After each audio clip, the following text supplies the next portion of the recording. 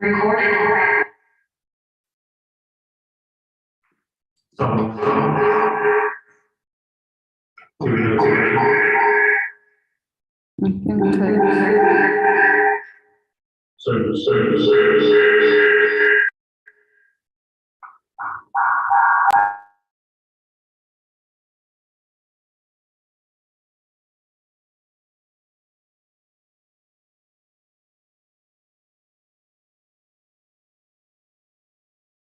Sound 1, 2, can you hear me now?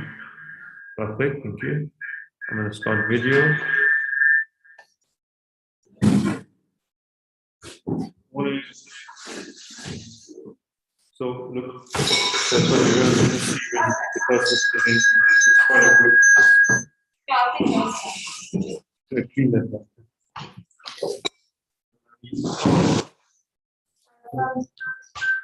No, so I'll just move this on that side and I'll take it.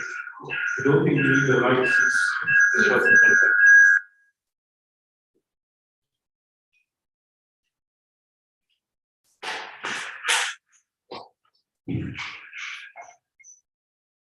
Speaking way, do you think we should run this for the front?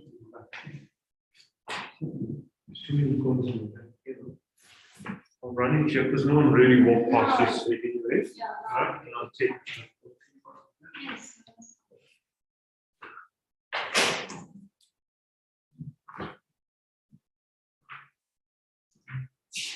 I wonder if everyone is going to be at 8.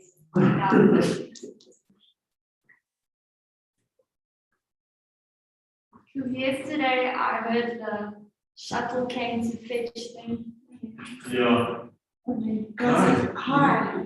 Morning. I just want to raise like a little issue that happened this year.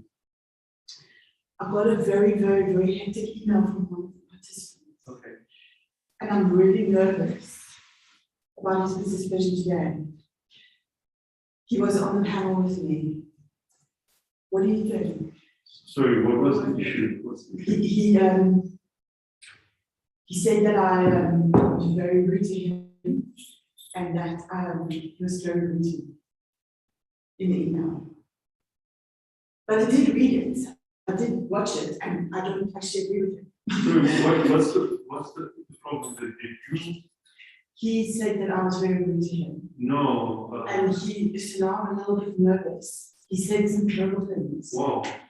So I'm a little bit nervous, like what to do with his. Okay, when did you respond to him? I didn't respond.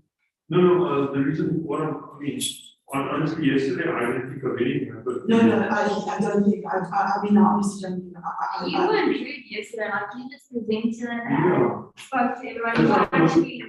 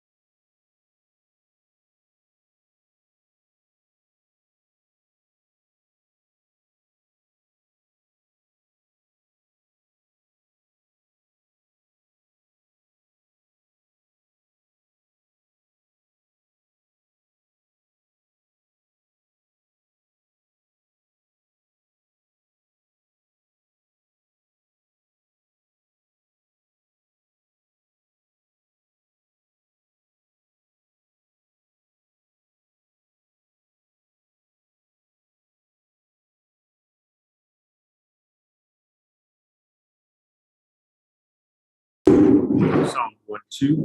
Sound. Sound 1, 2. Sound 1. Are you recording?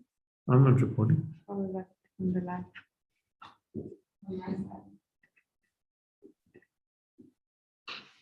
Check, are you already being pushed to YouTube? Can you just check on this phone? Yeah. Yeah, thank you. Thank you very much. Just check this phone outside, just check audio on YouTube. So I would normally check here. It's just that. Okay, you want to speak? Audio on YouTube. Oh, okay, that's good. Yeah, it's quite good. Perfect.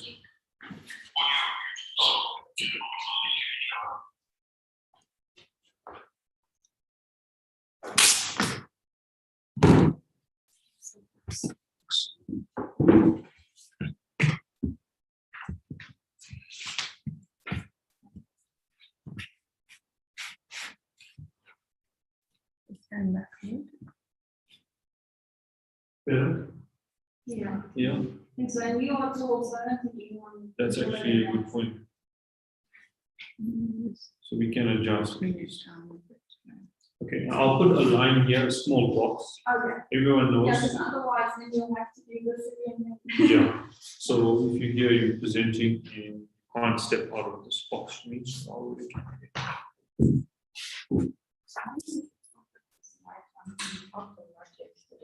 Okay. Just move the light closer and turn it more to this angle. Give it a second.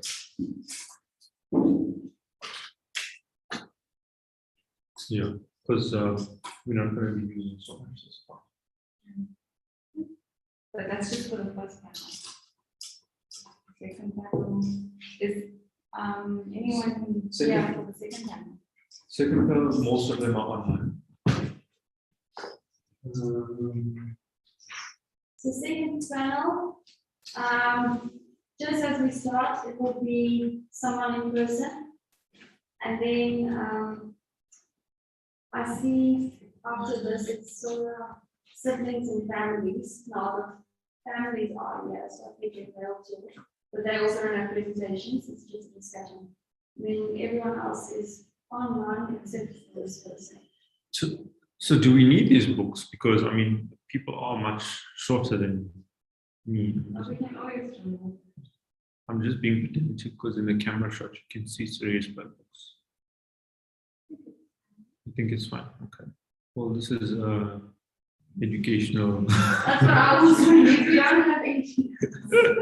This is an educational society. Right? I'm not very particular about pizza. Okay. I just want me here as the main camera, so I don't. I've got you as the main.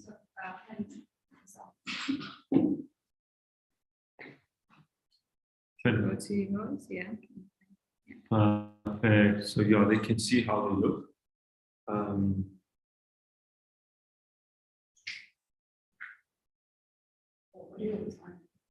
Yeah. I'm gonna switch audio off now. Okay. I see it's already feeding.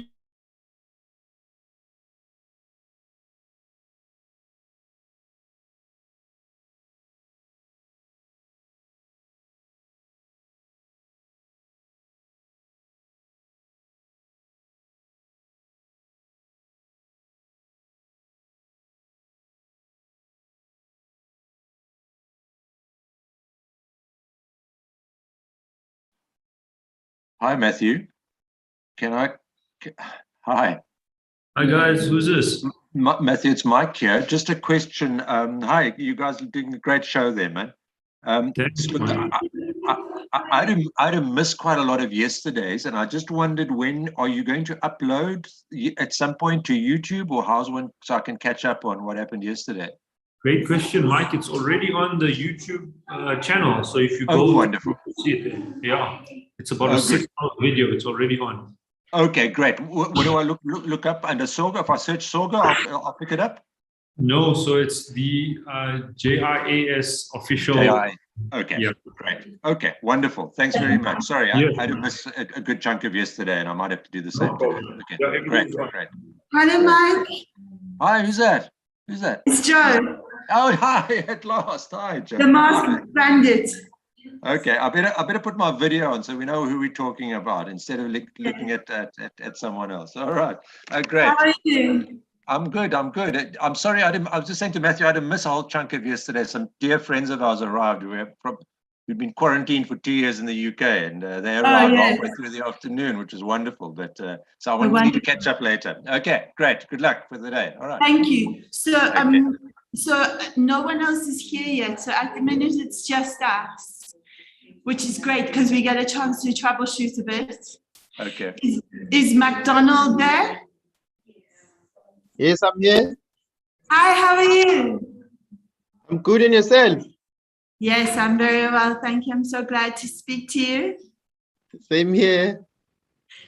Are you guys ready to to be called on? I think we're going to do like a set of questions and just get sort of clarity on the buildings and on the grave sites. Mike, do you want to actually do a presentation? Oh, he's popped off. Hello, McDonald. Hello, Joe. So are you in in Grant? I'm in East London. You're in East London. Yes. Looks like good weather with you. Yo, it's pouring this morning, eh? Is it really? Yeah.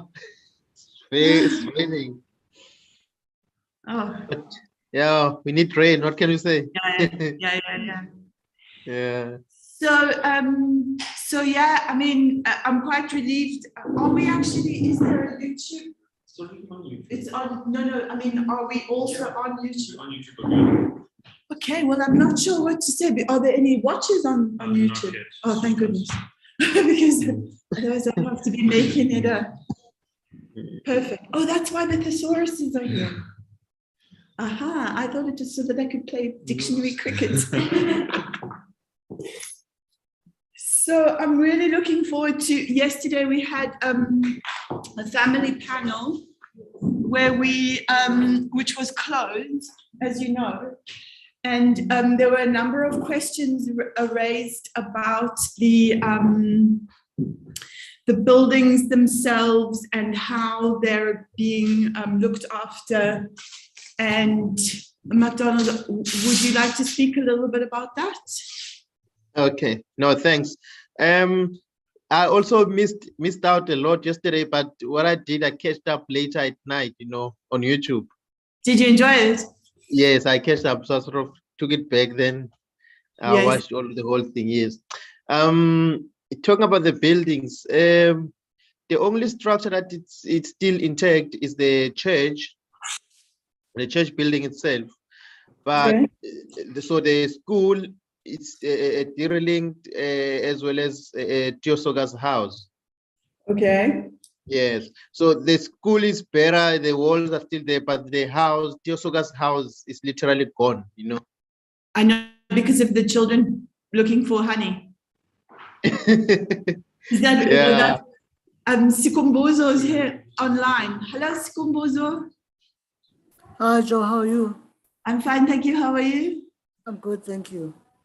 Are you guys attending from Plum Pudding today? No, we are running late, but I can still be able to present my. Oh, you are the best. Yeah, I still have my PowerPoint presentation that I can present still. Then when we get to Jayas, I'd still be able to do the other stuff. You're very clever. I mean, I knew that already, but I wouldn't have figured that out. I would have been running and trying to catch taxis. All right. No. I'm here, and you can just continue. Yeah. Did Or you should I sleep start? well? I'm not sure because we are missing. Who are we missing? We are missing Zodwa and William. I mean, I think we can start. Yeah, sure. Okay. I can start then later on when I'm in jazz, I can still be able to continue with the other. Yeah, that's perfect. That's a very good answer. Did I ask you already? Did you sleep well? Yeah, I did sleep well. Good. Sikumbuzo, Matthew asked if you could talk a little bit more because he's doing a sound test. Okay. Can you hear? Let's do sound one, two. Can you say Is it sound better? 1, 2? Is it better? Can you say sound 1, 1, 2? Testing. Sound 1, 1, 2. Can you hear? Okay, I can hear it from the back. We can hear. So volume's okay for today's interaction. Volume's okay. Just put it on max. So, So can I sit here or should I move somewhere no, else? what you can do is, so if I just put it on mute for now. So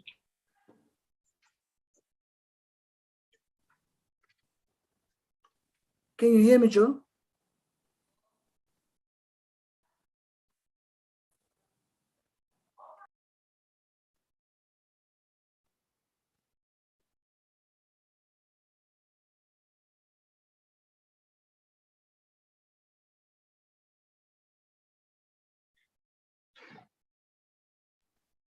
Can you hear me?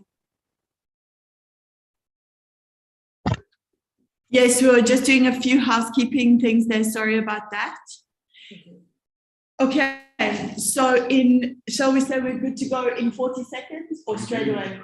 We're good to go straight away. Mike is here. We are missing William Martinson, but it's only 10 past and he's, so we can go in the meanwhile. Is that okay with everybody else? Yeah? Okay. Over to you, Sikumbuzo. Okay. Good morning, everyone. My name is Sukumbozo Makandula. I will be sharing the PowerPoint slide with you today.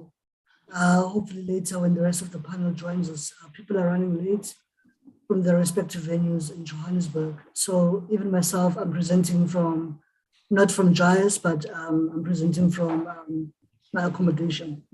So I will do two sets of presentation today. One would be PowerPoint, the other one would be what I wanted to show, which is the online portal that I've created.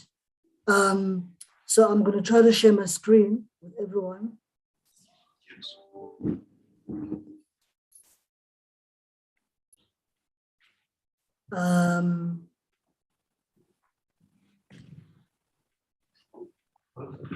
Perfect.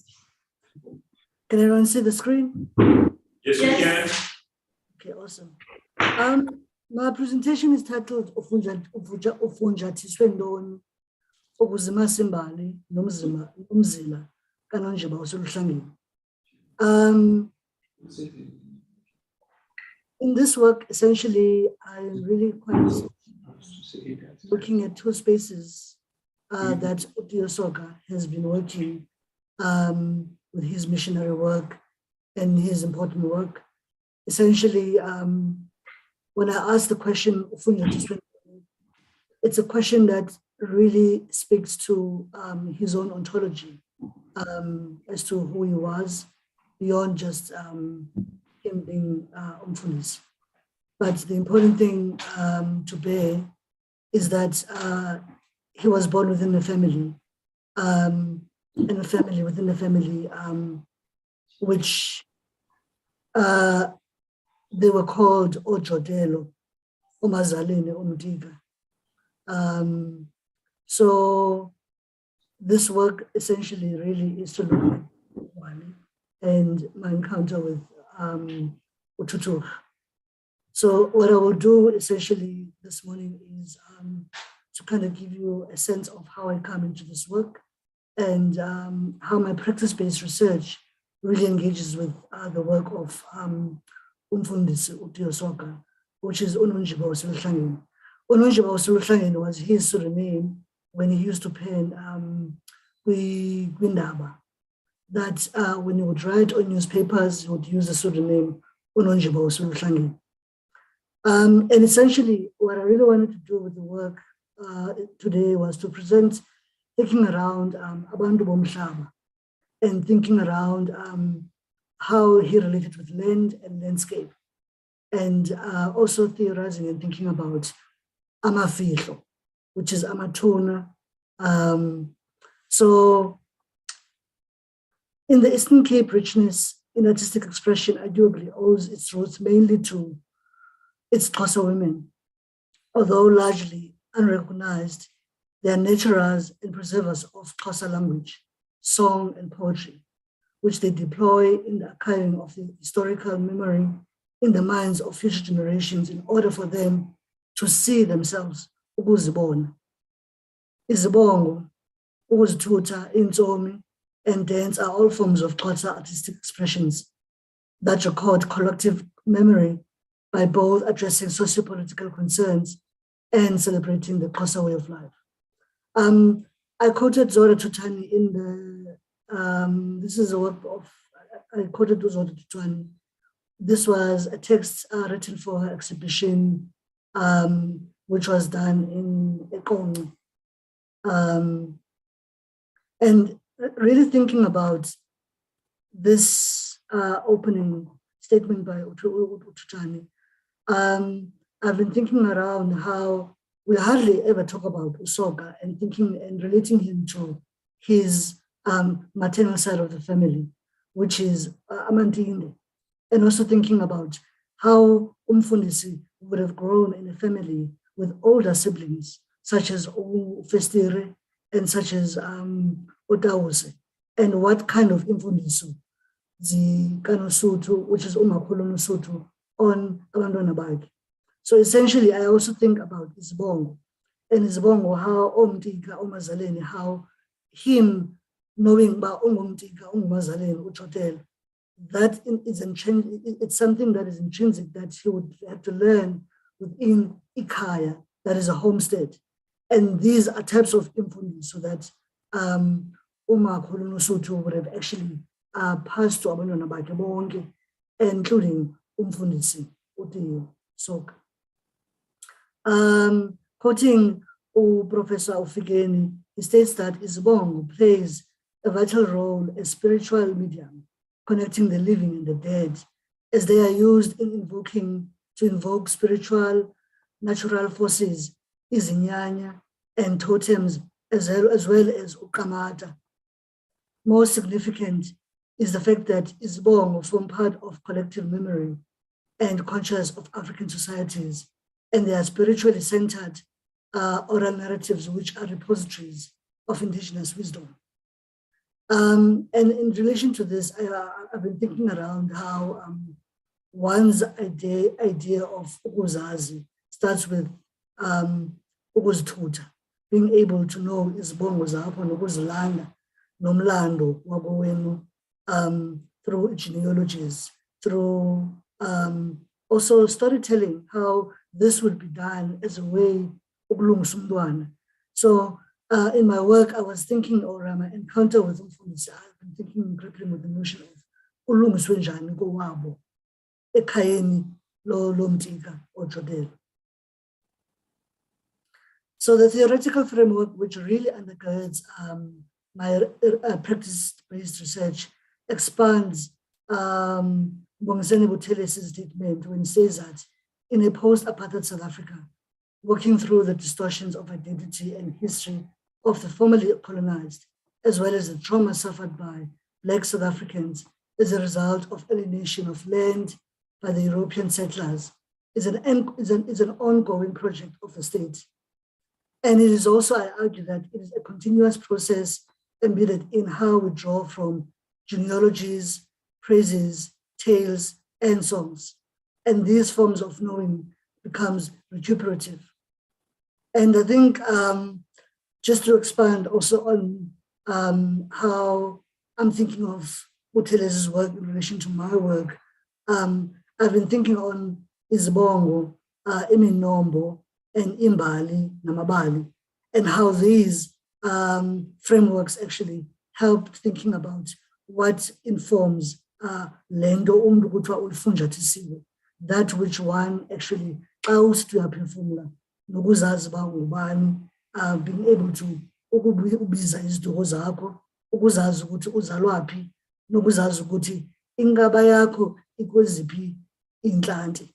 So that's the type of work I'm interested in, through understanding genealogies and ingoma, importantly. And later on, I do think about how ingoma zikamfundisi, when he writes about different songs such as when it comes back from Scotland, and essentially what he talks to, and also his kind of work that really is informed not just within the Scottish missionary framework, but also that which is entrenched ekhaya. So in my own practice, I use what a Black feminist and poet Audre Lorde coined as biomythography, moving through myth, history, and biography as a conceptual framework. I am very much interested in how, through live art, multimedia illuminates history while drawing on post-colonial theories of memory, history, and conceptual thinking about the Cape Frontier. Akombango ongenathuna. Umbango is a Nguni term which translates to a landscape. Then ituna, it is a name which is a grave or a grave site. So Umatisani, on continuity and change in close historiography during the 19th century, argues that tales and history, which is imbali, also have a special dimension. Landmarks are often used to anchor the events of the past to memory. Periodization in Imbali is based on political epochs or reigns. And this, I think about the work of Mfundisi that is in, that you'll later see that I use to think about how he informs Obuyena, but also it is a way, as a rhetorical question that he poses to himself, but also maybe to people, us now in this day and time. And also, I am also interested in this notion of, with this particular work that I'm presenting today, where I'm looking particularly in Amafihlo, which is Amatuna, and the meaning of engaging with Amatuna, and what do they mean to me, and also what is embedded there, which is the intangible that is within Amafihlo. So my first encounter with Mfundisi's work was my first visit to Bututuka in 2018, where I visited ifihlo lakhe apho angcwatywe khona kuTutuka. And I think what struck me with ingcwaba likaMfundisi was how it is declared as a national heritage site. And what is how does Ituna being declared as a national heritage site? And this I'm thinking later on when I engage with the other works that I'm doing later on Mgwani. So in this regard, I will just kind of play you this video. I hope the sound is fine.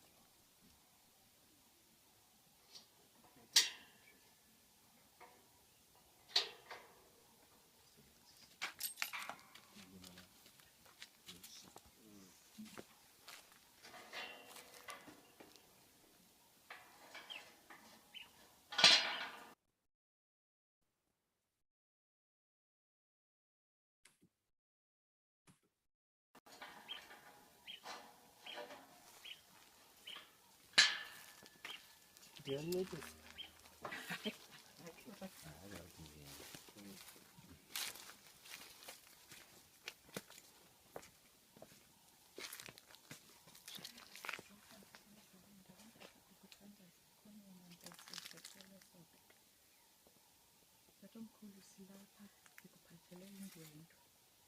Ndiyaxolisa bana andinibanga noko. Iindwendwe uyabazi bana bayenzela into yomculo yakho. Siyacela tata bana ubayamkele.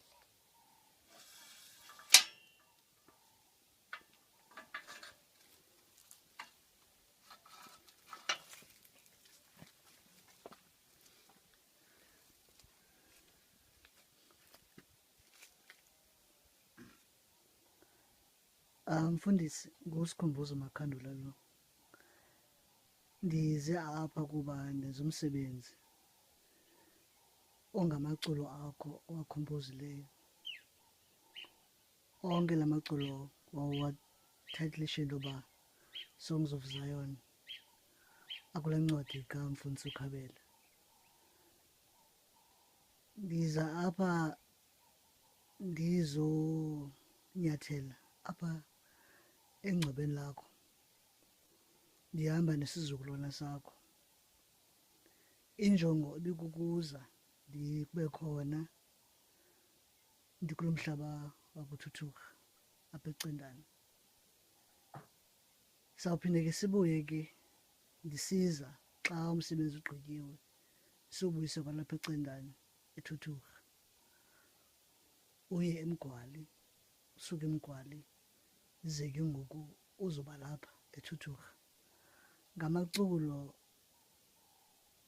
nee-articles ozibhalileyo kwiphephandaba Indaba, naphaa idayari yakho ikhona i-40 nayo. Sizawuzama into yobana abantu ekuhlaleni babe nayo access kuyo, ize nayo ibe khona apha.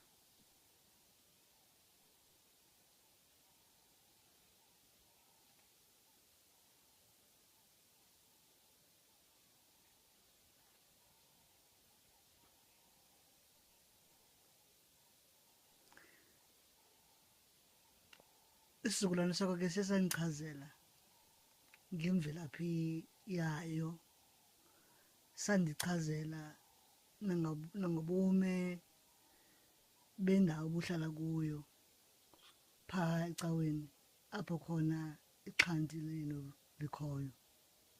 Ndiyayazi ke into yoba asikudanga kakhulu apha ubuhlala khona, kulapha phezulu apha. So eyona njongo ngalo msebenzi ibikulo loba umsebenzi wakho waziwe, kwa umsebenzi wakho sikwazi into yoba siqhubekeke sifunda kuwo, siphilise isizwe. Siyabulela ke ngayo yonke loo nto leyo. Siyabulela ngomsebenzi wakho, siyabulela ngeemfundiso zakho. Enkosi.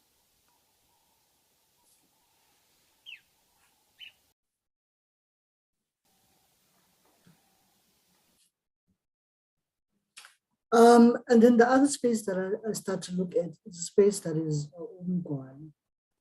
Umgwali Mission, where I took a trip there with my colleague Uzodo.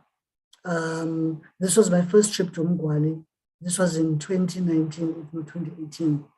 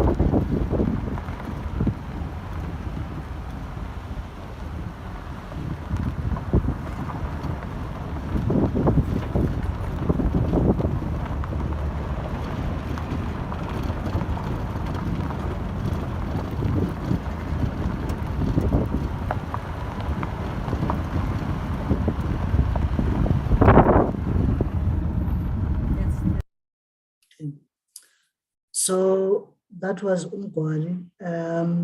So essentially what we did was that I've been engaging with both the context of Umgwali, Notutuka, and trying to understand, the context in which umfundisi wayesebenzela kuyo, nalapho athi isifundisi sakhe sakhula khona, saqala khona, nendlela ke apho athi athethe ngayo, because xa uthetha ngomgwali, umgwali yindawo, umgwali uthethwa ngumhlaba, iimfazwe ezininzi ezenzekileyo, abantu basemgwali baye baba affected, and also Umgwali as a space, it ought to be considered as a national heritage site. Also, just Umgwali as a space, because xa unonjiba wayebhala, ubhala esemgwali.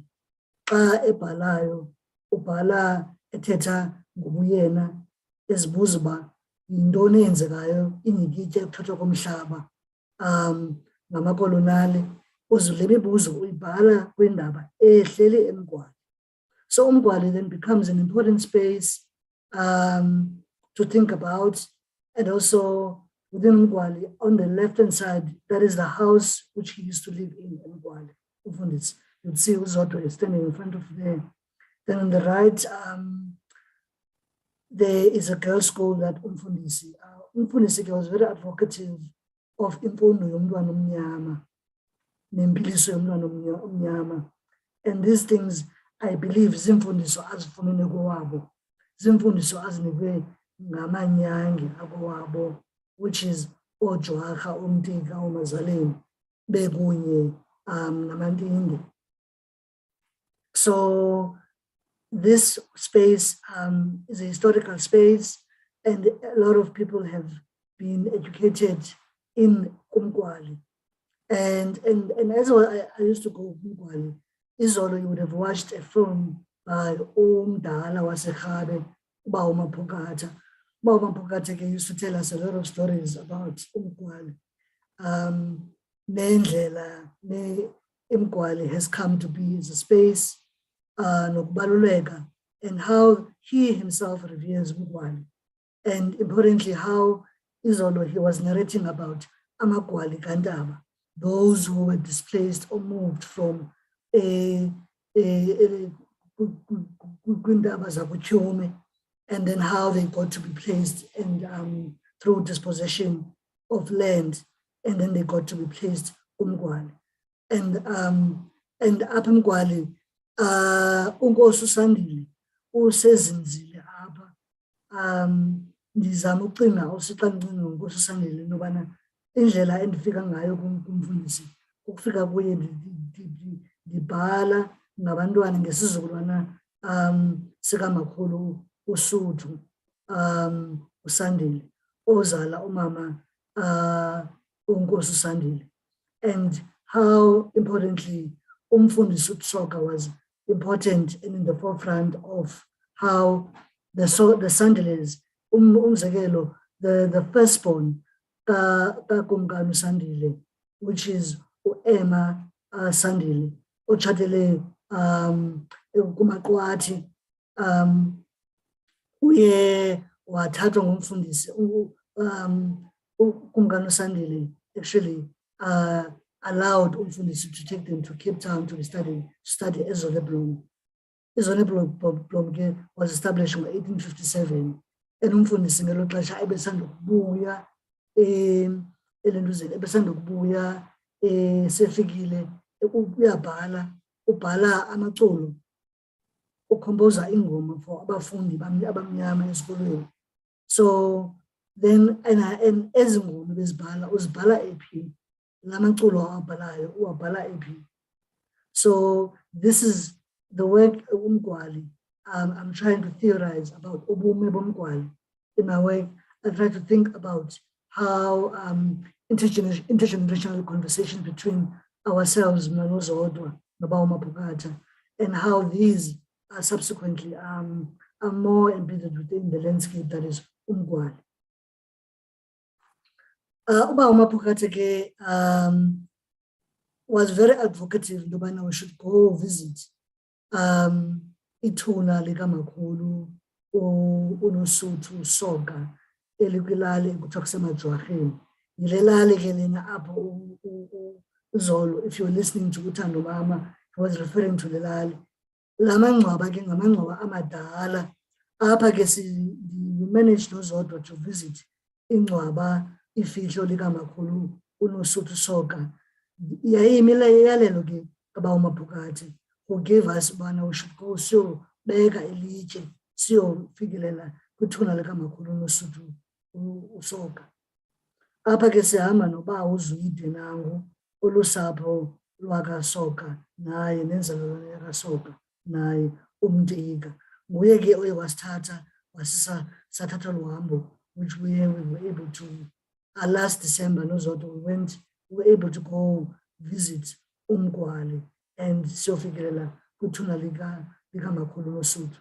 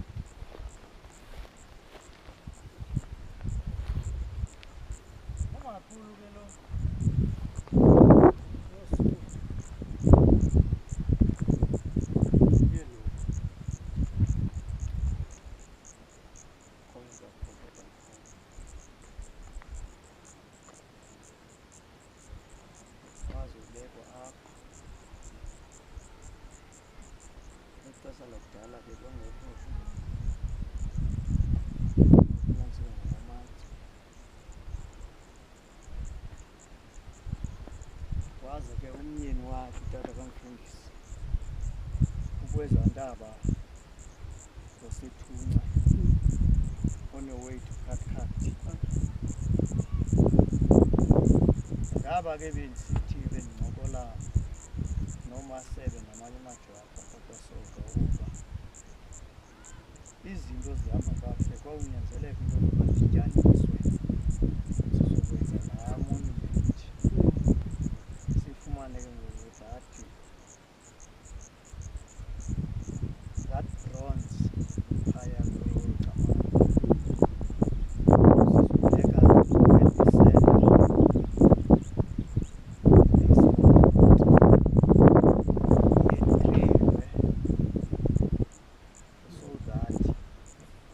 aziwe uba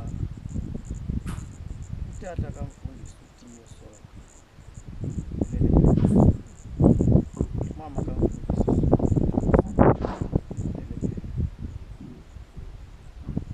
aim ne-objective yethu ke but we are trying there to establish and grow there because ngokwe-ancestors sesimcelile we introduced ourselves uba kwela ngcwaba lakhe aba bantu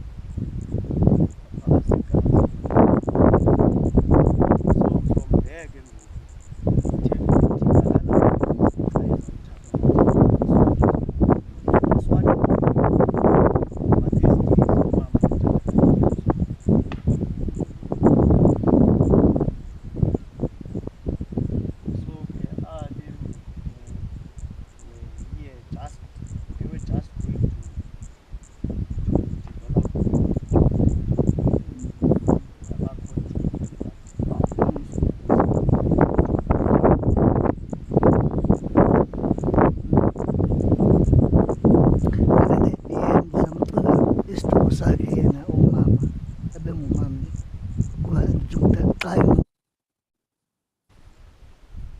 So essentially, that's the grave of umakhulu uNosuthu.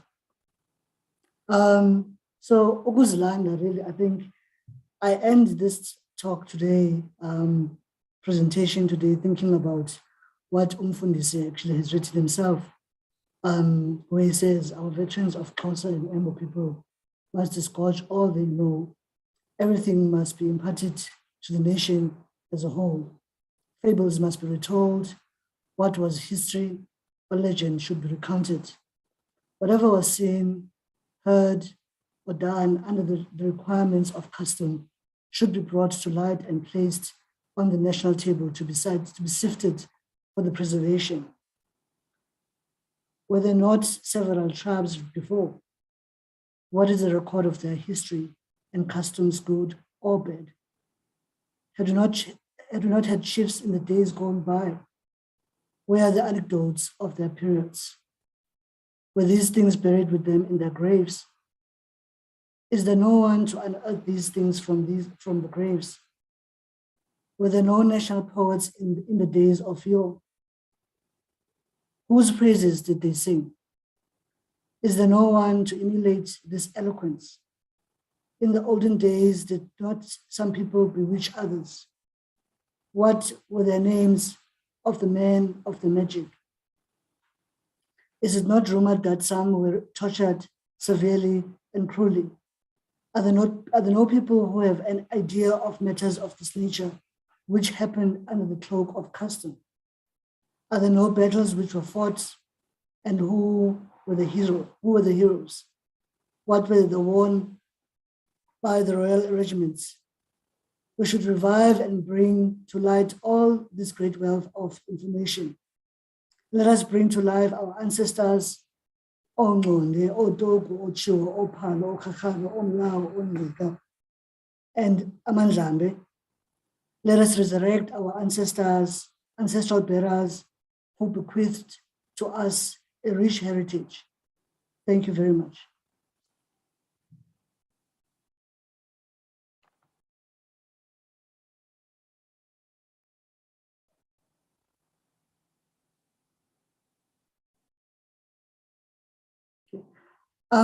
Good people, I'll be in transit.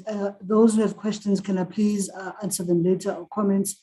I'm coming to Jayas now. The taxi is waiting for me outside. Thank you, Skubuzo. All right, see you later. See you soon. Are there any, is Shepi Mati with us this morning? Shepi?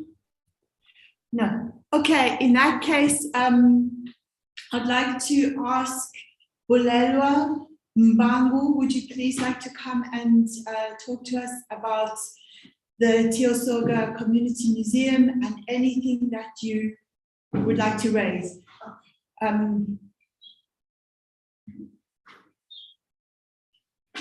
why I put up a presentation because I've just drafted notes for myself. So if you have a presentation. No, I don't want to put it up because it's just notes for myself. Okay, yes. That's perfect. Yeah. Absolutely perfect. Just watch this chords here. So if you stand, I'll hold for you if you like, because you need to stand on that yellow line. Welcome. Thank you. One Kele Gila.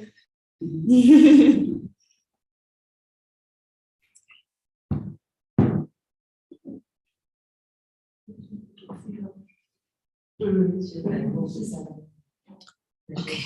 You can leave the chair if you want. And then the Then camera. the camera can. Yeah. Can see you. Yeah, perfect. Yeah. Do you want to put them on these books? No, it's okay. No, it's Okay. First of all, I would love to say thank you to Dias for inviting me to be part of this occasion. And I'm hoping that out of what you are doing here, something really positive is going to come out of it. Actually, for me, I've been given a blank check to talk about Soga Museum in Kwali, the work that I have been doing there. And okay. I would like to start by saying that my involvement with the museum literally fell on my lap. It was not something that I anticipated, because at the time, I would say it literally fell on my lap, but I mean, so that I'm saying this for people to understand in a very simple terms, but it was much deeper than that. And you will see as I'm presenting what I mean. For a child that comes from Kwali, when you go outside and you meet different people and you tell them that you are coming from Kwali, the first thing that they will ask you is about Soga. And for many children of Kwali, I realized that we actually knew very little about Soga. And some of the information that we knew is not really what is happening around the story of Soga. I'll just make a simple example. For example, most people at Ngwali thought that Tia beside Soga, there was fire at some stage there, people burned his statue and all that.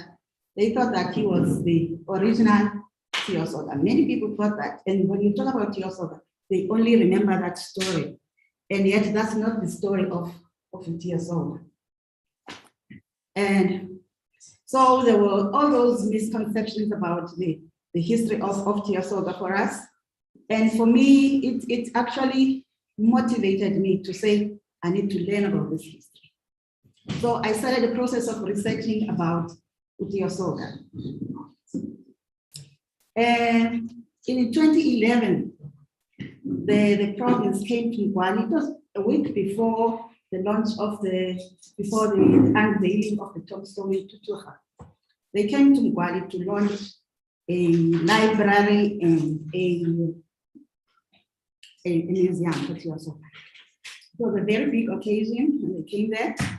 They brought us 123 books, which were from the old Sky National Library, with steel shells, and they also brought artifacts that they had borrowed from other museums. And it was a very big occasion. Photo ops was there and all that, and banners were put up, and it was a very big occasion. And then on that day, for some reason, I was co-opted to be part of the museum committee. There was a museum committee that was set up at the church. So I was co-opted on that day to be part of the museum. And at the end of the day, after the launch was finished, all the artifacts were taken away back to the museum where they were borrowed. And we were left without a museum. And we were left asking ourselves, where is this museum? If people, it was on the media that there was a launch of a museum in the library at Ngwali, and people are going to come to see this museum, and there was no museum. So a process started for us to establish the museum.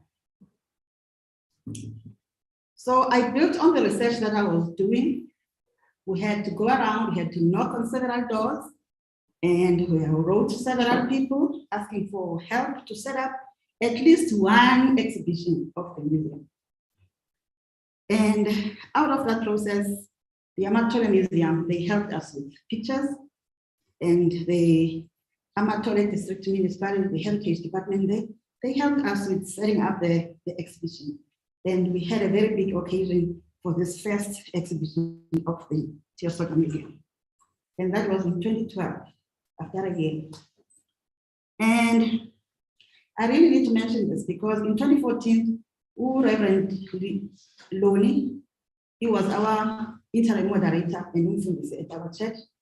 He was also very supportive, and he brought a group from Zwelitsha to come and assist us with developing the museum, and we made another exhibition. And then it became a museum that we thought maybe if somebody comes to Ngwali asking for a museum, at least we have something beautiful to show them.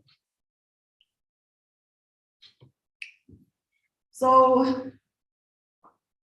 the research into Soga's life, for me, it was a very spiritual experience. And I was drawn to certain aspects of his history, of his story, his vision, and how he wanted to see Ungwali. His voice mattered when I was doing the research. And out of all the names, I was trying to find his voice, what he wanted to do for us, what his vision was for our community. And the book that you rubbished yesterday, the China's book, it was very, very instrumental for me to get the information, especially about the establishment of the mission of Ungwali. It had a lot of information for us. It helped a lot with details. I'm putting aside his opinions and what he thought was happening, because as I was saying to you, the voice that mattered to me was the voice of Soga and what Soga wanted to do for Ungwali. So it was very helpful, and other sources as well. So out of this research, and out of wanting to know more and to hearing the voice of Soga, and at some stage I could feel that it's like he wanted me to know the story, to understand the story. And I get to understand Mfundisi as a person who was in a very complex situation, who ended up being a very complex person himself. And you need to understand the time when he was with us. He was the first. And our people, the Xhosas, where he was based, they knew nothing about the region. And he had to find his way to negotiate with different cultures. Having a wife from Scotland, and he had to negotiate different cultures. The cultures of his people and the cultures of the missionaries, and all the different places that he went to when he was campaigning for the building of the church. And it's very amazing to see him going from place to place, presenting his case for the building of the Church of Ungwali. And some people were very skeptical. His own people were very skeptical about him. He's bringing us this new thing. And some were suspicious about him, that he maybe is collaborating with the white people against us. But if you look at how he related to people and how he interacted with the chiefs, he had so much respect for the chiefs, and he didn't want anyone to touch the chiefs. And he didn't want anyone to undermine the culture of his people. You realize that he had to negotiate all these different things about him, around him. And establishing the mission settlement of Ungwali and the pressures that came with that, because he had all these grand visions. And if you look at it, he has been at Ungwali for 10 years. And what he achieved within that 10 years, many people don't achieve it in a lifetime. And during that time, he had health problems. He was sick throughout his life, and he was still Soga. And you could, when you see at the accounts of him trying to build the church, sometimes physically involved in building the church and being sick on the side and managing workers on the other side. It was a very, very tough exercise. I have a Facebook group, because as I was digging deep into his life and his history, I felt this need to share that history, because I knew that most of us from Ungwali didn't know about Soga. And I was moved to share the story, and I have a Facebook group. I've changed, the name has changed so many times, but the current name that is the Life and Times of Soga. There's a group and there's also a page, but the group has more information. It's where I started this history. And then recently I opened the page, but it doesn't have much. But the group has a lot of information. And it's an ongoing story that I'm telling, and I'm still going to continue to tell it. And I wanted to touch on his love for Ungwali. Umfundisi Soga loved Ungwali. When he first came to Ungwali, they said Ungwali, the landscape of Ungwali was like Scotland, without the trees. And as a result, they started to plant the trees at Ungwali. The trees that are still there today, pine trees, gum trees, etc. So we have all these things. We have a little Scotland at Ungwali. And that was the vision of Soga. And his vision was not just to convert people to Christianity, it was to develop his people. And they started a school in Ungwali. And he encouraged people with agriculture. And people who know Ungwali before, Ungwali used to be a place of people who were busy with agriculture there. So it was a place where people were like doing all kinds of things. And that was the vision of Soga. He fought for the people of Ungwali to settle at Ungwali. When he first came to Ungwali, he only came with the converts from Edigame that had run away during the wars to Pilton. And he came, but there was about 100 and something people that he came with, several families that he came with Ungwali. And you need to remember that when he came to Ungwali, it was after Nause, when he came to Ungwali. And when he arrived from Scotland, he was amazed at the devastation that had happened there. And at Ungwali was deserted because people have left because of Nause. And they had to start from scratch, building their huts, building it physically themselves. And it was that labor of life, because you need to remember that was the first Black missionary. And people were looking at him, is he going to fail or is he going to pass? And he didn't want to fail. So he put all his effort in building the community of Ungwali. There has been so many challenges that I've experienced with the museum, with setting up the museum, sharing his story. It has not been an easy journey, and mainly because there has been work of support. The museum from 2011 operated without even a cent, without funding. I mean, me and other volunteers, we are volunteering our time because it was a labor of love for us. And it was even difficult to do the research because most of the archives of Ungwali are in Scotland, at the National Library of Scotland.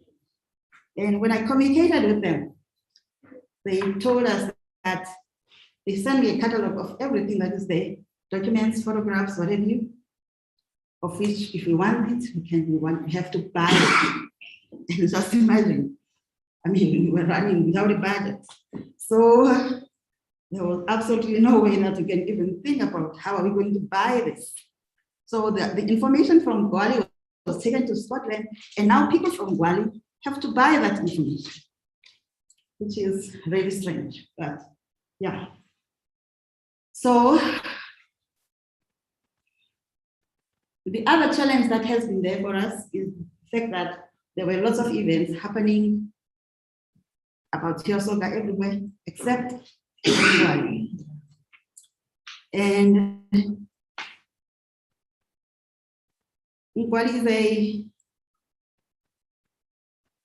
provincial monument. It was a national monument, Ungwali Settlement Church, the men's, the school, the old school. It was a national monument during the old act. And when the new government came in, it was demoted to being a provincial monument. Something I thought that it wasn't proper because Ungwali deserves to be a national monument because of the stature of Soga in the whole historiography of South Africa. Ungwali is the only place that we still have the built environment that was established by Soga. His first church, his big church, the second church that he built, his manse where he stayed, the school that they built. It's only at Ngwale where you have buildings that you can point out that this is the legacy of Soga. And yet that legacy has been completely ignored. And at the moment, we felt that neglect because you can see different departments doing different things about certain people in history and nothing about Soga. And that's how heartbreaking it is, the story of Soga. And at the moment, we're sitting with a built environment of Soga, the legacy of the people of Ngwale being vandalized.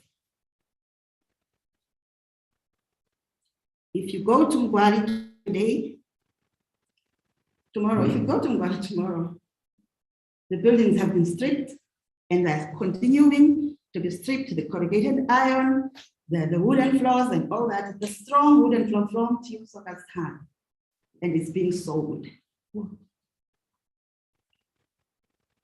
And it has been heartbreaking for me. And I expressed this to one thing. I said, the day that the sale started, and I said, what is happening today?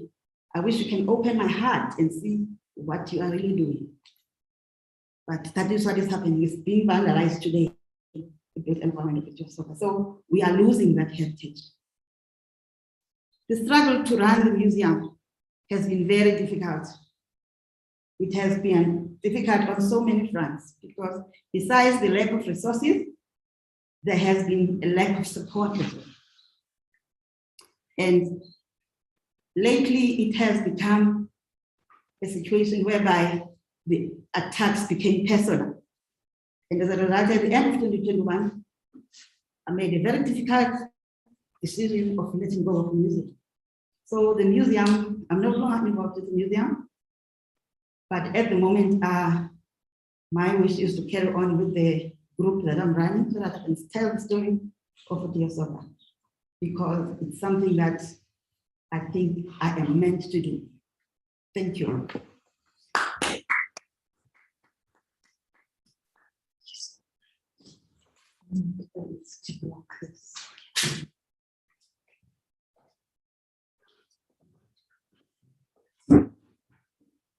And thank you so much, Bulelwa, and I'm now going to hand over to Zodwa. Am I using? Of course.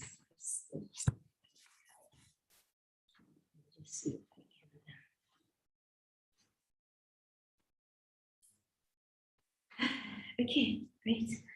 Hello everyone, my name is Zodwa Skei Futani, and I am a curator.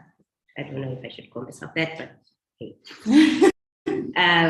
I better prefer the word storyteller.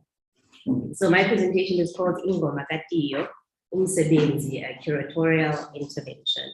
And it's based on my experiences with working with the work of artists who's Kumbuzo Makandu. Right, so when I was 7 and 8 years old, like many Eastern Cape children born to Xhosa homes, I was sent to live with Omakulu Elali. I spent 2 years away from my immediate family and grew up with different cousins at Tembeni location, where I did sub A and sub B, now grade 1 and 2. In our primary school, every morning we stood in rows according to our grades in front of our teachers with as much of that black and gold uniform as your parents could afford on, belting out Reverend Dio Soga's Liza Isitinga. One teacher,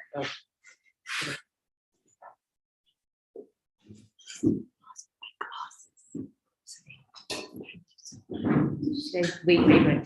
Just tell people that we have people in. Okay, sorry, we have people coming in. I'm just gonna pause a little bit to let everyone sit, and then I'll start. Welcome.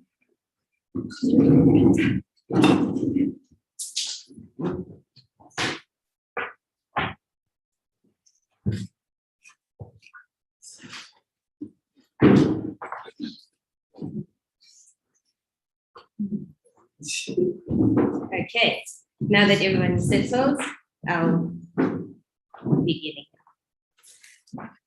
So, okay, when I was 7 and 8 years old, like many Eastern Cape children born to foster homes, I was sent to live with Omakulu Elali. I spent 2 years away from my immediate family and grew up with different cousins at Timbeni location, where I did sub A and sub B, now grade 1 and 2. In our primary school, every morning, we stood in rows according to our grades in front of our teachers with as much of that black and gold uniform as your parents could afford on, belting out Reverend Dio Soga's Lizali sitting aloud. Our teacher, one teacher stood out, Miss Barker. She did not understand any child who did not grasp the magnitude of the song. She would clap to the rhythm of it loudly should we sing it too slow, or equally loudly snap her fingers with annoyed arm gestures should we sing with too low a volume or with little enthusiasm. As a skinny 7-year-old little girl, many things scared me, but none came close to the verse. I just had to show the verse. So to the verse, "Bona izwe lakuwethu, uxolele izono zalo. Ungayithobi ingqondo yakho, luze lufusa khona." I wondered at this enthusiasm of Miss Barker, at such a notion as the wrath of God brought down on us. Ingumbo, a word that in my opinion has no English word to describe it. The way it sounds already suggests more than anger or wrath or even rage.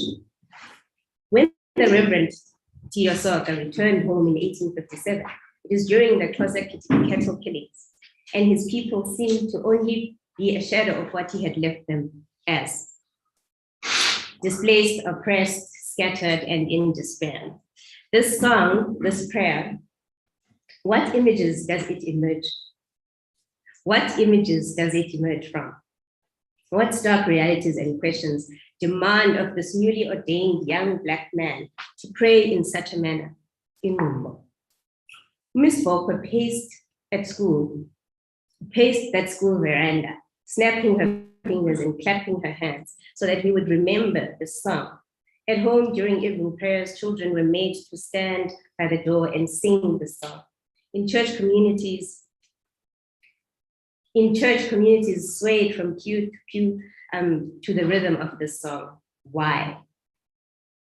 In 2018, Skumbuzo asked me to curate the exhibition Ingoma Katio at the National Arts Festival in 2019 with the idea of bringing his work on the Reverend Dio Soga home to the Eastern Cape, to begin to think about his legacy and what it means to the community of the region.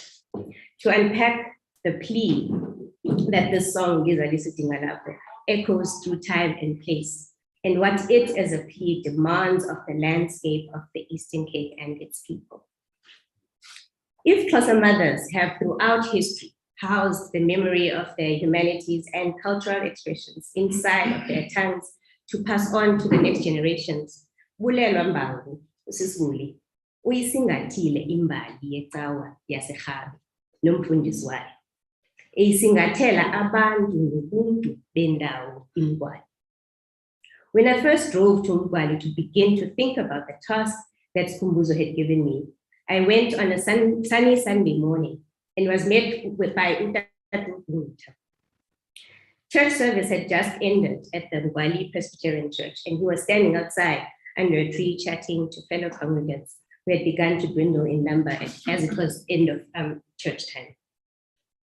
So Udat Bunguta is standing outside when I drive and park my car. He's standing there and I'm thinking, who do you approach? Because as a Black researcher, it's very difficult to go into your own community, right? And to begin to think about what are the questions that you're going to ask, right? So if you're a well-known scholar who also happens to be white with resources, it's very easy to walk in there and be like, okay, I'm here to ask questions, right? And I'm here to get information. But as a Black younger scholar, right? Am I young? But as a Black younger scholar, it's hard to infiltrate that community, right? Because I don't come from Gwali, but I come from similar communities, right? And as much as I speak the language, I don't come with resources and I don't come with fame or any sort of extra knowledge, right? I come as I am to find out, right?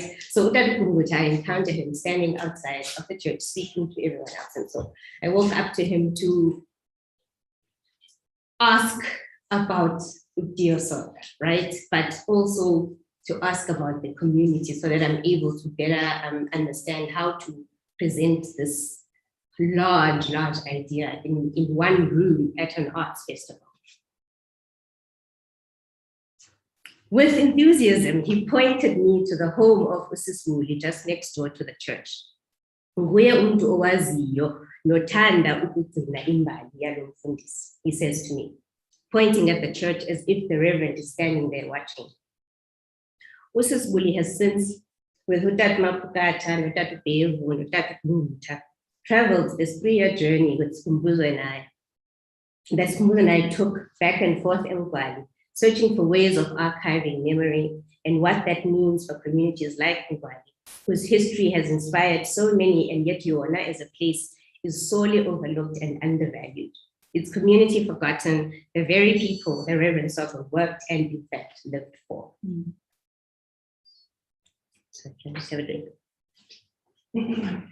It did not surprise me, the fact that it would indeed be a woman who remembers to remember this important history, who single-handedly builds a museum inside the church grounds and then teaches its history to anyone willing to hear. Was not our ways of being routinely performed and displayed by our grandmothers through Inzo, to teach us to remember while we grow. The Reverend lived and worked alongside a devoted mother of his own, a devoted sister Udause, and many women who taught and raised girls at girls' school, which now stands sad and dying on its sturdy roots, while we watch and ask, where do we store important memory and why? The last visit we had, Obudzwide took us to visit Mam Nusutu, where she lies resting in the Matucheni. We went to thank her, and it was important to go to thank her as a last trip. The woman who had raised this person that everyone is so interested in and is so keen on researching. The woman who was there to help, because also we don't think about when missionaries arrive with their wives, who helps them give birth? Who helps them with these babies? Hospitals are far and wide, right? The hospitals are far away from Mumbai. Who was helping Janet with all these children, right?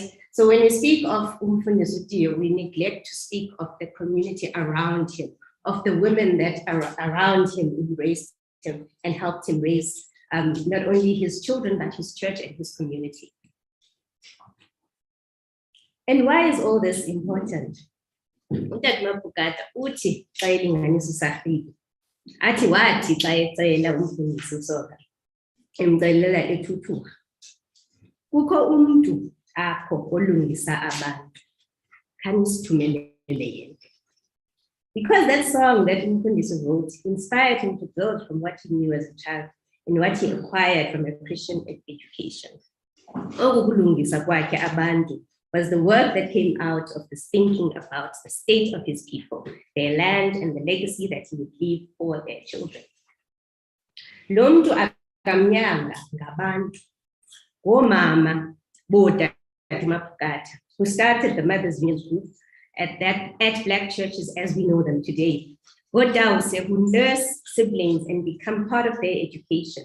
Bosisbuli, who become a living archive themselves amongst oDade Kunguta, oDade Bevu.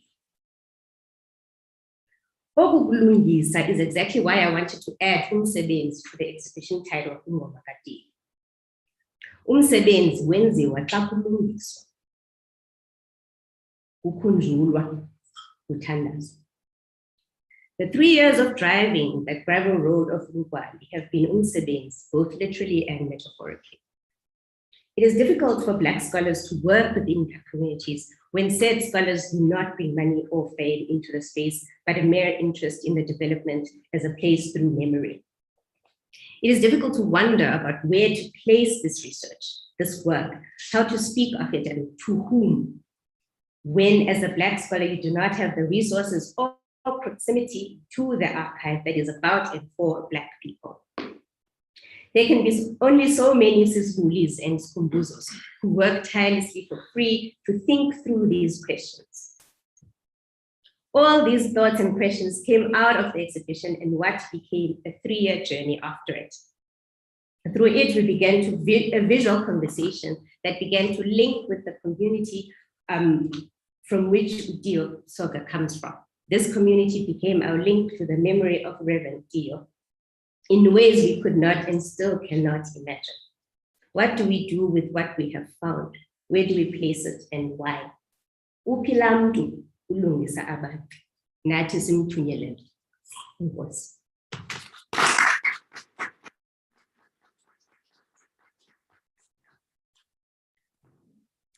Joe. Yes. At this point, I'd like just to show a few things that Zoro alludes to so that just to contextualize about Ingoma Katiuso. That's perfect. All right. You're outside. Yes. Okay, perfect.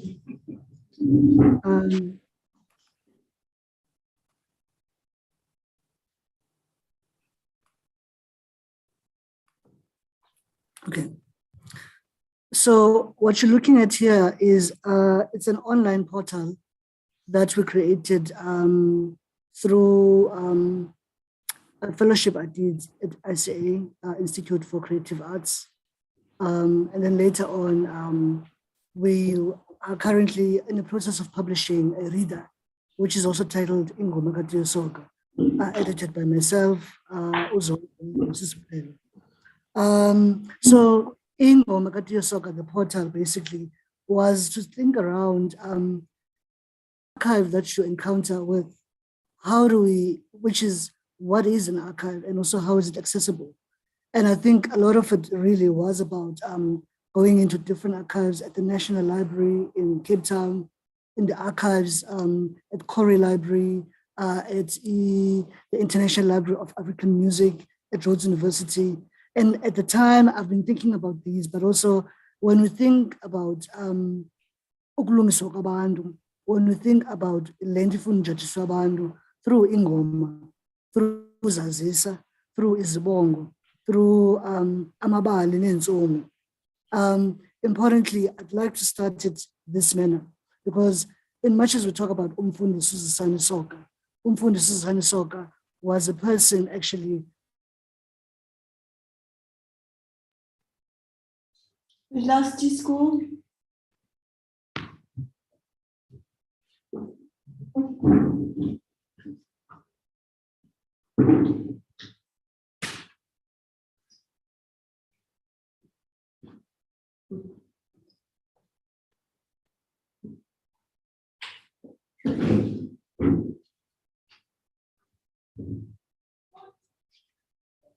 We lost you.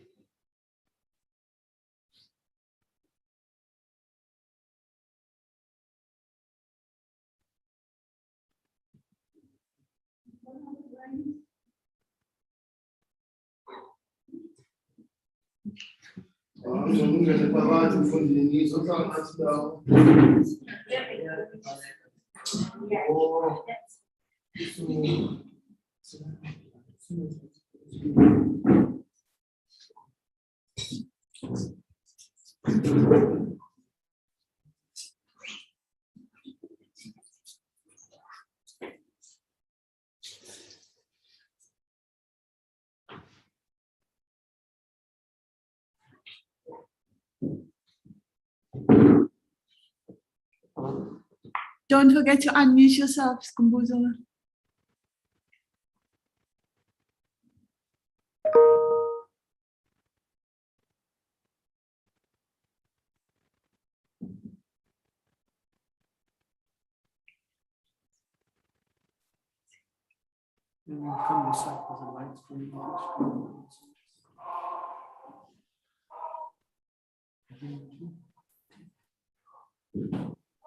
Sound 1, 2. Can you hear me? You have to pray. But can you hear on the other side?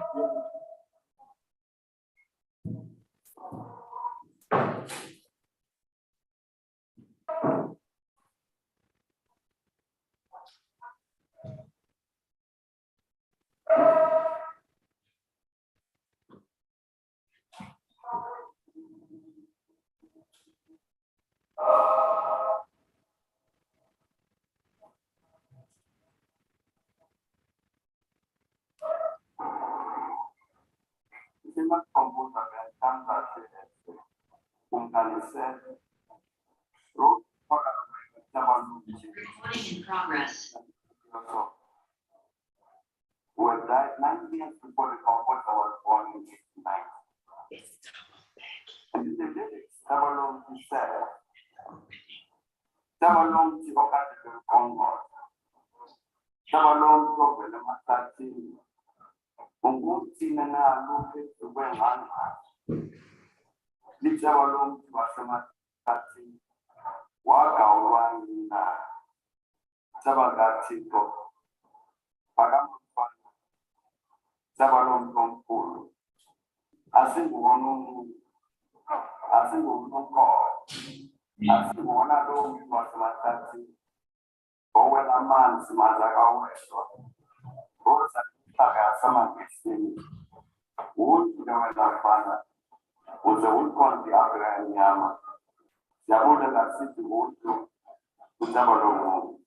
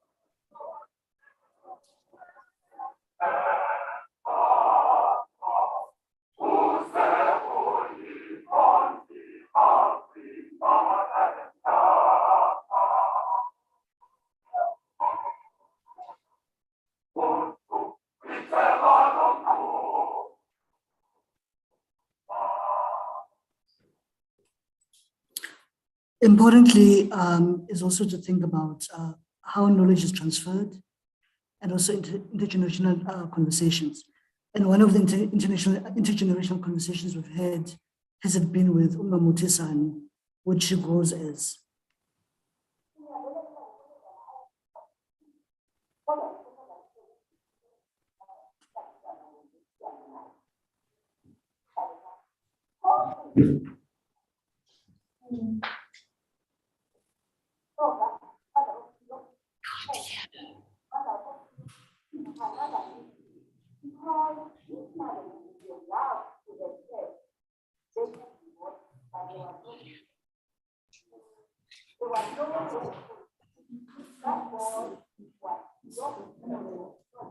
Oh, okay.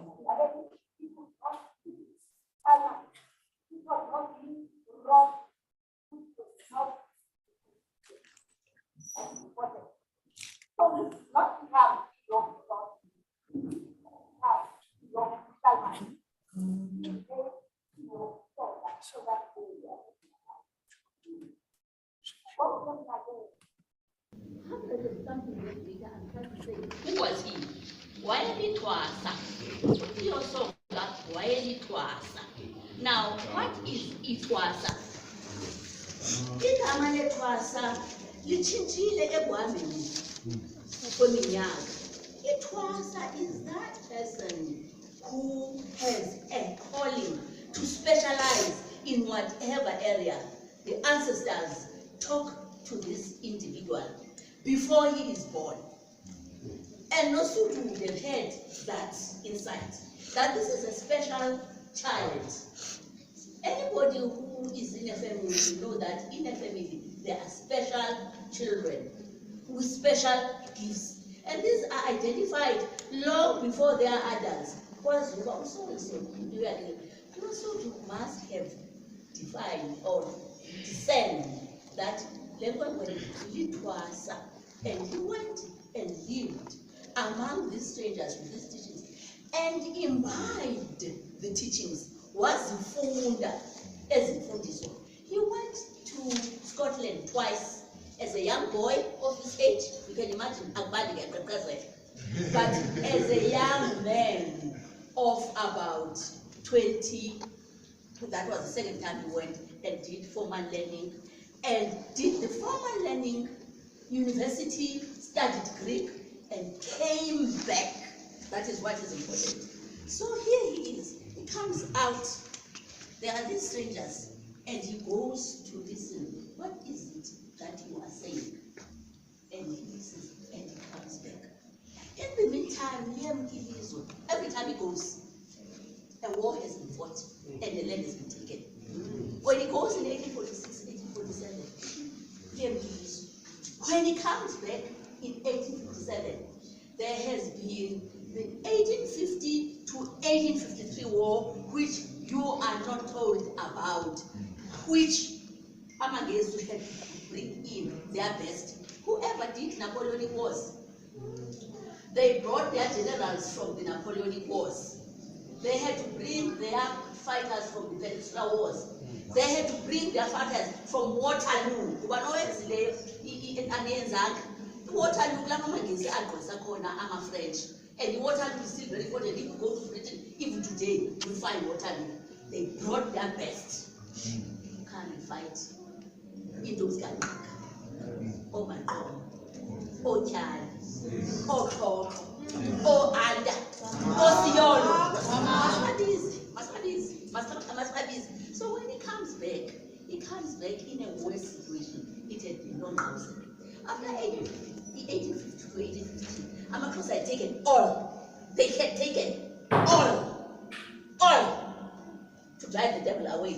But other Basekon, Walandu, Machiswa Amasim, they would burn his cell, the pits where food is. They would take him home.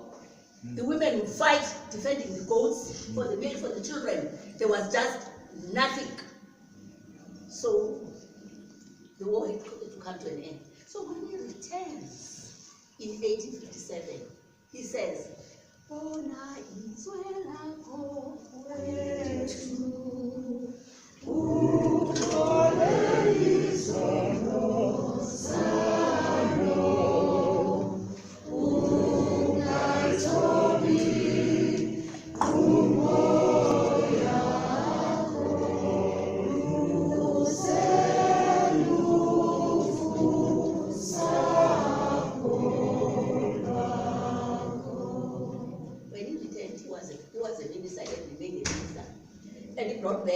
Scottish wife.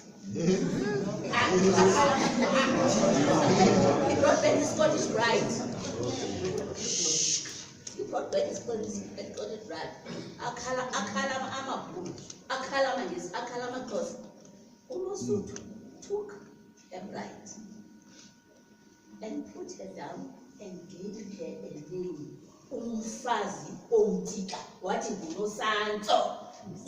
Ayithethwa ke loo nto. Ayithethwa because it means she was integrated into the Xhosa world. When you get married, you get a name, a married name. She was called uNosanto. Wazibu uNosanto walandelisa wafudumala umzu kwakho amaqekelana asemadwarheni. Wasuka ke ngoku wayobekwa oqala le mission yaseMgwali. Ndithi ke ndithwasa kuba uthi awe eyivumile le nto yakowabo aqaqambe uyalishumayela eli lizwe alifundisiweyo, kodwa i-missionary writers who write about him misrepresent him. And that is what you young men and even the middle one and even the oldest have got to sit with, that his story is rewritten because the missionaries represented him. Chalmers, his main biographer, writes as an example of Iguquka, Igqoboka, the convert, who subscribes to these missionary Western teachings, because this Christianity now is loaded with Western thinking. You have got to think like a Westerner, and this is the dilemma. This is where he has got to walk through. He's got to walk through. Who am I?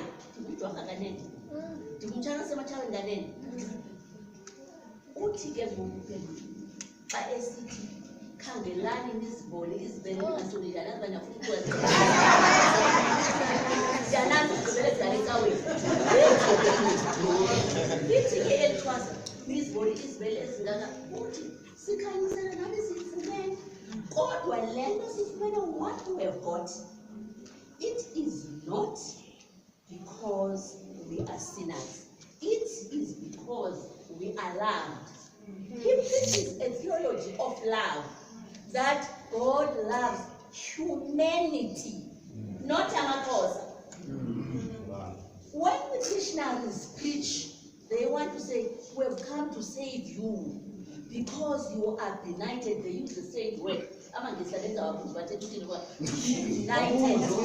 D-E-N-I-G-H-T-E. To be benighted. That is the word they use to describe us. They say these people are benighted. And Soga comes with a theology that is contrary to the colonial missionary theology. And that is the aspect that is lost by Chalmers and others. And that is the aspect we've got to pick up. What is it that he is saying? That if you are Udwaka, if but you embrace Christianity, what is it that you believe in? And how are you to express your faith?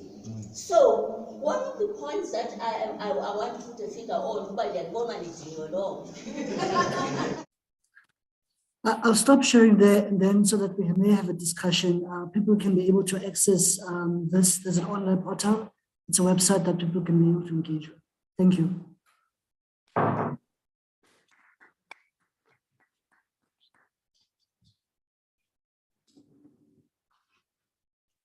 Okay, thank you very much to everyone who's presented this morning.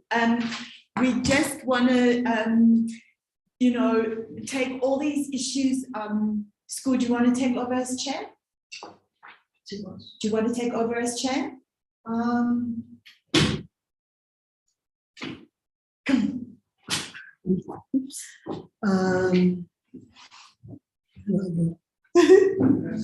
So essentially, this panel today, the way it's set up, was it was supposed to be more of a conversation with particular questions around the conservation of the built environment. but also conservation of history as to what it is, who has access to it, the tangible and the intangible. Importantly, I think it is to also think about what the other guys are going to present, what is it presented, what is this going to be presented, because both Ungwali and Tutuka are actual places with history.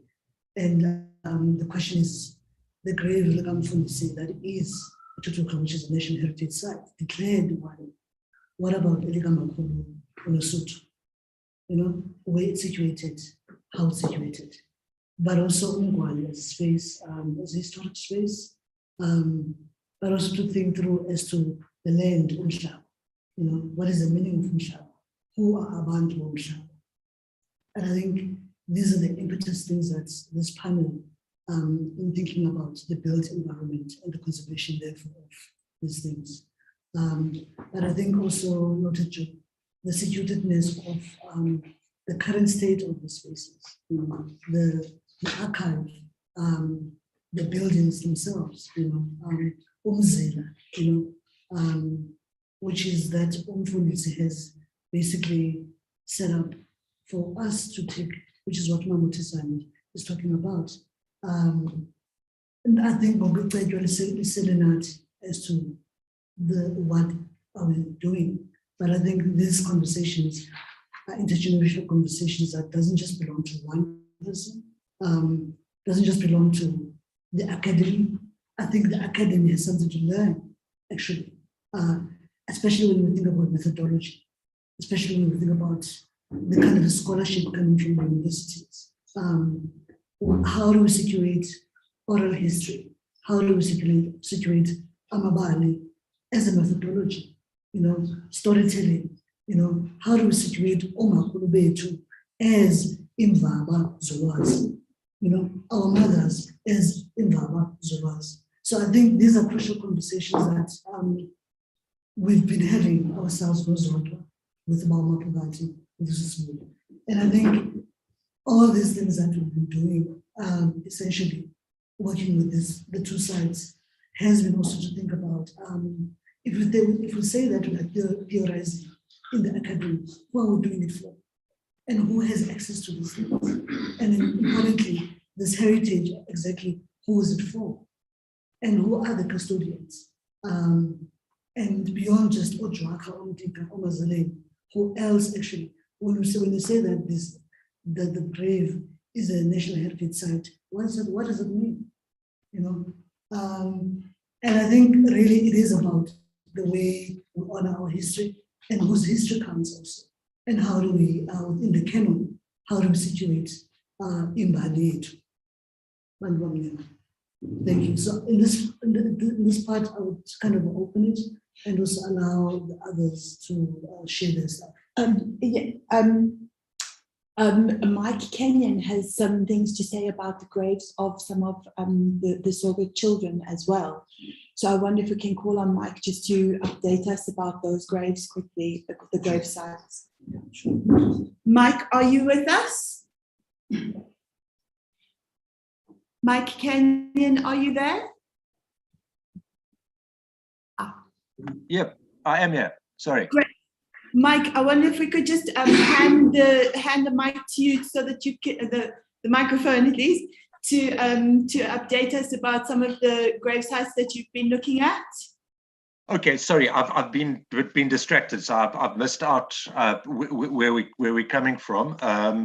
Just give us your information. That's absolutely perfect. Okay, I've been trying to find Isabella Soga's grave at Cunningham Mission, and I'll show you some photographs of that later this afternoon. I think I found the area of her grave, although I haven't identified her grave herself. I found the graves of the missionary Ross and his wife, and Ross would have buried Isabella. So that's the one. The other one we've been trying to track down is that of Jotelo Soga, who died here in December in East London. I'm in East London in December 1906. And that grave is so far seems to be unmarked and unknown, although we have possible areas identified where that probably is, and I'll show you the mapping of that. I can show you the mapping of that this afternoon if that's in order. Thank you very much, Mike. I think also Bongani Jalo also has something Yes. to show us in terms of his own work, in terms of how he's been also engaging with Mfundo Soga. So I'd give to Bongani if he's on here. He might only be here in an hour. Oh, sorry. Bongs, can you please kind of give us a bit about your work on Mfundo Soga? You're on mute, right? He's not. Are you having a problem? Oh, sorry. I put my microphone on mute just to make sure that you can't get any background noise. Sorry. Okay, Bongs. Would you? So I would prefer it if you showed the artwork first, and then I kind of contextualize it, and then we have a Q&A session about that. Would that work? I think it's only scheduled for 10:40, so we're kind of an hour early for it. Yes, that's what I thought. That's okay, no problem. We can definitely move to this discussion for a second towards money. I would like it if it would be possible for us to think about the state of the buildings from a perspective of how much work needs to be done in order to return them to a usable resource, and whether that is even a concept that we can, work with. Ideally, I mean, as I was saying yesterday in the closed family panel, my true wish is to make the community museum back into a proper Soga study center, and to understand how do we put heirlooms, how do we actually build that site up to be an archive that can be used for generations to come. Obviously, Mkwali is the site of preference. So before we go to the money question, I think there's a question that precedes that. It is a question about who owns what. Yes. We need to tally as to where things are. Yeah. What's in Scotland, and how that those are coming back to South Africa. And I think it's not about coming back. I think it's about shared knowledge. And I think the idea is about these things when they come, what they come into what condition, and they come into what. So I think it is important to, because I think the conversation of money, there's also the question of material. Yeah. And the material has to do with Benau, has to do with the condition reports of what is happening. So, school, so there are, I'm a little bit confused. Are you talking about the stuff that's in archives, or are you talking about stuff that's in the possession of the Soga descendants? Because there are different kinds of tangible materials to come back to South Africa, or to build that archive, and there are different kinds of lived archives as well. So, I mean, I also had to pay for the National Library of Scotland charges a huge amount of money too. That was the biggest amount of money I paid in permissions, was to the National Library of Scotland and to the British Library for the sources in my book. They charged me a huge amount of money, and they were absolutely unbending on where other libraries said because it's for an academic textbook, they could work something for me. But so I mean, that's why I put all the sources into the book, so that they are instantly accessible if you have a copy of the book in your hands. So bringing them in back from the libraries is a different question to what happens with the archives that are in the heirlooms that are in the personal possession of Soga family members. And there are documents that are in the personal possession of Soga family members.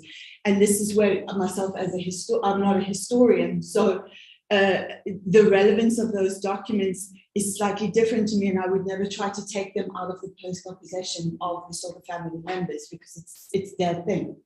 It's not, you know, it's like their heirloom. So that is different. But one of the questions is, if anyone would be willing to give their personal possession to that archive, how would they go about that?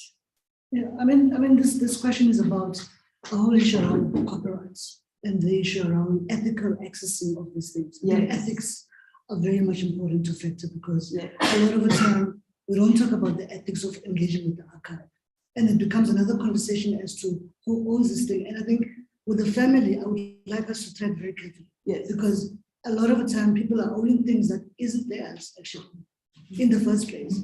You know, we ourselves are talking about things that doesn't belong to us even. But the question is, where is the family voice? Because the imperatives is really, when you think about things such as like even the emblems themselves. But I think the other people that needs to be brought into the questions around who does it belong to? I mean, is it now the does it belong to the people, or does it belong, as yesterday you were talking about something interesting about the whole kind of idea of monies that are left in some standard bank. But I'm also thinking, what is the role of the church, of the Presbyterian church? The Presbyteria needs to come forth and tell us how much land and how was it negotiated. Because these things, we can't be actually skirting around them. Because if we're going to be wanting to talk about anything, let's start on how much does the church own, how much land does it own? Because also when you go into the question of the condition of the building itself, when you talk about the archive also is about the people.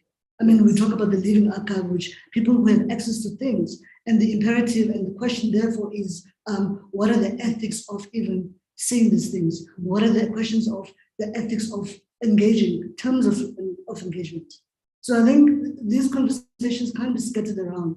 And the reality of the matter is that the archive, there is the archive, which is the repositories, but then when it comes to the issue of who owns what, there's a serious ethical questions around as to how does those things actually even come to them. And I think the stuff that with the Soga, you know, it is upon them to say what they want to do with it. Because I think at the end of the day, we always forget the agency of ICAI. And we always want to perceive ourselves as just scholars. And I think even what in the academy, what we're taught, because I think a whole lot of what we've been doing with the research with Soga and Siswele has to do with what are the ethics of engagement about I was just going to say one thing. Also just to sort of add to what Spuzo was saying in terms of the ethics of who what belongs to, right? So with our work, what we found was that just to explain the actual journey was in terms of us visiting the grave of Mamnosutu, we had to then ask the family, and we had a family member accompany us. But then when you're speaking of the church that this Soga built, you have to deal with umfundisi, right, of the Presbyterian church, who does not necessarily have to get any permissions or any sort of engagement with the family in order to give access. So what he's saying is, what is that navigation journey that we need in order to speak of the thing as a whole? Because if for the grave you need the family, but then for the church you just need the permission of the mfundisi, who can or might not allow you based on how he feels at that time.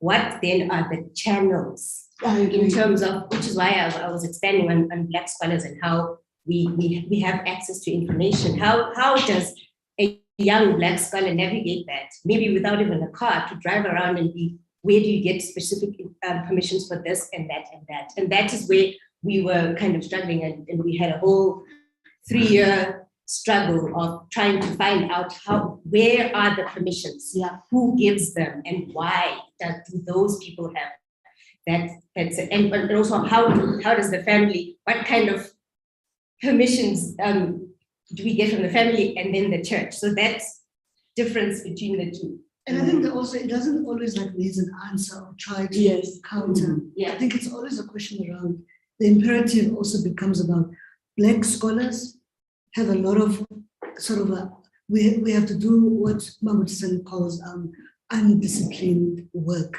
where now we have to skirt around, where we have to put our lives on the line. Yet, when in the reality of the matter is that in South Africa, in the academy, but also the academy as a violent space, but also these institutions as a violent space, but also the church as a violent space. Yeah. And I think for me, it's things that what preheats this kind of a work continuing, and how we're all tallying in to kind of make sure that this kind of work, without just being parochial, it's just academics, scholars, but also considering that we're talking about human lives. There's humans that are involved, there's bodies that are involved. They are here, they are witnessing this. So I think we can't just be all kind of talk about things that has to do with Abandu, Nobundu, Nesti, Masetu, especially as Black scholars, especially as, because these are the challenges that we all the time we have to consider with, we are met with these challenges. But I think we also manage to overcome these things. These things are not obstacles that we always kind of like would see them as things that like make us not be able to continue to do the work. But I think again, the ethic around how does things, for instance, the museum in Scotland, what is the relationship between what becomes a shared knowledge, how knowledge is distributed, and in that regard, if these things are going to be, what's there, and I think also the other conversation is around Janet Soga, who's almost like sort of as if only belongs to Scotland, but also she has a rightfully place in Umgwan, in South Africa, because Kabelen, Umamuno Sanzo. Can I see? Yeah. So, so these are the exact questions which drum around the back of my mind every single day, every single night. And first of all, this is the beginning. I mean, it's kind of the middle and it's also late, but it's also the beginning of answering and asking these questions so that we can achieve, I would like to achieve, answers which allow for a discursive space or a space in which everybody can learn the bit that they want to learn, because not everybody wants to know everything, which is why I would like to have a Soga Studies Center, so that we have a place where we can find out exactly what is where in which Scottish libraries, because there are many. When you talk about the library in Scotland, there's one in Dollar, there's one in Glasgow, in Edinburgh. There are other documents in Glasgow which all pertain to the education of Tio Soga and his children and his children's children. So, for example, if you need to find Kirkland Allen Soga's education records, you will take that same trip.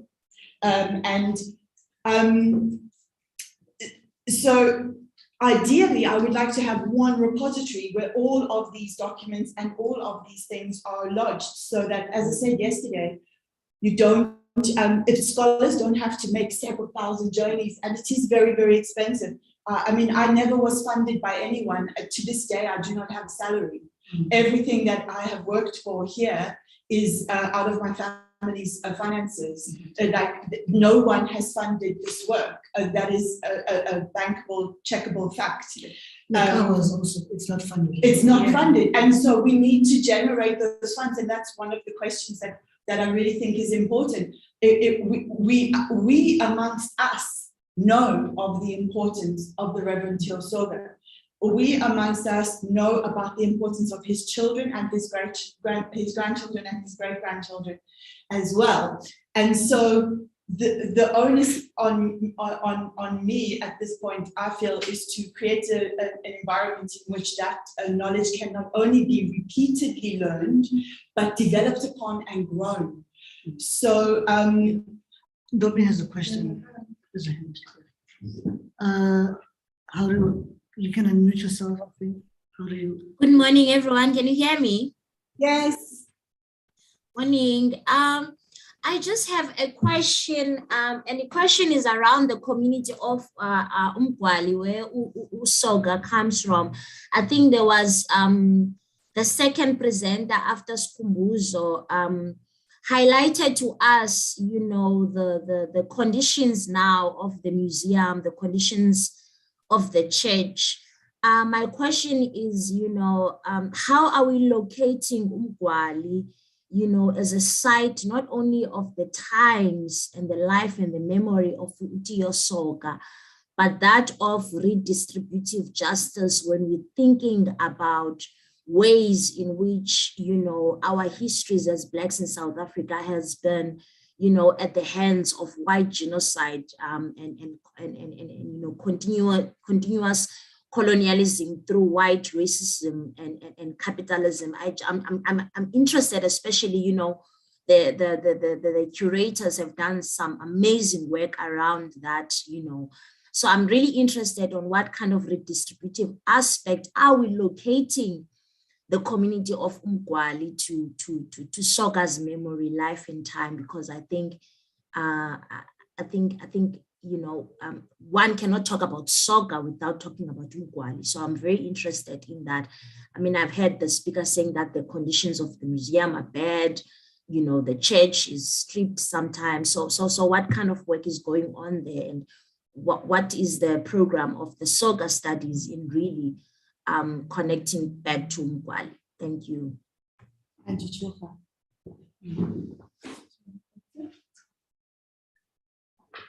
This is what we will answer now. But also, I wonder if William did present on the epic to the convent. No, he hasn't. You can call on him. He's Yeah, ready I think anytime. also it is, Or yeah, McDonald. I think the work then in this part, William Madison and also McDonald, would be quite important to understand. It's almost like the condition of the status quo of what it is happening. But I think also the question Gandombi is critical, because in the sense that Umgwali is a space, is a historic space. Umgwali, like Hilltown, it is very important. Umgwali, it's a space and place with people and lives. Umgwali is a space with both the tangible and the intangible heritage. So I think these things, and then so I can't answer those.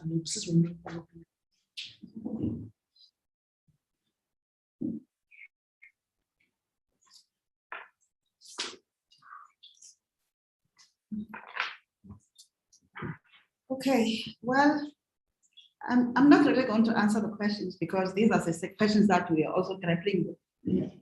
And as I've mentioned in my presentation, that there were a lot of things happening about Utiyo Soga all around the place except at Umgwali. And it has been our vision. It's something that we've talked about with Bosco. If there has to be an archives, if there has to be anything about Utiyo Soga, there is built an environment in Umgwali that was established by Utiyo Soga. And for me, it would have been a proper space to locate that. But the problem that as I've explained before, that I mean, at the moment, the built environment is getting vandalized, and the roof on some of the buildings are no longer there, and the floors have been stripped and they are being sold. So we are sitting with that problem, and we need to address that first, so that if something has to be located, if Umgwali is supposed to be this space where everything is located, then we need to look at how we can salvage the issue of the built environment around Umgwali. So I really don't have the answer, but these are the questions that we are also grappling with, and we need to find solutions somehow. Do you think it's possible for that archive to be housed at Umgwali? Do you think it's feasible? If we can work on, I mean, as I was saying that the buildings are currently being stripped, if we can work on, that's a wrong question. It is feasible. It is feasible. Thank you. But so what do we need? It's the issue of buildings now needs to be addressed. That's what I'm trying to say. Yeah, the issue of buildings needs to be addressed, because if that is addressed, then there is space for everything. There's absolutely a lot of space. Are you able to provide us with guidance on what you would think the next steps would be? Is that putting you in the hot spot? Yeah, yes, yeah. Because, for example, I'm just going to make a simple example. There was a project that was happening in the Eastern Cape around renovating the old institutions, mission schools, yes. And Gwali was not even on the list. And Gwali was not even on the list of all the missionary schools that are there. And you ask yourself why? Yes. So it really shows that, I mean, the kind of attention that has not been there around the heritage of the Soga. It has been neglected on so many fronts, and that needs to be addressed. Okay, thank you. No, I was just going to say,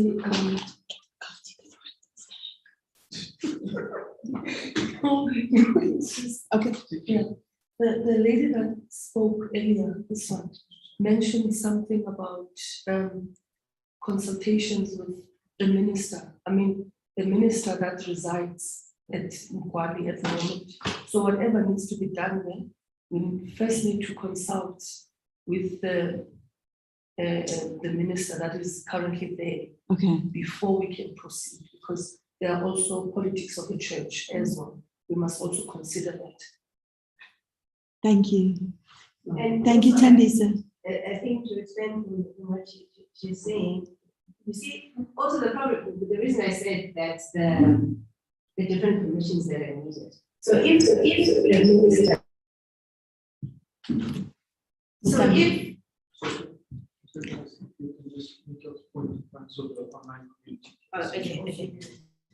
So yeah, so as you're saying, we have to approach the minister as I've just said. So the difficulty is in exactly that, right?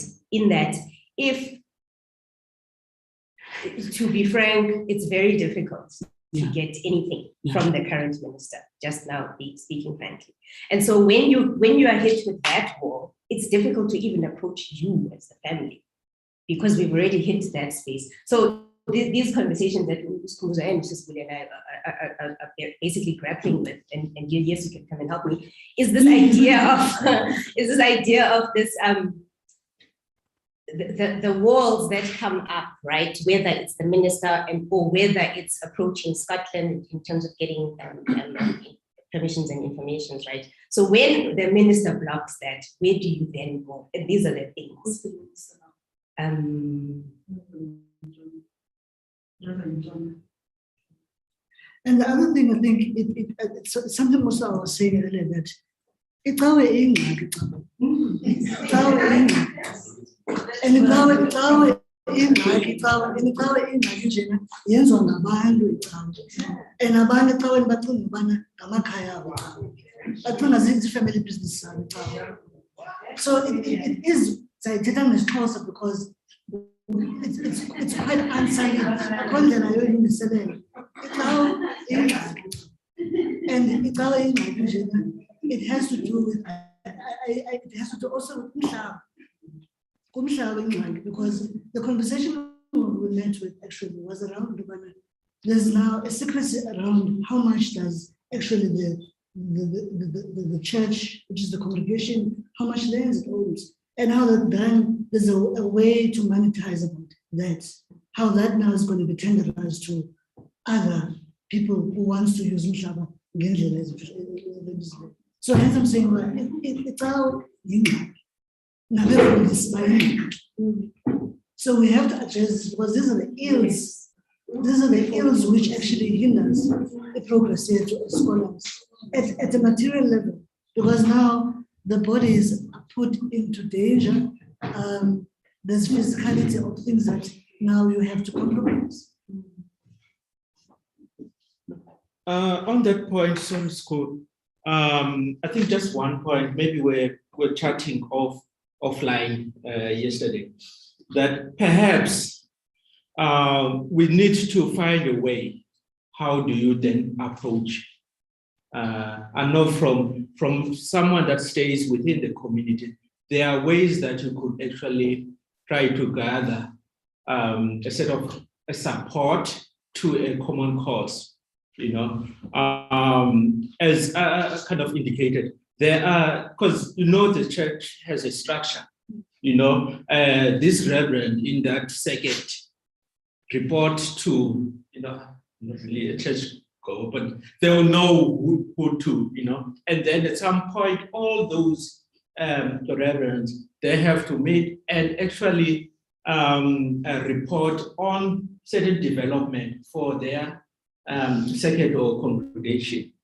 My thing is that each and every one of us know a certain kind of mfundisi somewhere. I'm talking this because so there are other reverends that we know that are approachable, that then will start to make that conversation with umtu that you think in a way that they're not actually progressing as much as you want. For me, I thought that might be a strategy. How do you then, like, so by a politician, so you try to canvass and win, so that at some point, I'm not sure how quick that process is, but it's a process that would be necessary. And I know someone actually that we need to talk to. We need the Presbyterian to come onto.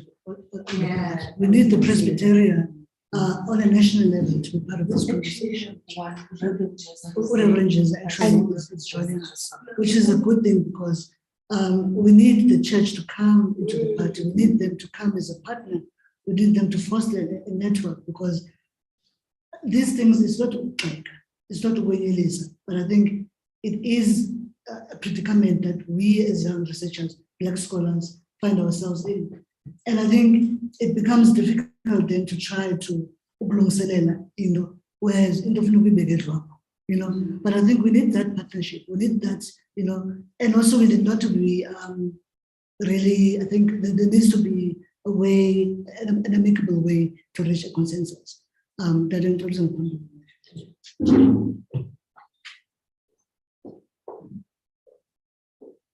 good day, everyone. I'm Zwide Nangu from that area of Wali. We're coming to the same area with Wuli. I just want to add on the previous speakers, also easing this tension. And the easiest way for accountability in terms of protocols of the church.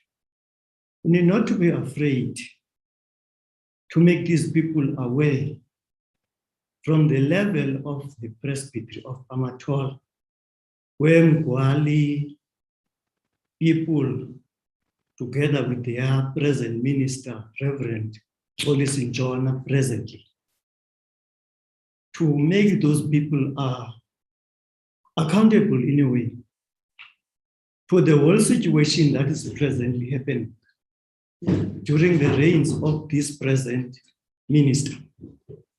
Because my understanding as an elder of the Uniting Presbyterian Church under Reverend Loni in King Lamstown, named as St. Andrew's Presbyterian Church, that minister knows very well what has been happening before he ordained that present minister who is there.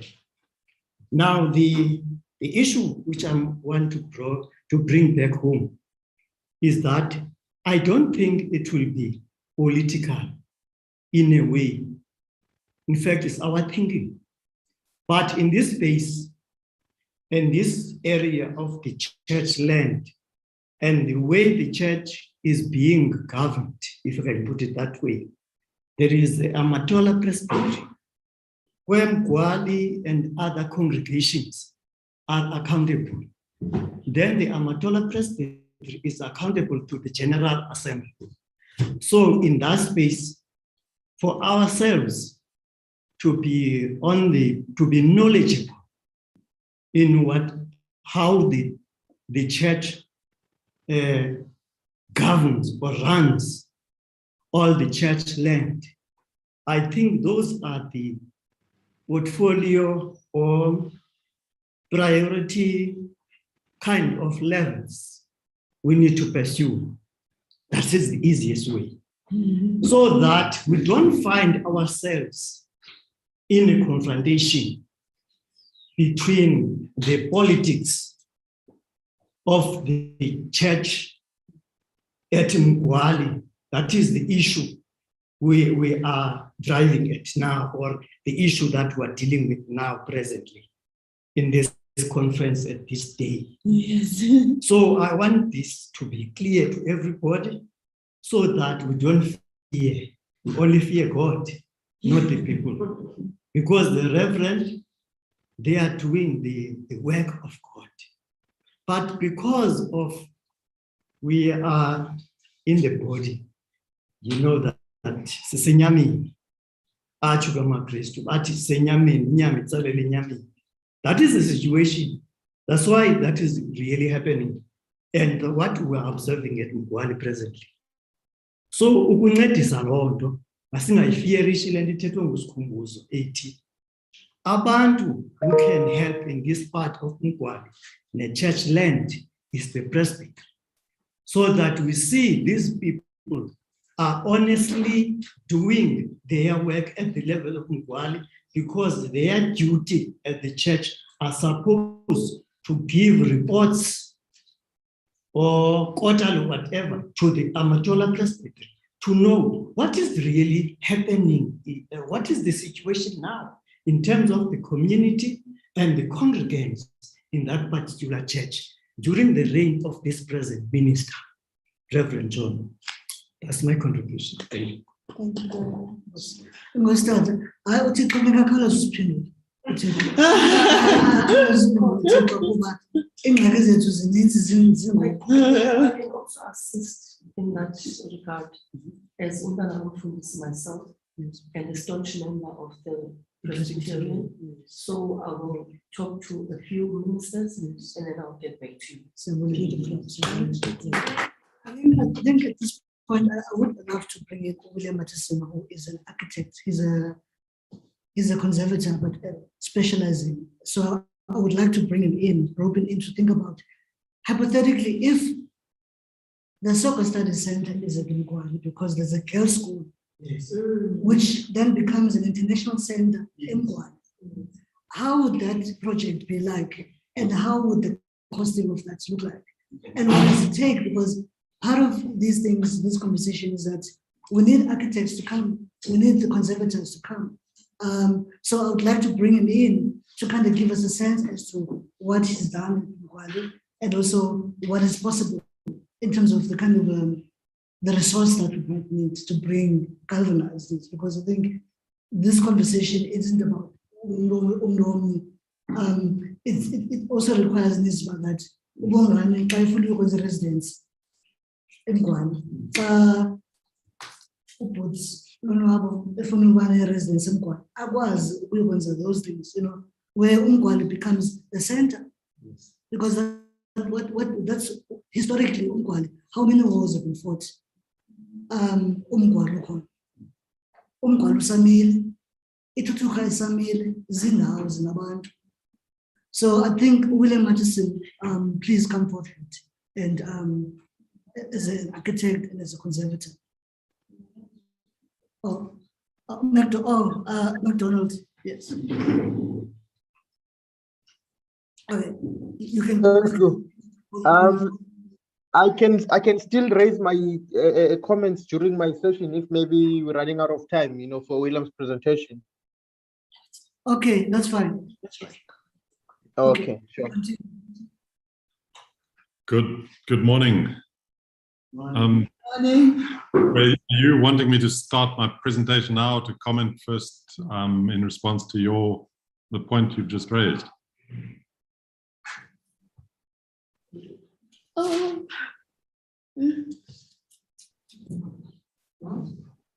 Go on, William. Can I do my presentation now? Yeah, sure. Or no, whichever of the two you prefer.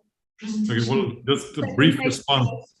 A brief response about the old mission buildings, which are lying in sort of an abandoned and vandalized state. They're all perfectly recoverable. There's nothing that has gone too far. It would all be, it obviously clearly comes with a cost, but it all can be, if there's a will and there's financing available, it would certainly be possible to reinstate them and to adaptively reuse them in a way that the community would find suitable and that would bring a new life to them. That's terribly good news. I think the video, okay, then you can continue with the presentation. Then also Nobonga, and he's also waiting to do his presentation. Okay, can I share my screen? Yeah, sure.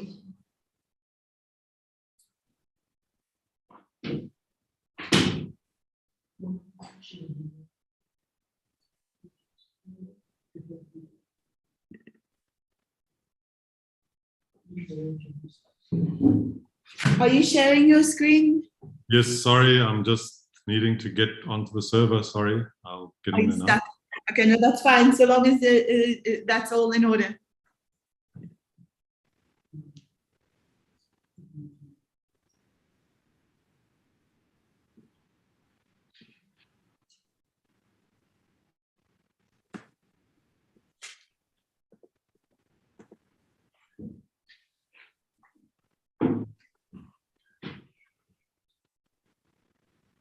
I'm just going to shut my video feed so that it reduces the bandwidth.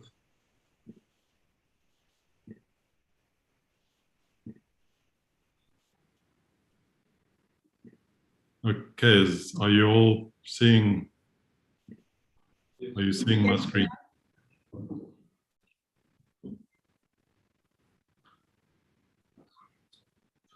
Right, good morning. My name is William Martinson, and my presentation will look at the Mission Church at Mgwali through the eyes of a heritage architect and heritage practitioner.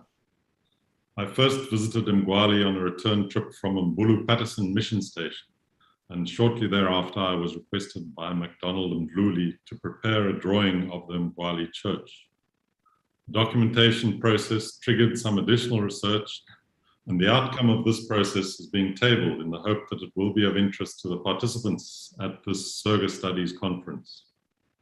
I must at the outset thank the Amatola Museum for some fine archived images of the church, including this one in front of you. And as well, I'd like to acknowledge my fellow members of the Border Historical Society who share a mutual interest in the history of the Eastern Cape.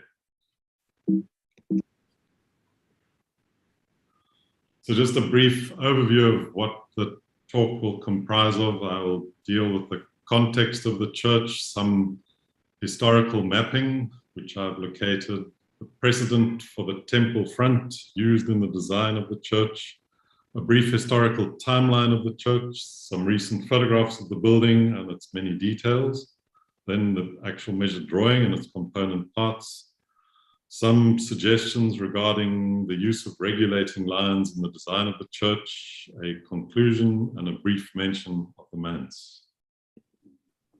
So just for those of you who haven't been to Mgwali, this extract from Google Earth cites Mgwali in relation to the eastern seaboard of South Africa. Mgwali is approximately midway between East London and Queenstown, a short distance from the N6, and it's approximately midway between the Hogsback in the Amatola Mountains and Butterworth in the Transkei. The zoomed in version of Google Earth shows Mgwali on the road from Stutterheim to Tsomo, with the convoluted outline of the Kai River visible in the northeast quadrant of the photograph. The western end of the so-called Transkei Gap, an unusual geological feature, is clearly visible in the middle right-hand side of the photograph. It's those parallel lines that run across the page. Then in a military map of 1853, the area is described, or the area into which Mgwali was going to be developed is described as the new Gaika location, And the map records 3 existing German mission stations on the periphery, and these are underlined in red. And it also identifies 3 abandoned British forts along the old wagon road to the old Kai Drift, and these are each underlined in green. And then the Mgwali River is underlined in yellow. Zooming in even further onto Google Earth, the actual settlement of Mgwali is shown on this Google Earth extract, with the church highlighted and the separate villages clearly visible. And then an even larger scale extract shows the relative positions of the church and the museum, separated by a dust road from the manse and the other mission buildings. The Surveyor General's office fortunately still has a plan dated October 1880, which shows the original 3 groupings of rectangular building lots. So that is this, this, and this. Those were the building lots allocated. And the numerous, much larger garden lots, which are all of these larger garden lots, which generally are on the banks of the adjacent river. And the names of the registered grantees are also recorded in the side schedule. So a very interesting bit of social history contained in this drawing. But most importantly, from a point of view of the buildings there, the drawing clearly records the position of the mission grant, with the church, the school, the parsonage, and the shop identified. The shop down on the left-hand side. And then what is also quite clear from this drawing is that the road is indicated in a position a reasonable distance to the south of the present road. You'll recall that the present road runs somewhere in this position.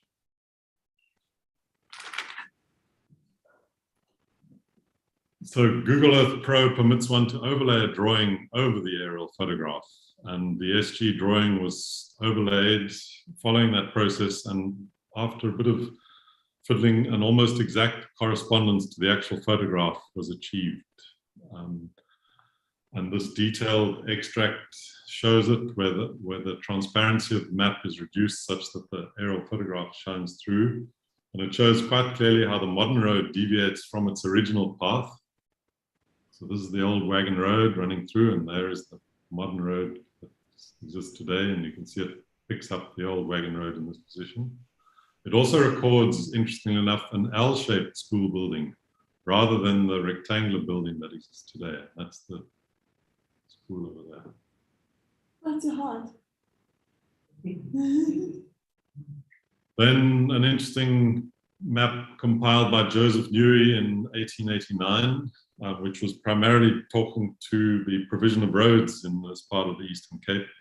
It records the extent of the Mgwali Reserve, the mission buildings, although it's only really just nominal outlines, as well as the subdivision of the joining land into numbered farms.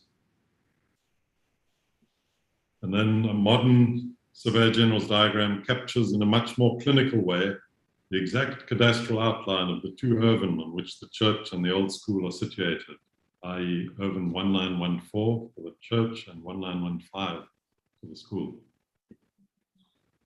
Looking at the architecture in a bit more detail, the west facade of the Mgwali Church is noteworthy for the use of a blind tetrastyle temple front, and blind is in inverted commas.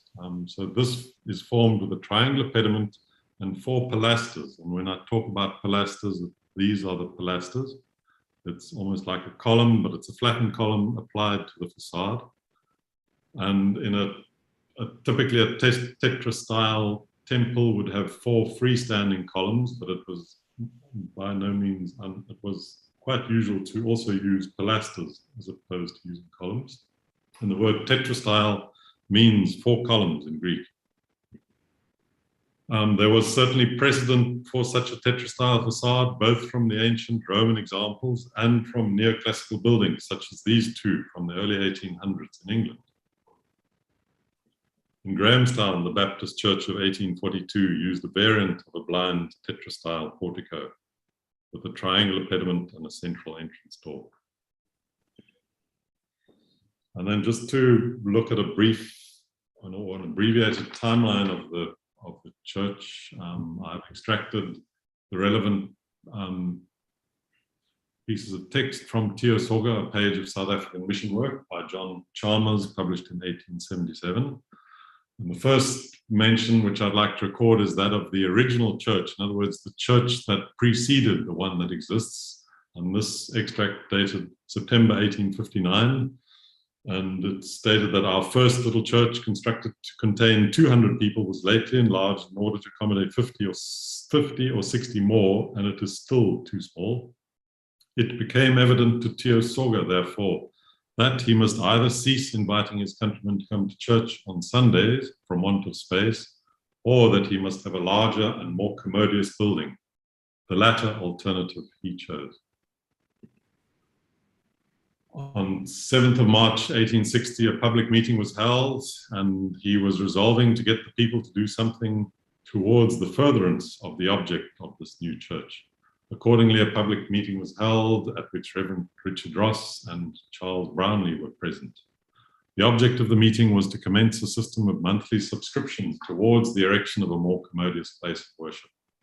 The result was, however, not very gratifying, as after much pressure, the sum collected only amounted to £13. Soga then started a series of visits to outlying towns. He visited Grahamstown in April 1860, and it was stated that Soga's object was to raise a building which would cost £500, of which he desired to collect the sum of 150 by his own efforts, and then appeal to the church at home for the rest. I preached in Trinity Church, therefore, on the second Sabbath of April last morning and evening, and addressed the Sabbath schools in the afternoon. The result, including collections and subscriptions, amounted to £118. We then visited Port Elizabeth, and the young people of the Sabbath school displayed a most gratifying interest in the cause of Christ. When I entered, many of them started to their feet and stretched out their little hands towards me with pennies, threepences, sixpences, and shillings, saying as they did, "This is to buy bricks for your church." The whole amount I have succeeded in raising for our proposed church is £362. So as over this period of time, he's clearly working towards his ultimate goal. An interesting note in Chalmers is related to the design of the mission church, and the statement is made that the plan for a church was given by an officer in King Williamstown. And it's clear from other references in the book that the officers were clearly the British officers stationed there. And the extract continues, the church is to be 65 feet long by 35 feet wide. In other words, converted to 19.812 millimeters by 10.668 millimeters. And the reason I've placed these two insignia, it's the Royal Engineers Library insignia, but I would like to suggest that the officer referred to here was almost certainly a Royal Engineer stationed in King Williamstown. Architecture had been introduced into their training in 1825 in England, and by the 1840s, the Royal Engineers in South Africa were contributing towards a large body of primarily military buildings and structures in South Africa. It would be good to perhaps further explore this subject. Maybe the archives in Scotland might have more definitive information. Anyway, it's an interesting idea. Procurement of materials. There's a statement that the quarrying of stones and the making of bricks, the sawing of timber, and the employment of workmen, all the numerous worrying elements preparatory to the commencement of a building, were now experienced by Soga. And on 9th of March 1861, the builder this day dug the foundations of our future church. In the course of a few days, the foundation stone will be laid. So 23 May 1861, the laying of the foundation stone. After various unavoidable delays, the foundation of the mission church at Mgwali was laid by the Gaika Commissioner, Charles Brownlee. And at that function, Soga read out two inscriptions in English and in Xhosa, containing a historical reference to the laying of the foundation stone. The sheet in English contained a list of the names of our 8 office bearers, the 95 church members, and 30 catechumens. The sheet in Xhosa had a copy of the prayer, which I offered up on the occasion. And what is pretty much standard practice for that time is that at the laying of the foundation stone, these documents with the current coins, which were collected by the people on the spot, were placed in a small leaden box which was deposited in the stone underlying the foundation stone. Now, I'm not sure that there's to the best of my knowledge, there isn't a foundation stone with any inscription on it, and I would be interested to know if anyone knows which is the actual foundation stone referred to.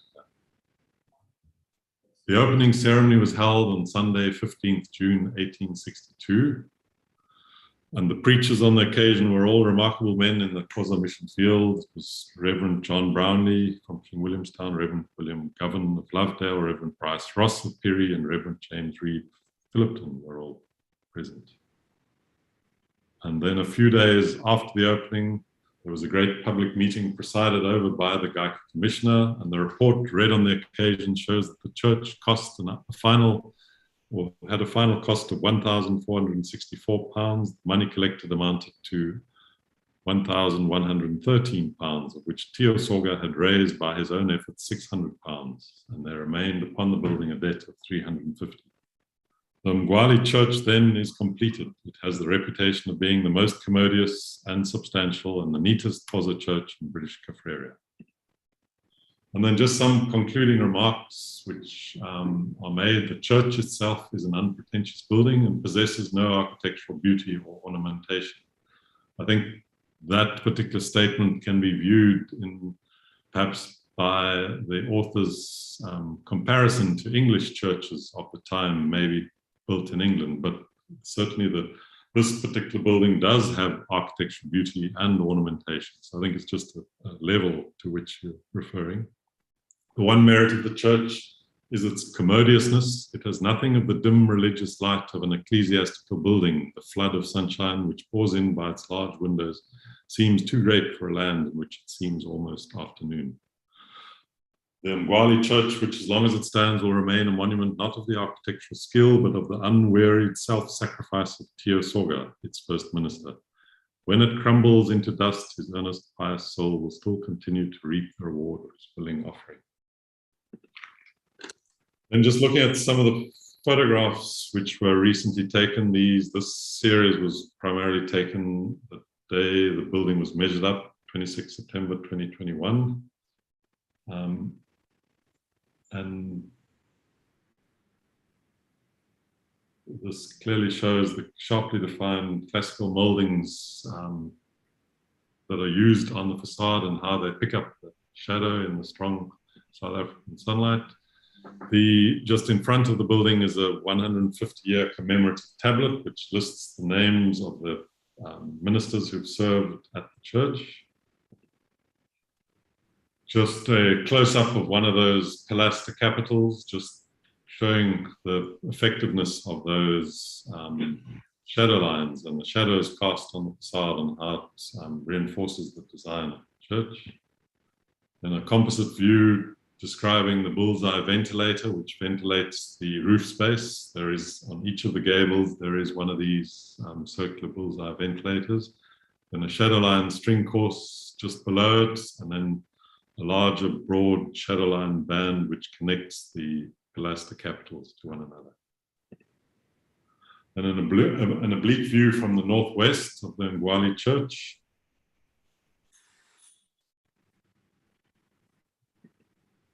And then what is of interest is that the base of the pilasters is formed in a dressed stone. You can see that the stones are large rectangular blocks, and I'm assuming that the splayed molding just above those blocks at the base of the pilaster is possibly a later reconstruction or restoration. I suspect it would have been molded like the capital happens above.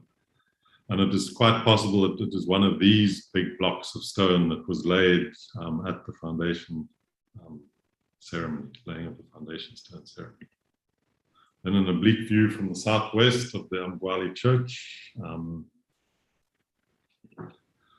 Looking at a detail of the wall itself, there's a small portion of the plasterwork that has fallen off, and one can see that the bricks appear to be well-baked clay bricks, probably laid in an English pond. The walls are quite thick, would have been laid in an English pond to get maximum durability. And then on the right-hand image, a pilaster on the north elevation, and you can see this device over there, which is an S-shaped metal plate, which is the end restraining plate to a horizontal tension tie that runs through the building to help prevent the building falling apart. So presumably there has been a restoration process that has been undertaken. I was unable to find the date of that restoration process, but that is clearly what happens when a building starts to become unstable.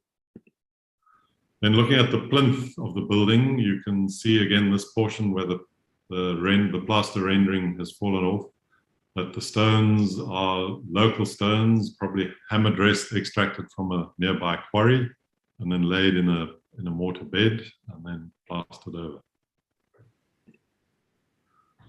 Within that plinth are a series of air bricks, and you can see that this particular air brick is a sheet of, or a small piece of sheet metal that has been punctured with a nail.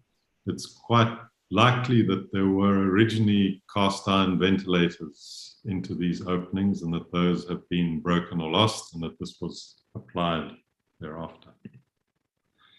Looking at an oblique view from the northeast, what is of interest is that the vestry, which is this structure here, was deliberately constructed or set back from the main line of the church by about 200 millimeters so that the rectangular face of this north side of the building was then not affected by the construction of this. So it's all carefully considered, and it would lead me to imagine that this was an original building and this is a later structure, which you'll see from the following slide.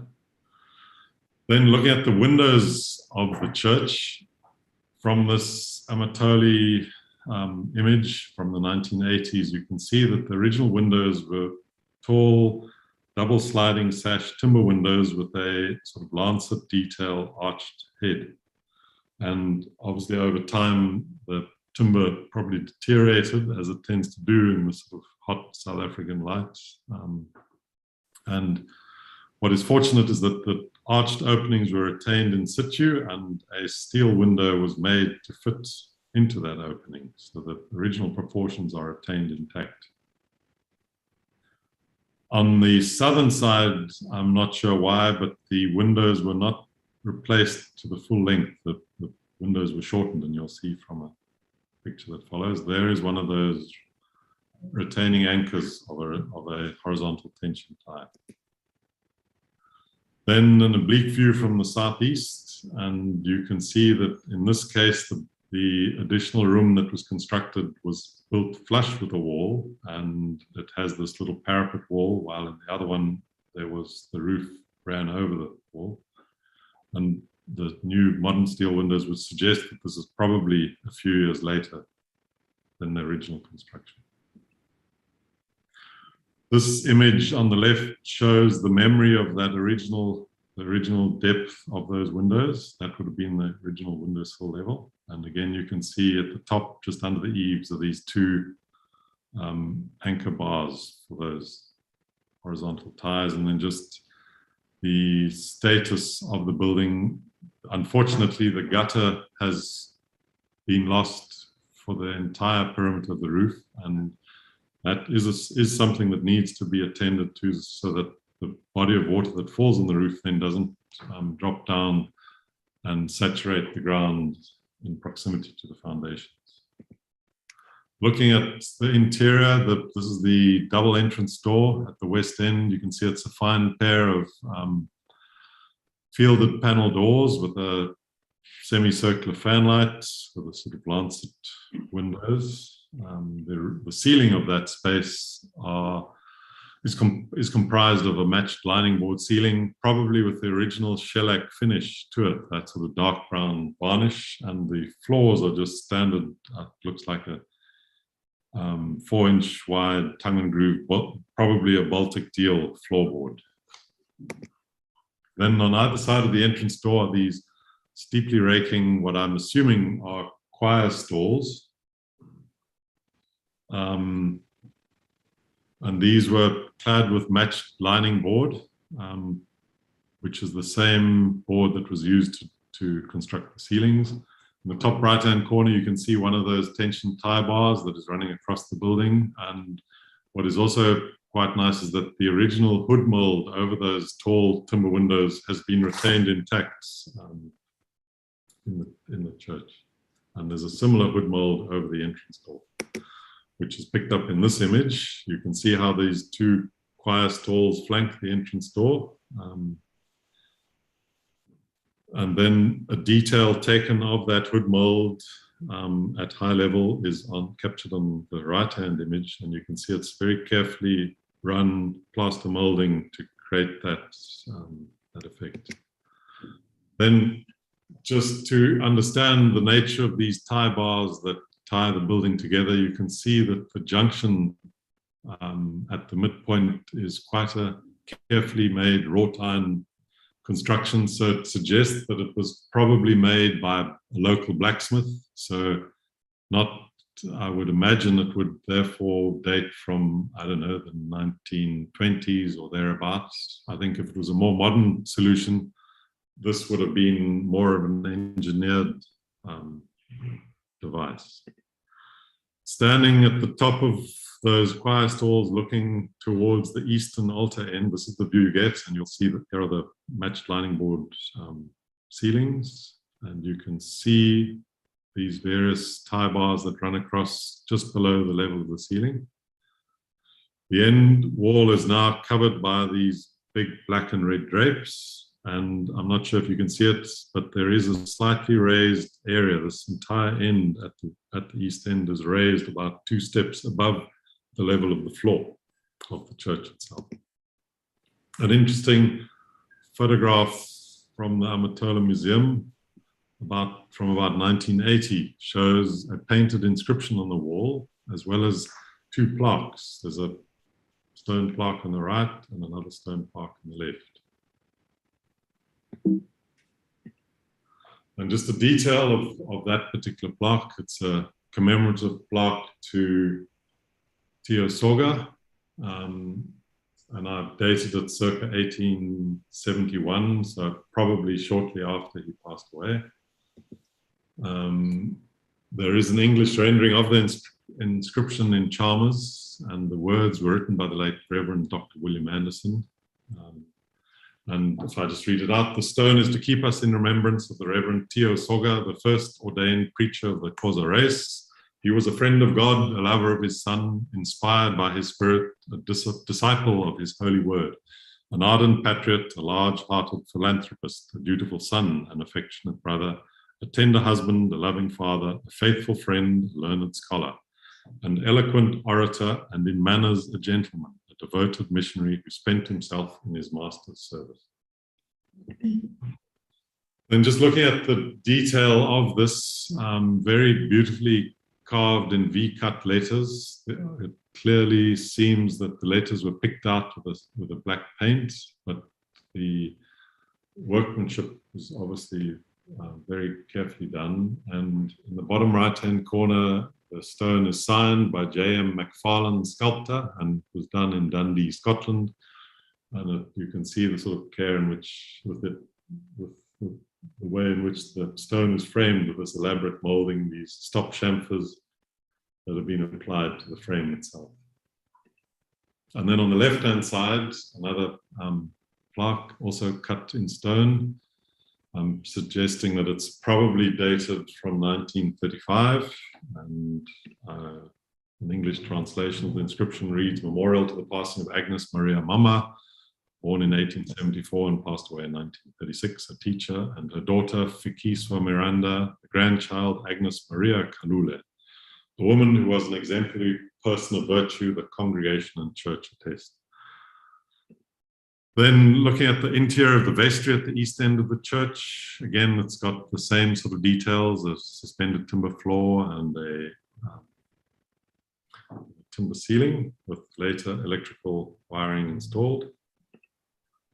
And then looking at the site itself, the old school, now the museum building, and the bell tower, which is constructed out of reinforced concrete. I don't know if on the left hand view, if you can see the lines, the memory of the planks that were used to form the shutter for this concrete structure.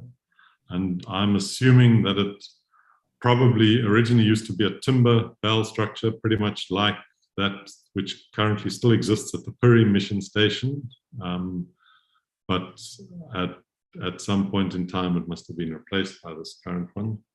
And just a detail of the bell itself and of the clapper hanging from below. And there again, you can see the memory of the reinforced concrete shuttering to cast that arch. And then for those of you who haven't been to the site, I've got this recording. We were there on a Sunday morning at 8 o'clock and the bell was rung, and this rather beautiful sound of it ringing over the landscape, calling the people to church. So then the measured drawing that was then prepared for McDonald's, the request had been for a plan of the church, but I thought it would be useful to expand it into a sort of more detailed bit of information. So I would call this really perhaps a preliminary measured drawing. I don't pick up all of the elevations. I could have added in another section, but I think it captures the general details successfully. So the measured plan drawing, if you just look at the details that are captured, you've got the sort of small entrance lobby on the left-hand side, passing through the double doors, the double entrance doors, which I showed you the photograph, the two stepped timber seats on either side of the door. The dotted lines running across the church are the positions of those tension tie bars. Here is the edge of the raised altar area, which is sort of a higher suspended timber floor. I'm assuming it was a slightly later construction because there are a pair of stairs up within the doorway itself. So this floor and that floor in the church are on the same level, and you have to climb up at each end and then go down again. It's quite a bit of an awkward relationship. The two plaques that I've shown, that's the Soga plaque and the other one on the left-hand side. There's a pulpit over there. And then this is the vestry, and then what I'm assuming to be a slightly later room.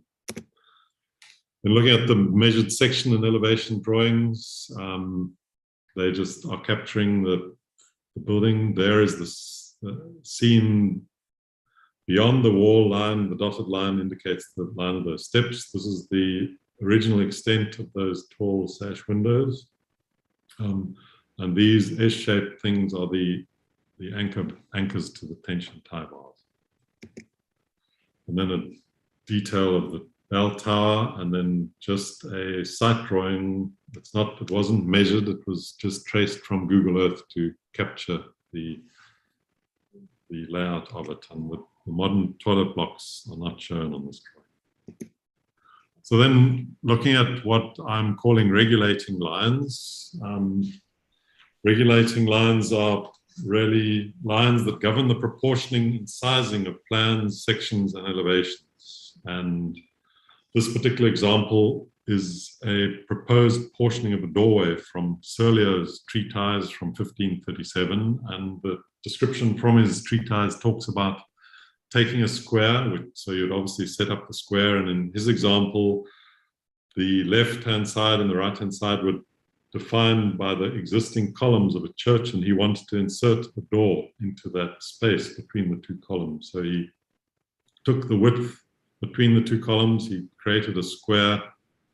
He then created two diagonals across the square, and then two 60-30 diagonal lines. And you can see how the coincidence of these regulating lines set up positions for the ornaments of this particular door and the dimensions of the door. So that's what we're talking about when we say regulating lines.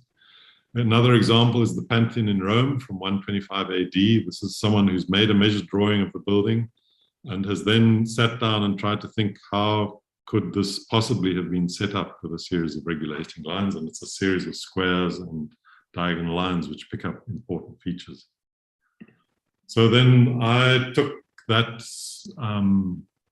west facade and I tried to apply some some regulating lines onto it. And the results that I'm presenting here are the final versions of numerous iterations, because it's obviously not an exact science. One just has to start looking at what are the likely things that might have been used by the architect. I'm not suggesting that this was the way that it was done, but it is possibly how he might have done it. So in this case, you can see I've inserted a square of A, B, C, D, and I've taken the inner face of the two external pilasters.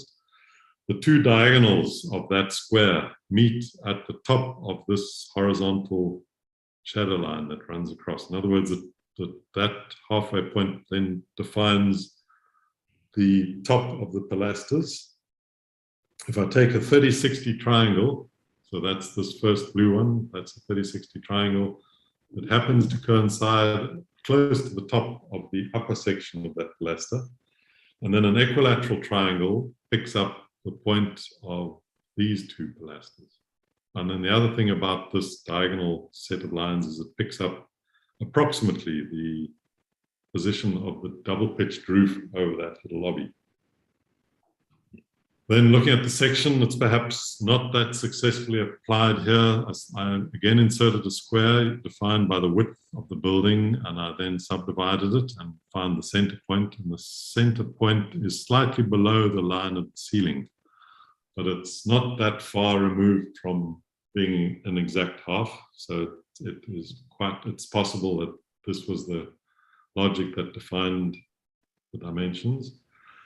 If I look at the facade again, I was then trying to see, was the traditional golden mean, in other words, the ratio of 1 to 1.618, was that possibly used? So I then applied a square. If I took half the building to the inner face of the pilaster, you then subdivide line A to D at E, and then if you take the line from E to B and use that to strike a segment of a circle, and then extend AD up to F. That then defines this rectangle, which is known as the golden mean. And again, it's quite interesting that it does seem to fit in terms of defining the height of that. Then looking at the plan, I tested a variety of proportioning systems, none of which works. And then the final one I tried was using an inscribed rectangle with a proportion of 1 to the square root of 2. So if you take a square, and the square is obviously defined by the width of the building, you then take a single diagonal and you use that diagonal to strike an arc down to this point, then A to F in relation to B, A to B is in relation 1 to the square root of 2. And that clearly didn't work. Hello? Hi, sorry to interrupt you here, but I wonder if you could, I know it's you're going to tell me the square of the hypotenuse, but is it possible we need to break in a few minutes for lunch, and I was just wondering if you could wrap up. Yeah, I've got another 2 or 3 slides. Perfect, thank you. So then I looked at using a double-sided one, and the extraordinary thing was that it fitted perfectly. So that was of interest to me. So thank you. That I would be happy to answer any questions. If I can just, in conclusion, I'd like to say that the church at Mgwali obviously has an enormous heritage significance, and that's clearly based primarily on its association with Tio Soga, secondarily on its association with the Presbyterian Church as an early example of an intact mission church, as a declared provincial heritage site, as a landmark in the area, and importantly, as it continues to be used as a church, and it is certainly worth conserving for the future. And I would just then like to make a postscript, a plea for the manse. This fine counterpoint to the church of a similar age. This was a photograph taken circa 2005. If you look at it today, it's just taken last month, recently burnt down. And if you go into the building, it's clearly being stripped and demolished. And it has now been measured up. When we visited recently, I did measure the building up in detail in terms of its plan, but it will clearly require someone to motivate for some expenditure to restore it, which I think would be worth a worthwhile exercise. Thank you. Thank you very much. And I think you've just said in your last sentence exactly the entire reason for the entire conference, which is to motivate for finances and resources. Thank you so much, William. Before we take questions, I just want to clear with school. Did you say we want to break first and then say? No, we're going straight to Bongani. Bongani and Jalo, we're going straight to your film and it's about to start streaming. Are you standing by? Yes, you are standing by. Thank you so much. Thank you so much.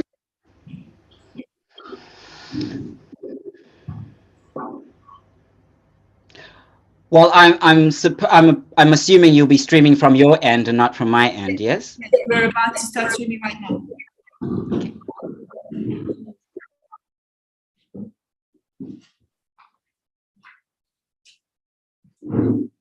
Okay.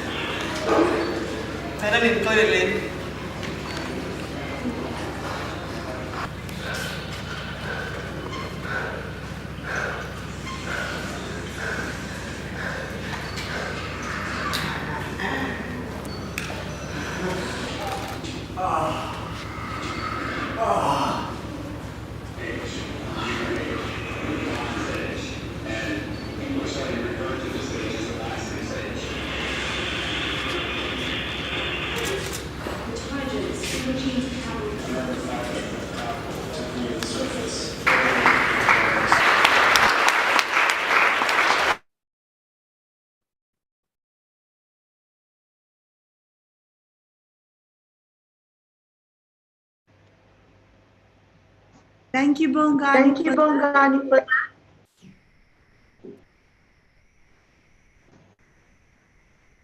You're on mute. I can't hear you, so I don't know what my cue is. It's sorry, there was. sorry. I'm not sure why there's an.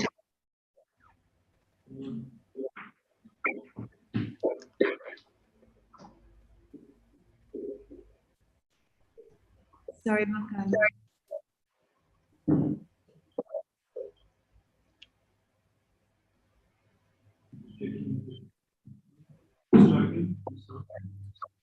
Testing, testing. Yeah, they,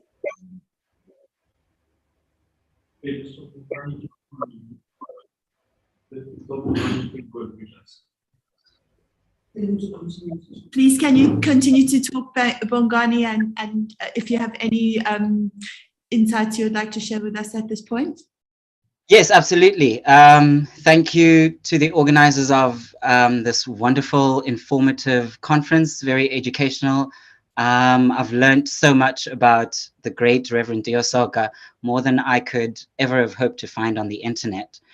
To give a little bit of context about that work, it was a commissioned work for an exhibition, a group exhibition in Cape Town in 2017. I was invited by the curator, Kanyisile Mintombongwa, to present a new work about the notions of, the exhibition was titled Puncture Points, and it was situated at the Cape Town Harbour. And for me, let me rather read what it is that I'd written, because I struggle to speak off the cuff sometimes. And what I find quite interesting also within this conference, it's a very westernized, Eurocentric kind of way of presenting ideas and knowledge.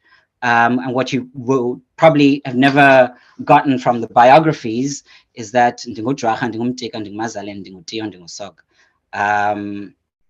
I am Bongani or Kwanjalo, and I come from obviously the long lineage that is spread widely across Southern Africa and the world of the Dracha clan.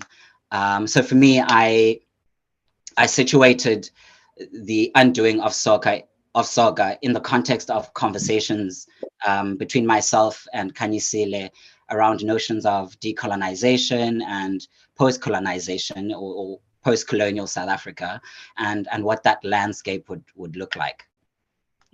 So the setting being geographically located in Cape Town at the harbour, which is, like many other harbours in South Africa, an entry point, a trade point between the indigenous people and our colonizers. So for me, as a creator and an artist, and my interest lying in the non-linear, or rather three-dimensional engagement of time and space, where past, present, and future are in constant dialogue with one another. And so in my performances and interventions, I always situate myself in this metaphysical interloop, where time is broken up into these three interrelated spaces of past, present, and future. And I see myself in this work as a physical embodiment of Soga in past, present, and future within the decolonization or post-colonization conversation in South Africa. What does that look like, really? And those are the kinds of questions what I was looking in to ask myself as a distant descendant of Udia Soga. I was never aware of the fact that there is a whole range of scholars engaged in Udia Soga studies. I did not know that Joe, for instance, was right next door to me at SOAS when I was doing my master's in London at Birkbeck. I would have definitely have reached out to you, Joe. So this is, that work needs to be kind of understood in the sense that a lot of the things around Soga were either unknown to me, or I simply could not find the information. But I was also personally, within my personal reflections, asking about the roles of Western religion or Christianity in Africa and what that means for us. And if we intend to decolonize Africa, what is the positionality of religion, and how do we interrogate that relationship between ourselves as Africans, our relationship with this belief system that was, for me, as I understood it, imposed on us, sometimes in very violent ways, in very shrewd and questionable ways.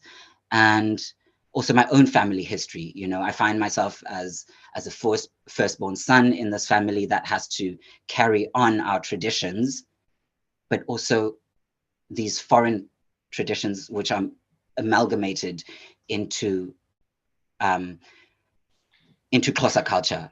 I mean, the Bible religion is somehow now cannot be separated from African identity, from Xhosa culture. They're all blended into one.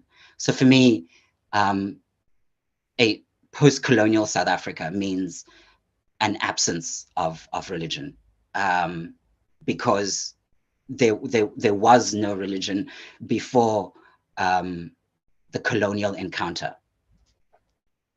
And this has indeed created problems with the spiritual growth and progression of Indigenous people. And what does that mean for us?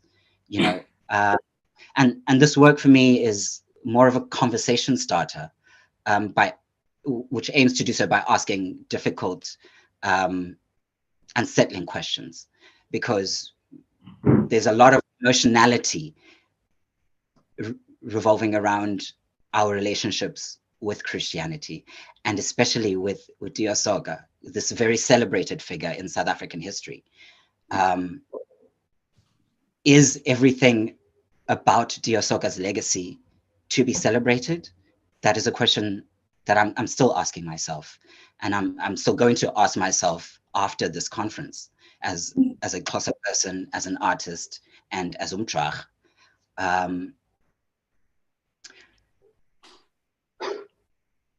And you know, I can't ask myself these questions in isolation now, and I'm very grateful for that. There's now an entire network of scholars and academics and practitioners who are poking and prodding Soga's legacy.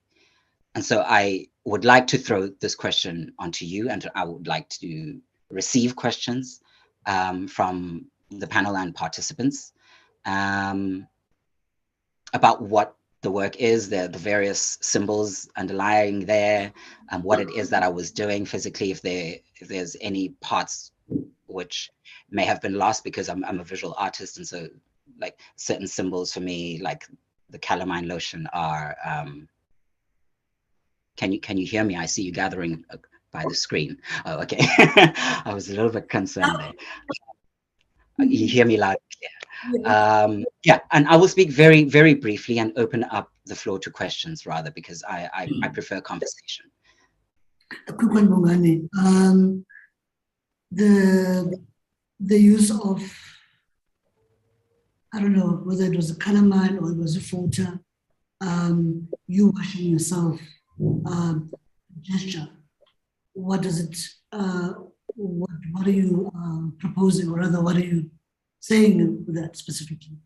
And then, yeah. So for me, from the literature that I could get online, was that Soga came back from Scotland with symbolically the Bible on his shoulders, and it was a very difficult journey, not only leaving but also coming back, I imagine. And for me, the calamine lotion is something that is used in Xhosa culture for different rites of passage, and it's used to visually identify people that are going through processes, and by othering them. You know, I imagine when he returned from Scotland with his European wife, he may not have been immediately assimilated back into Xhosa culture. There may have been some kind of othering, but they're also not only amongst Black people, but also not only amongst Black communities, but also Black African spiritual communities. You know, that's, at least that's what I understood. He's this other. He's someone, for me, in post-colonial South Africa, is someone who might want to absolve himself of these identities that were, I mean, he was born into a world where there were negotiations, for lack of a better word, around spirituality, around what it is the indigenous people were allowed to practice. And indeed, later on in apartheid years, African spirituality to a great extent was banned. So what does that mean for us? You know, what does it mean for us today? What does it mean about where we're going? Is that an identity that we still want to hold on to, or do we need to cleanse ourselves of that? Because we've also inherited it. I've also been born into a Xhosa Christian home, but is that something I really want to pass on, or would I rather go back into pre-colonial African spiritual systems and pass that on? So, you know, these are questions that I'm asking myself, but I'm also asking my audiences. I don't know if I'm speaking. Does that make sense? Yeah, I won't. But also I'd just like to just touch on to the work of what's his name again? The architect, Matheson, William and McDonald. And I'm just thinking in terms of can McDonald talk more as to how he reaches out to William with regards to that particular work? What was his point of view in terms of being within Umgwali? What was his contention that space specifically? But also what led to the notion of the need to want to measure, the need to want to kind of do a condition report of these buildings in Umgwali. Thank you. Thanks, Sue.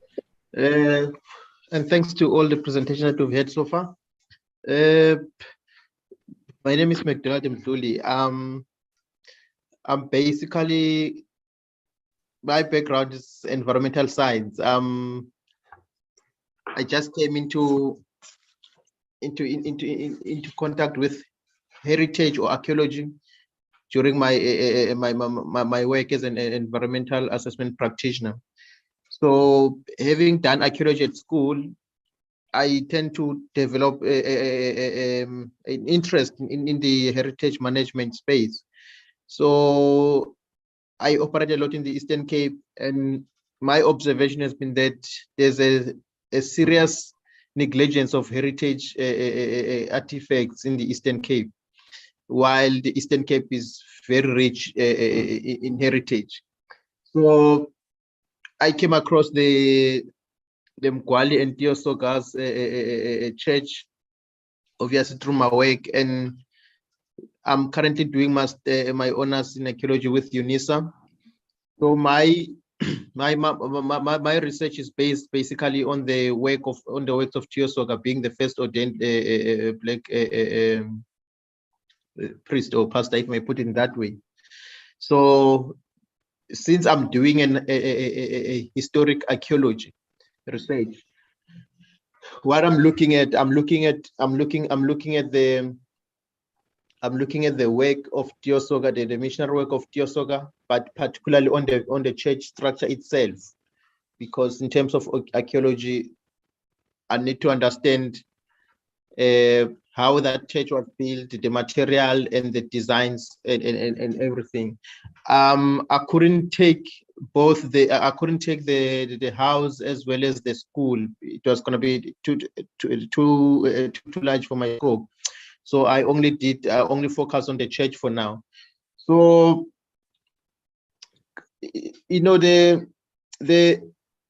Christianity in the former Cape Colony, it's mainly rooted from the from the conversion of Nsikane. If in most literature reviews that you go through, you'll find that Nsikane is more is the first person to convert. And when you look at Soga as well, there's a trace of Nsikane there. So Nsikane seemed to be the very big, he seemed to have played a big role in the Christianity, in the conversion to Christianity within the Xhosa people in the former Cape Colony. Coming back to my work, I'm busy investigating the church building itself. you might have heard already on the literature that when Soga applied for funding, or maybe approached his superiors in Scotland, they were very reluctant to give him funding because of the wars that were taking place around the Cape Colony. They were worried that the church might burn down, so they were very reluctant to give him funding. That didn't stop him from pursuing his dream of building the church. Instead, he took on the journey to get donations and raise funds in order to build the church himself.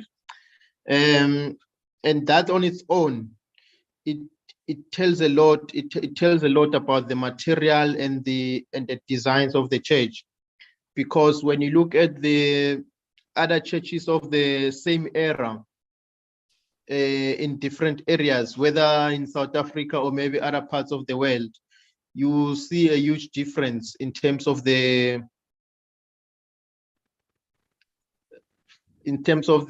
must I say, quality or appearance, but there's a difference when you look at those churches.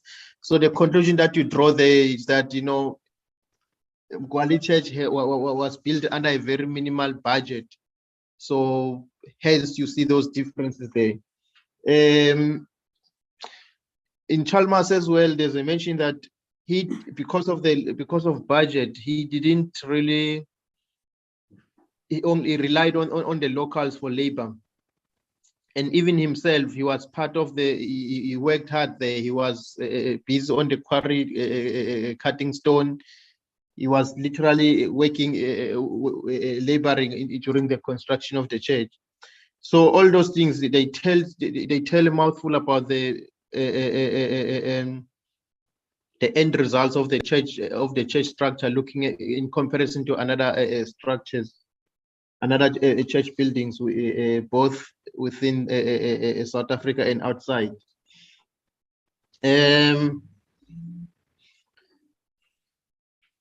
Again, looking at the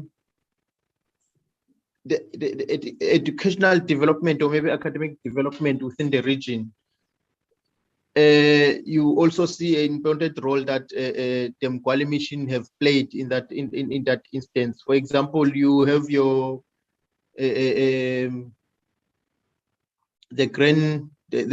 have Frida Bokwe, who is the grandparents of the current minister Naledi Pandor. All those people, they studied at Mkwali mission. So these are the things that I'm looking at on my research. Conclusion on my research will be to also look at come up with a mechanism on the preservation of the heritage of the heritage of the Mkwali. There's, as other speakers have alluded, that there's a very important history, heritage that significance in the Mkwali heritage that needs to be preserved. So my study will come up with a possible mechanism to make sure that the Mkwali mission is well preserved for future generations to also benefit and also tend to understand better about the works of Soga. I think for now I can just pause there, but obviously we can discuss further. Thank you, McDonald. I'm going to give you a challenge. I think you already have 2 supervisors to supervise on this project to do masters at Forte University. There's Zodwa there who can take you who teaches museum studies at Forte. Also, there's Tano Mama at Forte. So you can potentially do your masters and your PhD at Forte within the finance department to do exactly that, to conserve those buildings. So I already have a task for you. You're already on the team. So our studies in Mkwali, we have someone. Thank you. We're going to break for now. We're going to come back, I think, in about at 12. Yeah, for the next session. which will commence at 12. Thank you very much. See you later. Cheers. Okay, thanks.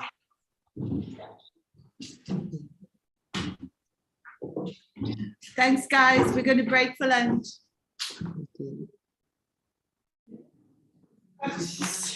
Great.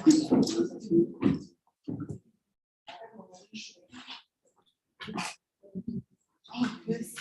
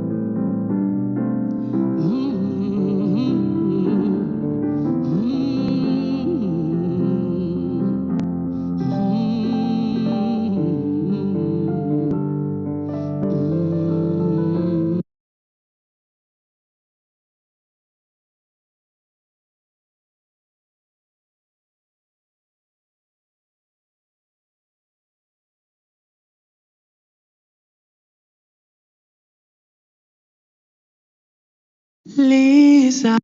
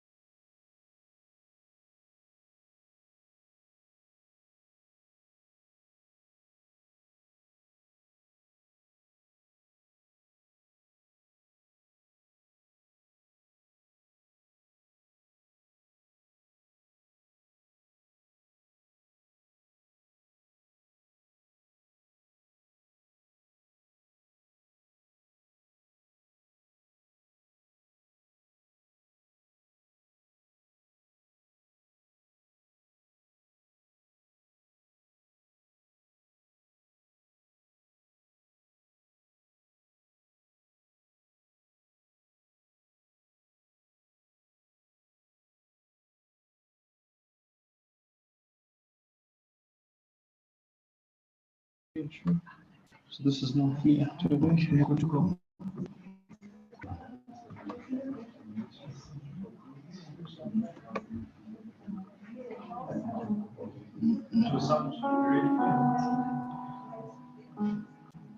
It's coming here, but can you hear the sound?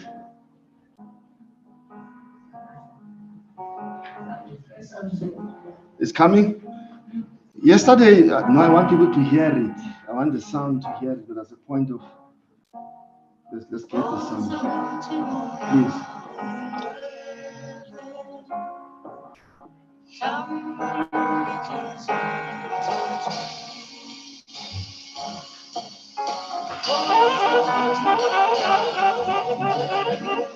It's not for me, I know it. I just want people to feel it like I feel it. It's not about me.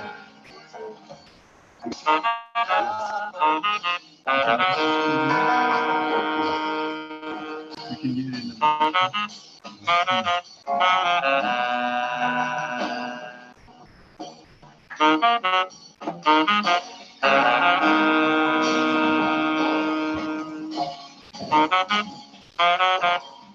I'm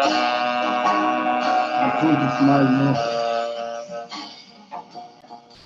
You have a beautiful smile. It's a charming smile.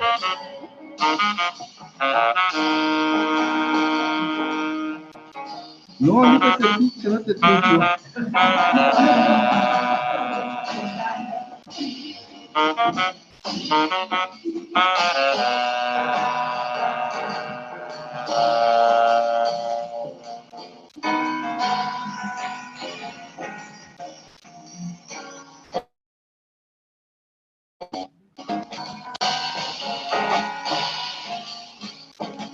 While we are listening to the music, this is our Heavy Twaedi bassist, vocalist and composer from Cape Town, living between Cape Town and Joburg.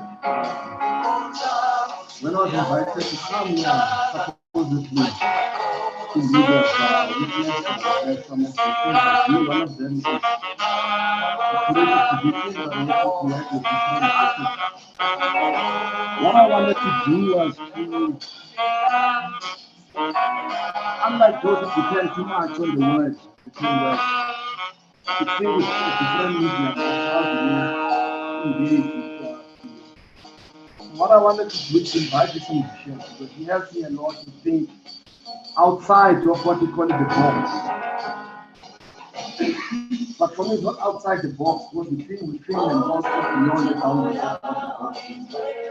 This notion of outside the box is so stupid that we remain within, even when we want to think outside. So this is not to think outside the box, how we collapse this boundaries of thinking, how we transverse borders. One of them is the way we write history, the way we visit archives. So what I wanted to do with that was to ask him to come and help us here, because he has a way of intervening. Because the problem with academics and scholars, they are so stifled and so dry, to the extent that they speak to each other. It's like what you call it, masturbation. Right? No, it's true, it's an intent. Whereas musicians, they have a way of reaching what you call it, everyday life, common people through their sounds, and you can say the same with dancers and musicians. So it was that I wanted us to think, not for, but to think with your ideas. But because of circumstances, we didn't come. So it was going to be live intervention, improvised, no rehearsal, no preparation, but circumstances avoided. So I thought I would give you a taste of his music because he speaks so aptly and directly to the kind of things that Theo has been doing, especially with his spiritual work, his spiritual work. Forgive me because I know he's a reverend, Mfundis. But some of us in the sphere of intellectual and creative, we call each other with first names. For those who are into respectability, forgive me. I'm calling to you, you call him Reverend Mfundis. You know what I mean? It's a form of intimacy. Because I want to intimate with him. I would have loved to sit with him, break bread. I didn't know. Did he drink? Did he love coffee or tea? Brandy, which one? I would have broke bread with him, right? Not only in the church service. Because it's where like it becomes. Because sometimes when we on the pulpit we perform, and when we perform, we write certain things out. So I'm interested in the sense of the unconscious. So that's happy. With whom I would have loved to think, because it would have helped me to think the hymns, that book of hymns, the series of hymns that Theo has produced. You know what I mean? That's where I wanted us to the intervention. But of course, we have to improvise because the circumstances didn't allow us. Why I'm interested in the hymns is precisely because there's something about sounds that speaks easily, also with a sense of not only effect, but affect. It affects us so much that we move quickly and easily. I was listening to the beautiful presentation by Zodwa earlier about her being young, you know, the teacher that introduced them to Liza Sidingo. You know, I mean, many of us know that song, but we didn't know who composed it. And there's a range of those songs, the version of that song. So I wanted to ask Hebi to make me think differently about that song, but at the same time to reach a certain height, because part of what jazz they do is to force us to think intellectually as much as we are enjoying. But the problem with common music is that we pump up, we dance, whereas jazz holds us. We dance, but we think. And he was one of those thinkers, right? He was one of those creative. We'll suspend his ministerial work. We'll come back to it later. I'm interested in the creative aspect of it. So that's what I wanted to do with him. But also, there are also other sounds that I've been looking at which really move me. People have written.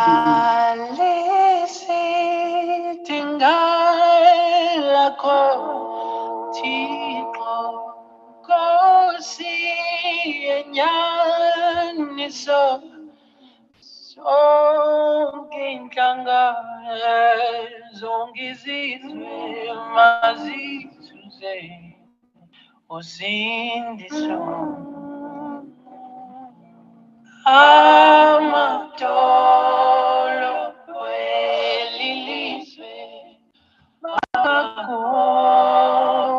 phambi kwakho zide zithi zonke lwimi I feel like a DJ.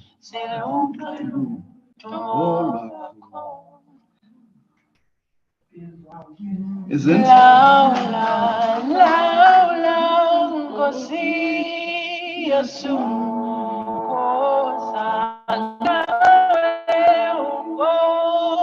Baba Piti Zettu. So while you're listening to this, part of it is that how do you rethink and keep to your life? How do you make it contemporary? It's this kind of intervention that we need to pay attention to. While others are taking archives, going to details of kind of some of us are moving into the future. And it's important to move. And young people, creative thinkers, they are also making us to see the future in creative forms. And of course, for those who listen, sometimes I listen to this and then I hear St. Jordan. I would have loved her to sing that because she's going to give a different flair, right? She's going to give it a contemporary, but she's also, St. when she sings, it touches our hearts.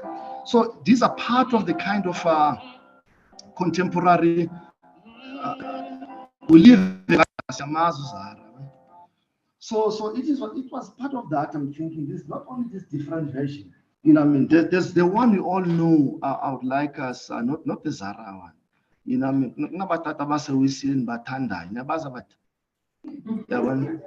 Before hip hop, there's also like group and what has been helping me because you haven't.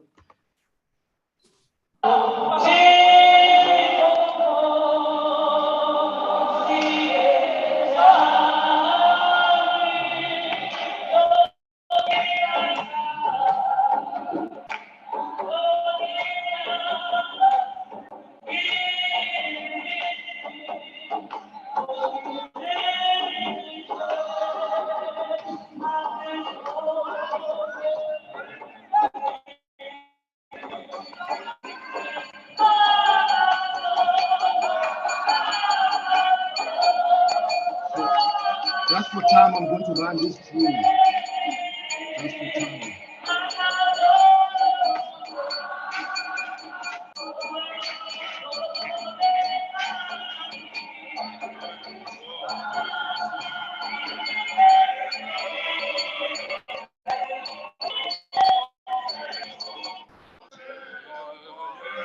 It's also I'm interested in the dynamic, the different audiences, the rules, the context, the multiplicities, because we are so variety, we are so various, we are so, in other words, I'll stop there because I don't want to waste this time.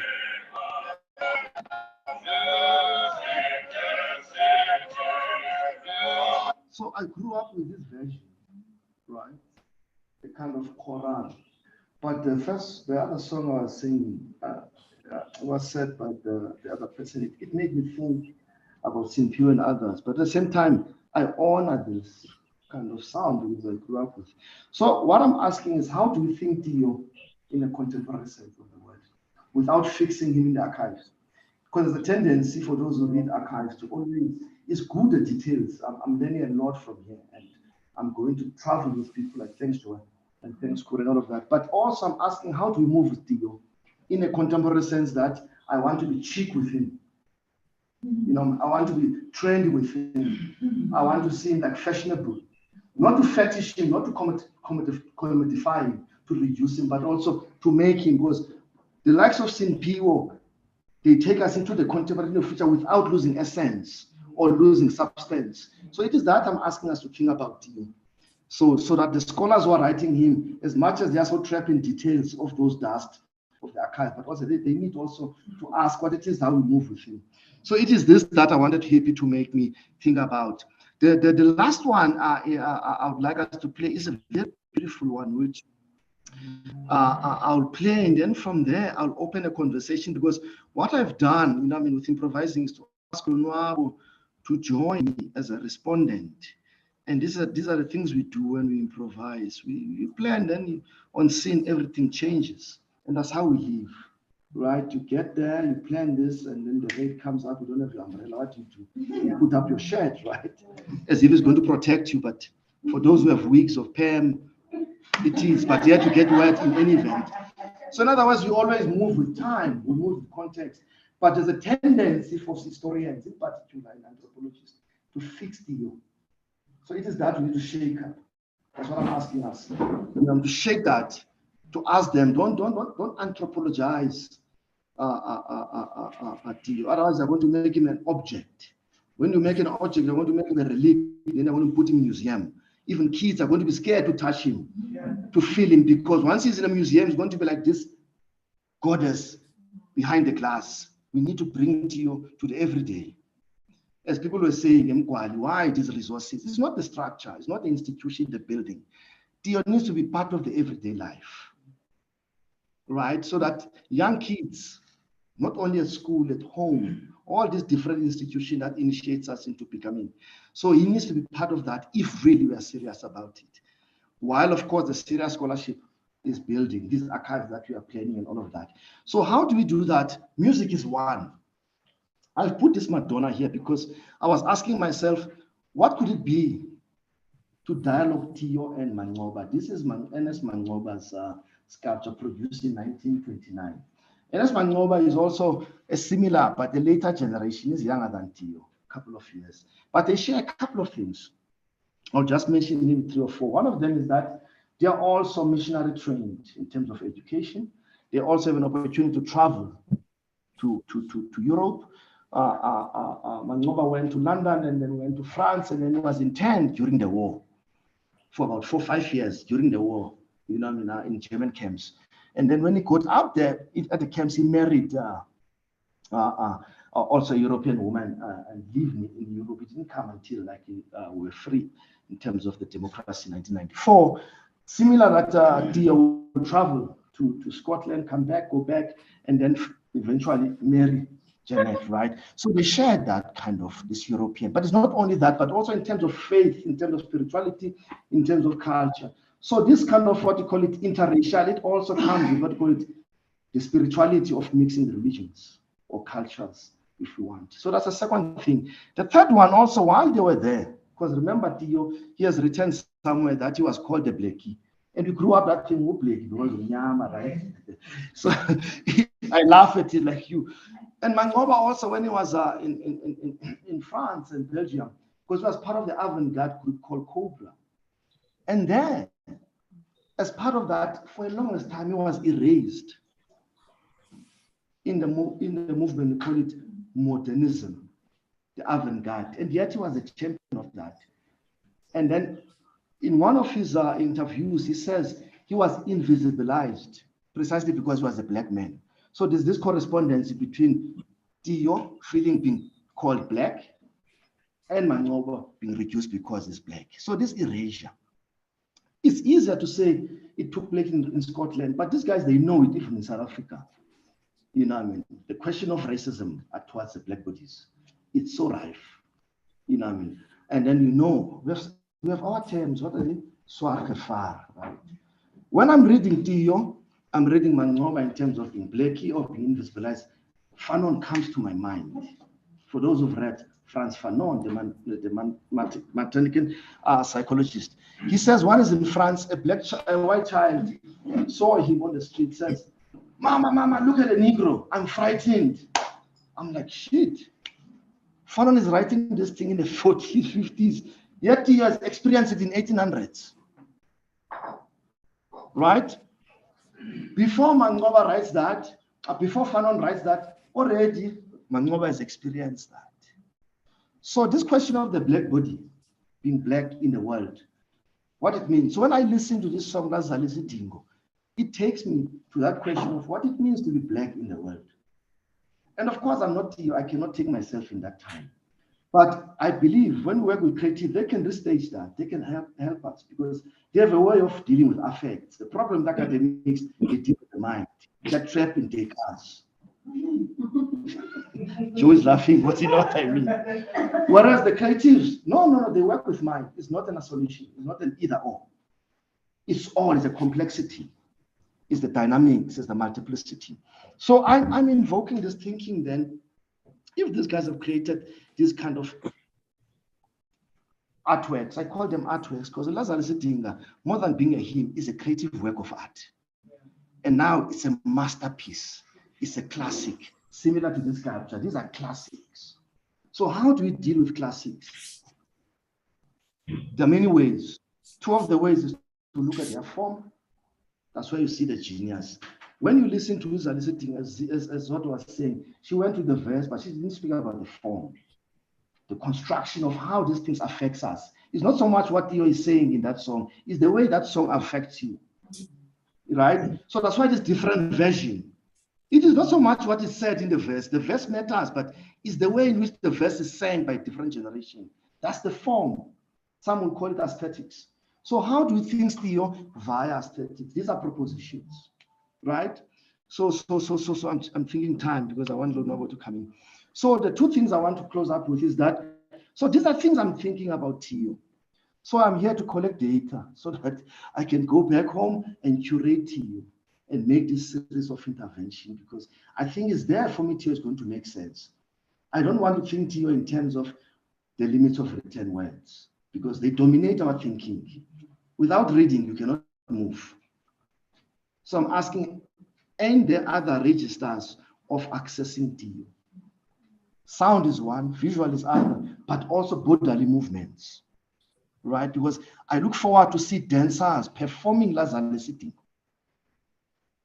Contemporary dancers performing that. Opera singers singing that. Because that, in that way, is going to open up different avenues of imagining beyond. That's the future. Because that's what artists do, unlike scholars. Scholars, they take you back. Only artists that propels us into the future. If you haven't get that, I gift you for that. Right. So having said that, I just want to close with two comments.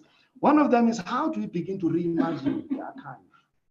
Skumbuzo and Zodwa, they've already begun. They've presented a beautiful project.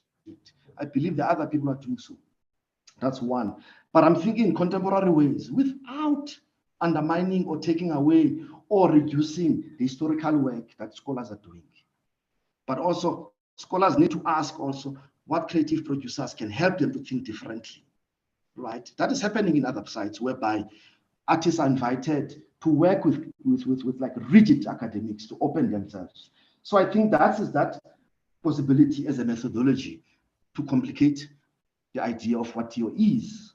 Let's keep open that we don't know Theo. But the problem, once we know Theo, is going to be an end. Once we put a full stop that we know, there's no need to do more work. Let's keep on saying we don't know Theo. Let's keep on asking what it is that we want to know about Theo, as Joe, for example, was talking about his associates, his other people. As Zota was saying about Ungwali, the environment, the women who took care. It's a multiplicity of range of things. Even others can even ask in terms of the weather, the climate. But the problem when we study Black people is always reducing to the pain, the oppression. We never talk about, that's what I was saying, you know, I mean, I was telling a friend, I would love to do a project on Theo's love. Was he a good kisser? You know, I know it's funny, but it's true. We are human. These are things that we hold back. How did he stroll? Because, you know, for those who are coming in Makaya, right? For those who are living, you know, we grew up like when the lights go, they shadows, so born.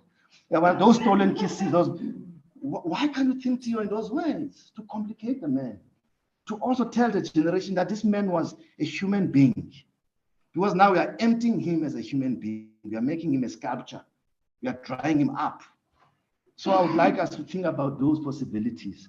You know, I mean, whether in terms of biographical term, but also we have to ask why filmmakers are not intervening in this kind of production, because filmmakers, they have a better way of giving life. They don't instruct us. They create scenes that we can see things. We can listen to things. We can enter the scene. We can feel things. Sometimes they traumatize us. Sometimes they also elevate our emotions. So why don't we invite filmmakers not to do only documentary interviewing people, but to create settings that we can also feel and be there with you, right? So that's another one I'm thinking. Another one was to close so that learners will figure. The other question also I want us to think about is this idea of accessibility to this archive, which has been discussed. I don't need to repeat that, but is to say, because the contemporary scholarship, in particular historians, are very shy to the kind of development that are taking place. I've mentioned earlier the gravity of being Black in the world. You know what I mean? I'm asking, what will it mean to think of Dio, those songs, those experiences, that to be Black in the world is to be subjected to what Fanon have said, to be a non-being. Not only in Europe, even in the colonies. Two, is to also to think in terms of what Walter Rodney has said, to be this social death, right? We can also ask what Amy Cesar has helped us to think about the notion of thingification, because when you listen to this song, you could feel the objectification of Black people, the reduction of Black people. It is this what he is reacting to. Whether he's doing it well is the last thing I'm concerned. But it is this experience of being Black in an anti-racist world. The other one is also to think in terms of, because Frank Walderson does it very well when he says, we are living in a world whereby to be Black is to be dead. We are dead and alive. So what can that offer us so that we don't romanticize Dio? Once we do that, we can see the gravity against which he was working, through which he was working, so that we are going to be able then to work with these forces that we discussed yesterday, whether like a racism of one kind or a colonialism of another kind. And we can also go to what we were talking, you know, with Joe, with Lonabo, with Skumbuz and others, that, you know, Paulo Jordan made a very beautiful comment in terms of they were like anti-missionaries, anti-colonial missionaries, anti-imperialists. They were like this. So there's this range of missionaries. My point is that in the final analysis, excuse me, what the fuck are they doing in the colonies? I know it sounds very rude, but it's a fact. You tell me, why would you leave your country to save a Negro that is living good, a native that is happy? And then now you categorize that, is that thing of, it's the liberal thinking of saying, oh, my good white friend, and yet my good white friend never collapses his privilege. Those missionaries, all of them, we must read them in terms of coloniality, whether they were good or not. The Good Samaritan in the colonies, they are not good for us. They are good for themselves. And this is what Steve Biko taught us, that when the liberals said, they mobilize, but they live their own setup, they never question their neighbors. They always preach the Black people. They always support the Black people. They never question themselves. And the missionaries are not different, whether they were anti-imperialism or they were like working with colonialists. But the point is, they contributed to the coloniality of natives. Let's not pretend about that argument. If you haven't got it, please read into it, because we are here not because we wanted. And the African-American thing at W. Du Bois put it right, how it feels to be a problem. All of them, they make us a problem. You come to a colony, you are sitting there enjoying our nature, and then you make us a problem. You want to educate us. You want to dress up. If you don't, they write back to the mother country, they sent troops to force us. Remember, when you read, for example, the early setup, the Cape Colony, they said that the Hottentots were lazy. No, fuck that shit. Why these guys should be like mending the land when the land is offering everything? And the early administrators, they right to send, what you call it, the most vicious prisoners to force the natives to work hard. And these guys were living. So when you listen to all this this narrative, it's always about not us, it's about them. And Joe put it right, this Chamas guy, that he didn't write about Dio's life, he wrote about his lives. So in other words, the foreign intervention is never about those who are intervened. It's always about the intervener. So it is that we need to, when we are reading the entire missionary work, we should not be like, what you call it, apologetic about it, precisely because we didn't need help. We're living our lives. And Du Bois help us to think about that, what it means to be a problem. And also, Steve Biko pick it up when he says in one of his chapters that we are dealing with a problem that is not of our making. Exactly, that's what Theo wrestled with for his life. He was dealing with a problem that he never made. It's a colonial problem, it's an imperial problem, it's a slavery problem, it's a missionary problem. I can go on and on, but I was not here to discourse, I was here to enjoy the arts. I'll allow my friend to respond to my presentation. Thank you.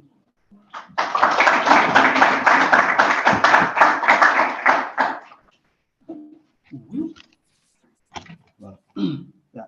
Anyways, I mean, even if the native was not happy, I'm sure there were many Europeans who were not happy back home as well. You know, that actually needed that assistance there.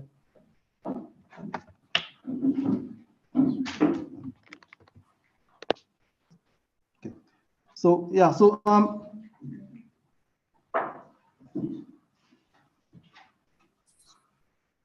actually yesterday, well, Temgos actually made a very interesting point, you know, as you know, in his presentation in terms of historians, you know, keep digging the archive whilst while some people are actually moving on, you know. So I think Joe made a similar move as well yesterday, you know, saying that you know, her work is more about moving on than looking at the past. But at the same time, despite making that move, I mean, her work is still steep on the actual archive. I mean, at the moment, she probably has more archive than anyone here in terms of well, of Dios basically. I mean, she was saying earlier on that she had to pay a huge amount of money, you know, to actually get access to the British Museum, and I had to pay to get the information so that I could use it. Yeah, for sure.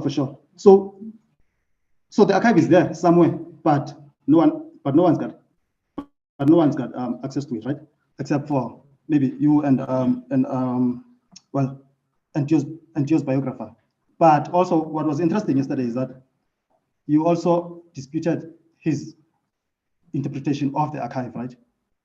But at the same time, I mean, we won't know what's what because we don't have the archive.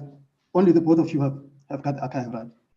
So now it seems as if the battle is again, you know, the battle is between two whites over locating a native, you know, well, placing a native in within a historical context. So, which for me is quite interesting because none of us here, well, I mean, very few of us here are actually working with the archive. I mean, Temgos's work, presentation, is based on one piece, well, on one song that's kind of reinterpreted again and again and again, you know, in different ways, which, again, historically, Black archives have either been misinterpreted, destroyed, or actually hidden somewhere in the vault. And if, as a visual artist, if you understand working with a positive space and a negative space, you will get that actually one needs the other to actually make sense, right? So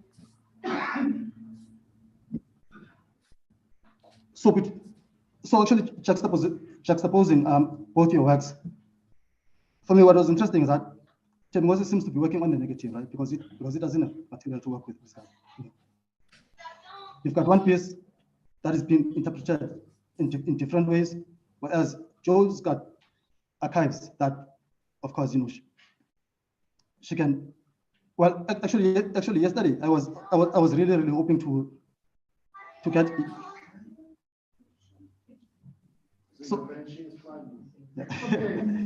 yeah, for sure. So yesterday I was really interested in hearing your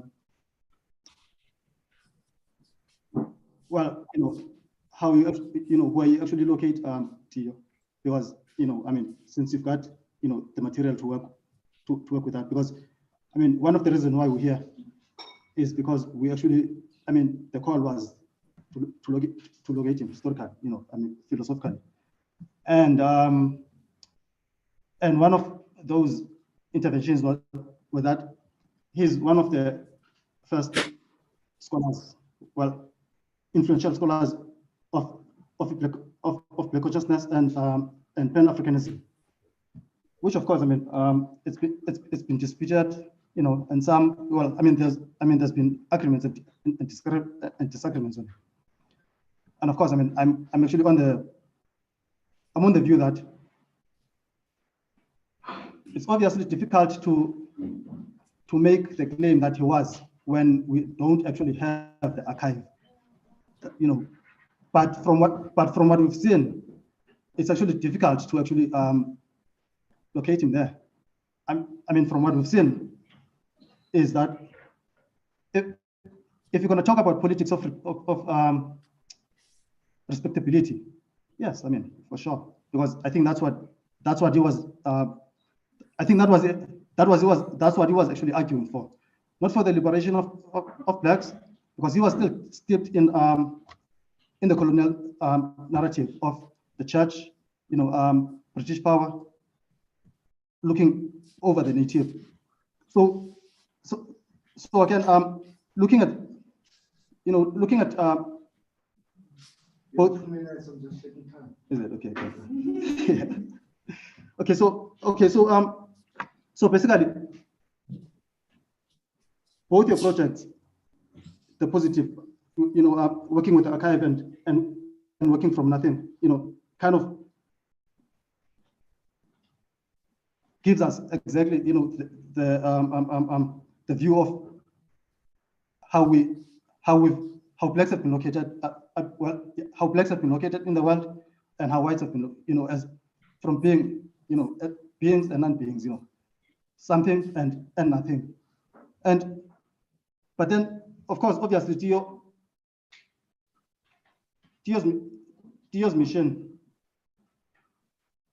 or maybe he thought that respectability politics would actually make him a something, which of course, not in the white world, that's for sure.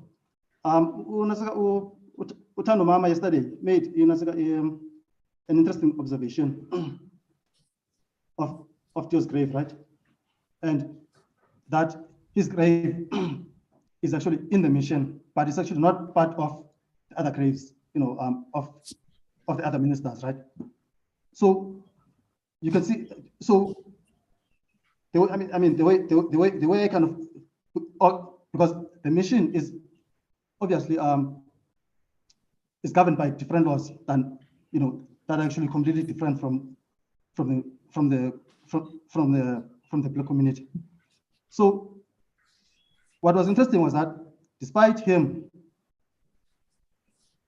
working towards respectability, but he was in the world, right, of the missionary, but he was not of that world, right? And he could never be, even in death. And again, when you're talking about social death, it's not only that we don't exist as in like we live in the negative, but also in death, he was never part of the missionary. you know. So he never accepted blackness, but he never got accepted in the mission. But we as black people, I mean, we can't reject him because he's always been part of us. He cannot be part of us in a way. So yeah. Okay, thank you. I'm just taking time. It's also just to offer people comments, questions, because I know I throw a lot, and I do throw a lot in the basket, so that I'm shooting. And yeah, for any question, for any comments, Skura and then Joe. It's not so much of a question, but more of a comment. What kind of problem sort of like the problem that he was made to be, but also the problem that he actually instigated himself, you know? And then we think about the new problem now, so the problem of not having to, yeah, I think that's the same of the problem. And then what are the new problems that now we're working with his archaeology? Not him as a man, but him as part of the family.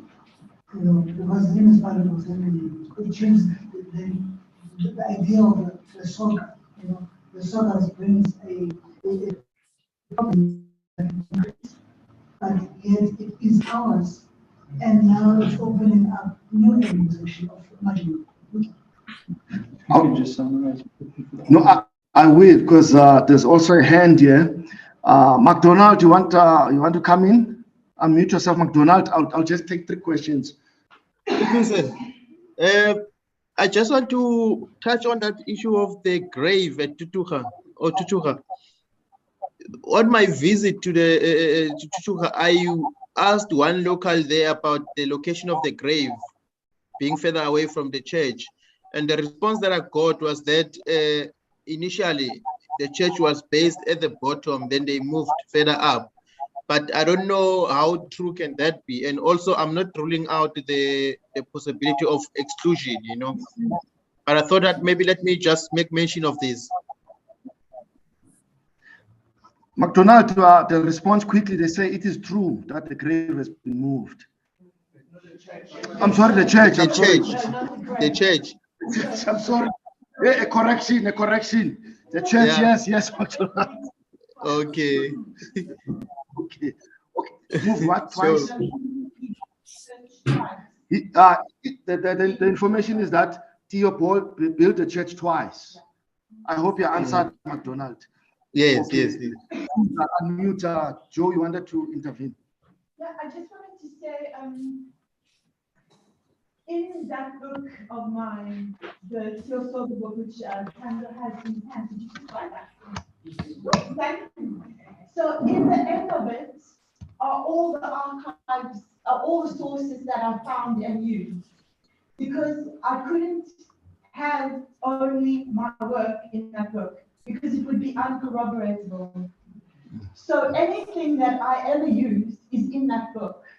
And I had to fight literally for 3 years to keep it in the book, because the publisher said, it's too big to be held in a hand. Can you please hold it?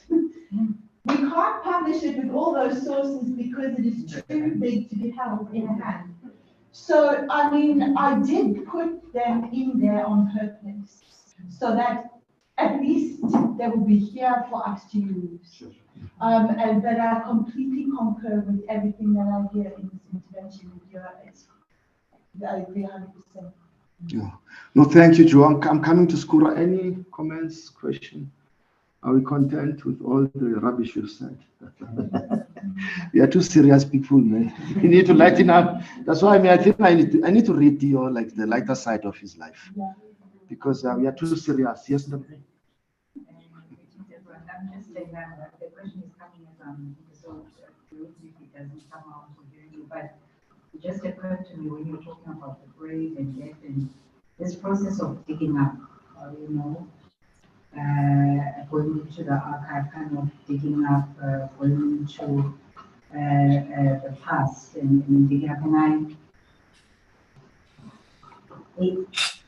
it takes me also to thinking of some of, I remember when I was starting my work on the TRC, and I used to think, yo, here it is, 1994 just happened, and a few years later, we expected to kind of remember, go back, and so it's this moment, and it's most probably linked to blackness as well. This moment of when do we get time to kind of just to be, kind of to figure this all out and process it. Think of perhaps even our own creative ways of how we do this digging, which may not be the way we should do it. We may want to think through it differently. We want to, do the going back. We just seem to be always in a, this space intellectually where we have to, everything is already there and we kind of have to take it or we wrestle with it. And I just to maybe end up with the example of the TRC and having to remember the trauma that had just happened. It was so interesting to me when you looked at other spaces. People, the India-Pakistan petition, the remembrance started 20, 30 years later, and still then it was still traumatic, So it just feels from where we're sitting at this part of the world, we're just like, there's never that moment to just be still and process and what's your phrase, bread. And my comment question isn't really making sense much, but I hope you can catch some of what I'm trying to say to the speaker and the respondent. It just, we're always already defined. I'll take the last comment because I'm also checking time so that the next panel is on time. Part of my intervention, that's why I put the statue. Part of my plan, my thinking was the meeting between Tio and Manova. These are serious guys. But one of the things they managed to do, because they work under very challenging circumstances. So when you listen to Lazarus Dingo, that's why I was saying they are classic, because they managed, in fact, not to suspend, but to create a language in which they can speak in clarity that the generation that we are appreciating, right? So this is the beauty of thinking and creativity, is to be innovative under pressing circumstances, and it is that one I want us to think about when we think about Tio. The other one is that same thing with Mangoba, because what they managed to do is to take very challenging issues and distill them and create them in ways in which they seem simple. Lazarus Dingo seems simple, this capture seems simple, but if I were to analyze to you, is complex. This is a Black Madonna that when it came in 1929, it caused a stir, because for those South African, white South Africans who come from Europe, it was a shock in their life to see a Madonna in the black image. So they shocked the world, but in very kind of creative way, without them making a noise. And that's the power of thinking, there's a power of creativity. And I don't know how they did it. And part of our responsibility is exactly to say, how do we take serious issues and find ways of giving it a way that we don't romanticize them, but we keep the force, but also translate them in simple ways. What, for me, was the failure of the TRC is not to bring creative thinkers into the process, because it was many social scientists who were brought there. So no wonder the TRC people, even people today, they cannot deal. And they could not even engage with the trauma, because if you would have balanced the actors, because creative people would have helped us to take those very traumatic things, not to turn them into fetish, anything else, but to open up in ways that we can relate to them. And then we can not only relate to them, but also we can decipher them. We can be able to say shit, right? And this is what I was saying about filmmaking. Because if you notice, you can watch a violent movie from about 2 hours, Rambo killing people. It's precisely the form. It's the beauty of the image. It's the setting. I always dread when kids are watching these superheroes, the violence, but it's palatable. It has to do with art. So all I'm saying is, It is that I want us to think. It's not to take anything that is in place. It's to say, let's not reduce art into entertainment. Let's think about art as a form of knowledge production, but a knowledge production that opens up avenues of thinking beyond the limits. Because the problem with scholarship, it has its limits. You write, you're struggling with the sentence, where do I put a comma and full stop? That's a problem. Not to say artists don't have those problems, but what they manage to do is to always open that possibility. They don't put a full stop. Unlike grammar. So if your grammar is messed up, I will say, I don't get the sentence, it's confusing me. Whereas art defies grammar. So when I think about Dio, I'm like, how did he write his theme? At the same time, write the letters, how did this guy move in this different register? It's unthinkable. Under those circumstances, for me, that's why I'm saying we can fault him. You know, I mean, for those who want to critique him, is fine. But I'm interested in what the gift offers me. Because the critics is cheap, criticism is cheap, it's easy always to find fault, right? We can go, as Lonaba has pointed out, that it's easier to say, no, man, Tia was just a mediator between, he was a native informant, but they elevated him. We can all do, it's easier. Because all natives who become part of the institutions of coloniality, they become mediators one way or another. They translate the gospel.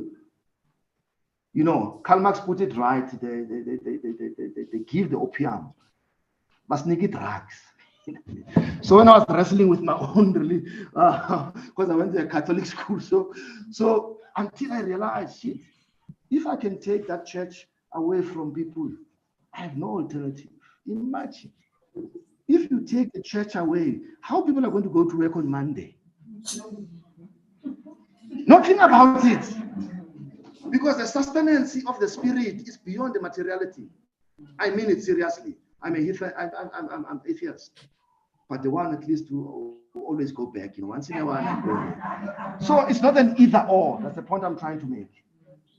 It's always to find the complexity of holding things and move it where it's necessary. But the problem, we are forced to this either or. And part of what we need to reorientate ourselves is to stop to work with an either or, right or wrong, bad or good. Is to say where strength is, where is limit. And we pay attention to limits because we want to help that limit. We want to bring that limit up. You know what I mean? So to end, because you're out of time, you can go in and on, because I should have been a preacher like my friend Andrew. I don't know how I end up in this academic. But I just want to say, again, thank you to Skumbuzo, thank you to Joe, thank you to Jayas, thank you to Andy Swa and many others who've been involved in organizing this, because these are not easy things to put together. And I really appreciated the time you gave me. Thank you.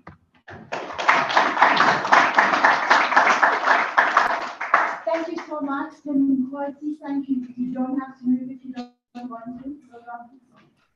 I just want to check, so our next panel, we're going straight into panel 4, which is the panel on Tio Soga's children. And I have a panelist who's coming from America, who is Jesse Lewis. And Jesse is under his own limitations in that situation. And I just want to check, Mike, can I please put Jesse forward now instead of you on the program, because Jesse is what. Am I audible? Absolutely, no problem from our side. Jesse, do you prefer that?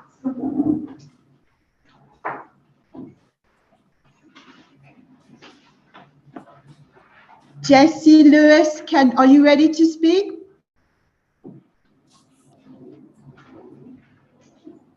He says he's connecting to audio.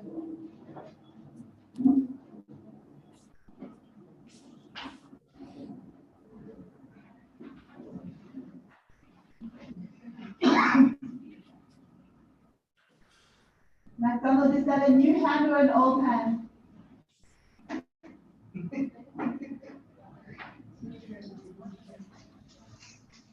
Jesse, if you can hear me, please wiggle your glasses.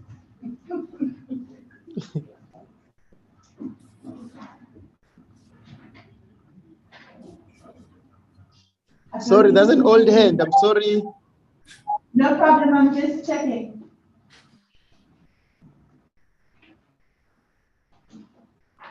Jesse, you having problems with your audio?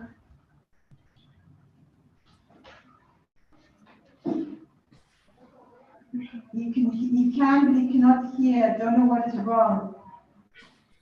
No, there is not. Sorry, I'm just going to call Jesse Lewis.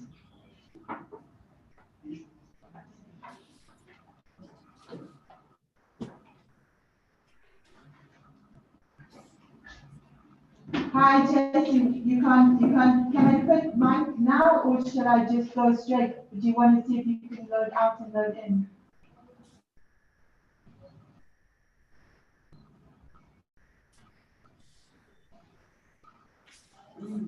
Yeah.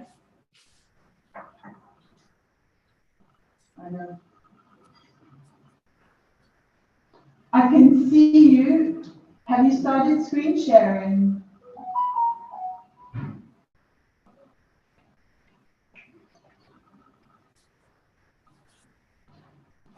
Okay, so okay, I think the first problem is that let me pass over to Mike. Do we have 20 minutes extra or do you need to speak right away? Sorry, you're asking me. Okay, I'm going to pass to Mike, and then I'm going to pass the microphone to Mike Kenyon for the second time today, and then I'm going to go outside and call you, and we'll try and troubleshoot your technical issues on your side. All right, I'll be with you in 3 minutes. Do you want me to go in the meantime? Mike Kenyon, who will be talking on Tio and Janet Soga, some missing pieces. Welcome, Mike, for the second time today, and thank you very much. Okay. Thank you. Am I coming through clearly? Can you hear? Yes. Okay, great. I'm going to project from here. I'm going to share my screen from here in a few moments, right? Okay. Well, firstly, just to say thank you very much to everyone for the conference, Skumbuza, Joanne, everyone involved in organizing, participants, and the Soga family, the extended Soga family. It's one's honored. It's a privilege to be part of this, and I'm flattered to be on the panel on one of these panels with all sorts of very well researched people. My talk is queries, quibbles, and some tragedies involved in the Soga family. I'm not trying to criticize the work that's gone before. I'm simply trying to pose a few questions of work to be done and point out a couple of areas where, because of the growth of knowledge and us building on what's gone before, we now know more. And obviously we make mistakes as we go along, trying to piece together these important histories. So it's not surprising, and as more and more archival information becomes digitized, not that it doesn't have its own biases and own problems, we obviously are able to go forward and add and make some minor corrections to what's gone before. Okay, let me try and share the screen now. Whoops. Let's come to right, is that coming up? Are we projecting? Are we projecting all right there?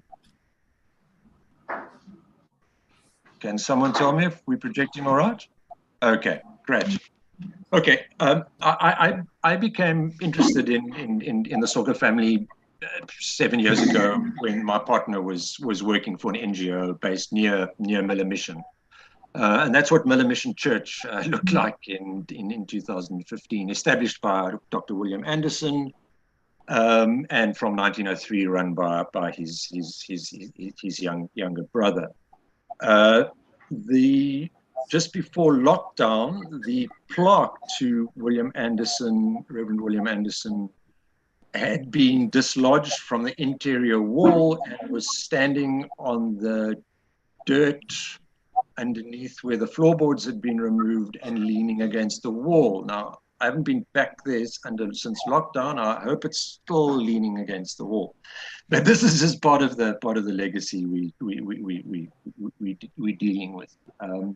And Lex Anderson, both William Anderson and his son Lex, Glasgow qualified doctors, were the go-to medical professionals in the Transkei when local practitioners couldn't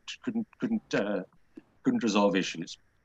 And interestingly, these are just, by the way, anecdotes. William Anderson's medical thesis from Glasgow University in the 1870s, 1880s was on what would be now considered ethnobotany or ethnobotanical medicine. He was way ahead of his time, like many of the families were.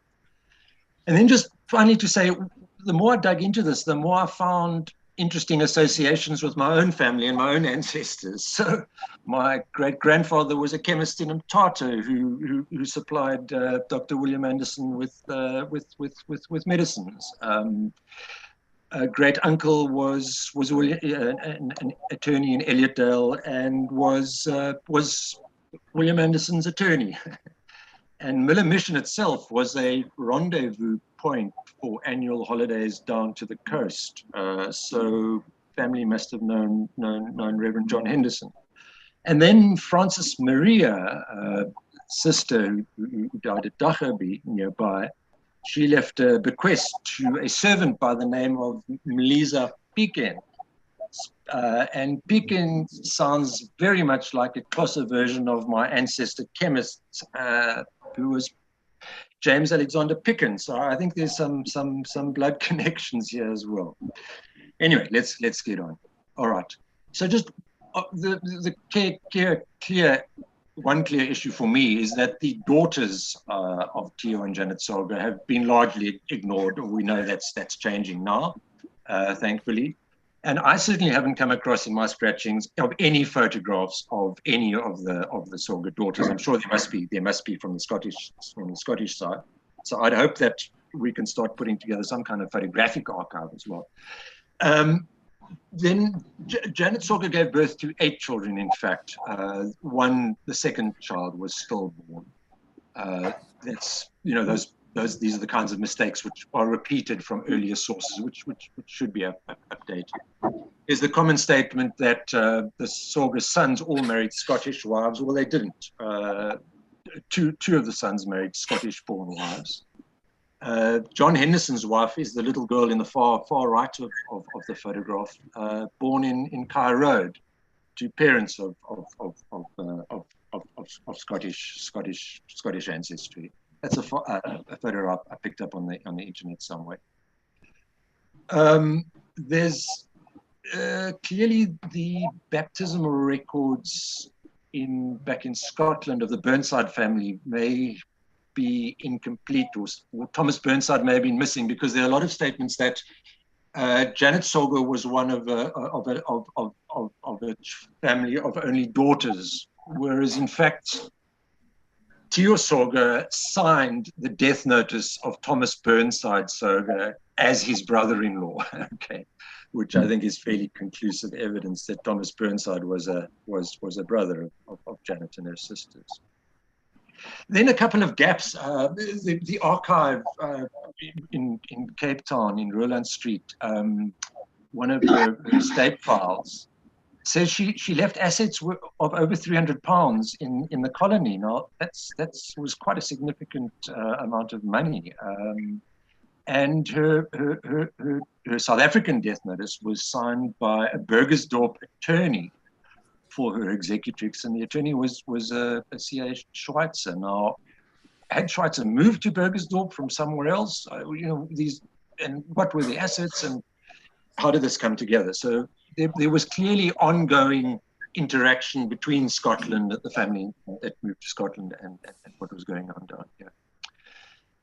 Then, what looks to me like a big tragedy, two grandsons of William Anderson Soga, Dennis and Donovan, changed their family name to Grandison, which was the family name of their mother. And both of them left no children. Now, their father, Dr. Lex Soga, divorced their mother quite late in life and married a much younger woman. And there was clearly a bit of a, I would imagine, some scandal associated with that. But the question is, was that why they changed their name? Or combined with the fact that they left no children, was this because of just increasing racism in the society that they found themselves in? And it seems that certainly in the case of Dennis lived the life of a white privileged South African. So there's some rather sad investigation to be done in that area. And then just, it's been touched on before, that in the 1980s, Mgwali was a focal point of successful resistance to forced removal of a number of black spots in the Ciskei and Transkei, and that's potentially a subject for another entire workshop. Anyway, to move on. Isabella McFarlane Soga was the first of the children to come back to South Africa. She was born in Scotland when Janet was first over there, when she took John Henderson back for medical attention. So she returns in 83 to Cunningham Mission, Toleni, the Presbyterian mission just across the Kei River, which was established by Ross, the son of the old Lovedale missionary. But she dies there within a year, less than a year of returning. And I guess the question is whether she died, like a lot of people at that time, of tuberculosis. More likely, if she did die of tuberculosis, it was probably more likely that she contracted it in Scotland, in Glasgow, rather than in South Africa before she left. She was presumably buried by the Reverend Ross in the same area as the graves of Ross and his wife. But so far, I haven't been able to turn up any photograph, any death notice, any burial record, or locate the exact grave. This is the old Cunningham Mission, the original campus. Barbed wire fenced off quite recently because there was a serial killer in the area 10 years or so ago who was finally apprehended. And this 200, 150 meters from the old campus is what was clearly an old graveyard. That is a photograph taken last month, and that is the memorial to Richard Ross, the missionary, who I'm fairly sure would have buried Isabella and Margaret Frances Need Brownlee, a sister of Charles Brownlee, who we heard of yesterday. So these were very tight networks. My guess is that in that area are a number of other graves, unmarked or with gravestones that have collapsed or fallen over, and we can get back there and do a bit of clearing with his blessing, support of the local Reverend Makoko and his very helpful wife. We may well turn something up there. So that's just across the Kei River, one of the first Presbyterian steps across the Kei River. Now, Frances Maria Ann, who was the second eldest daughter, her death notice information simply says she was born in the Cape Province. And she dies at Daggaby, which was then an outstation of Miller Mission, established as an outstation of Miller Mission, and was buried at Miller Mission in the graveyard next to the church. You saw in that image at the front a grave in the foreground. The other graves are immediately to the right of that, and her grave is one of those next to her, quite close to her brother. Her death notice was signed by S. Sutton, and the Suttons were traders at Daggaby from at least 1903 to 1948. And she is Anne on her father's death certificate, which was signed by her mother, but she's Agnes on her gravestone. So my sense is that another tragedy here is that there were no immediate family of Frances Maria around in her last years, certainly when she died. And that may explain the mistake on her new gravestone. She'd been a mission worker at Mgwali. I think Joanne, you have that information. But then had moved to Miller and to Daggaby when her brother was running. haven't come across any photographs or portraits. I hope they are around. In the Roland Street archive are a number of documents in John Henderson's handwriting. That is his signature down at the bottom on a sketch where there was negotiations going on to recite a school. And the map shows clearly the shop of the Sutton brothers, their cottage, and in the middle, the cottage of Miss Soga. So that's some of what we have here in the current archive in Cape Town. Those are the two gravestones at Miller Mission of Francis Maria Ann, their Soga, and of William Anderson, who incidentally died on the Elliotdale golf course playing a round of golf, I assume. The Elliotdale community, I think, largely because of the Sogas, my sense and from family anecdotes, probably weathered the increasing institutional racism for a little bit longer, but clearly by 1936, when John Henderson left, it was becoming quite unbearable. I'm not going to say very much about Dr. Jotelo Festire Soga's career, because I'm sure the fellow panelist is going to deal with that. Just to point out, interestingly, when he signed in on the role of the Royal College of Surgeons after qualifying in 1886, he gave his address there in the second line from the top on the right-hand side as Tutuka, Transkei.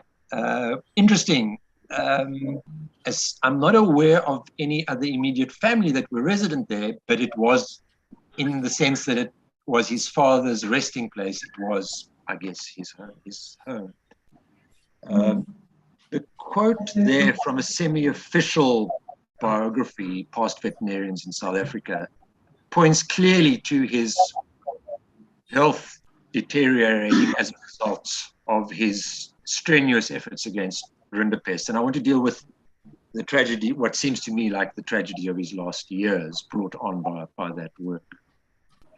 I'm not going to talk to the slide, but just to say this is a summary of his family life in red, the little bits that I've been able to find with the timeline and his work life. And if I extract a couple of the underlined bits and the bits in red, we'll see his movements by year, his itinerant life, and how he managed or didn't manage to fit his growing family in.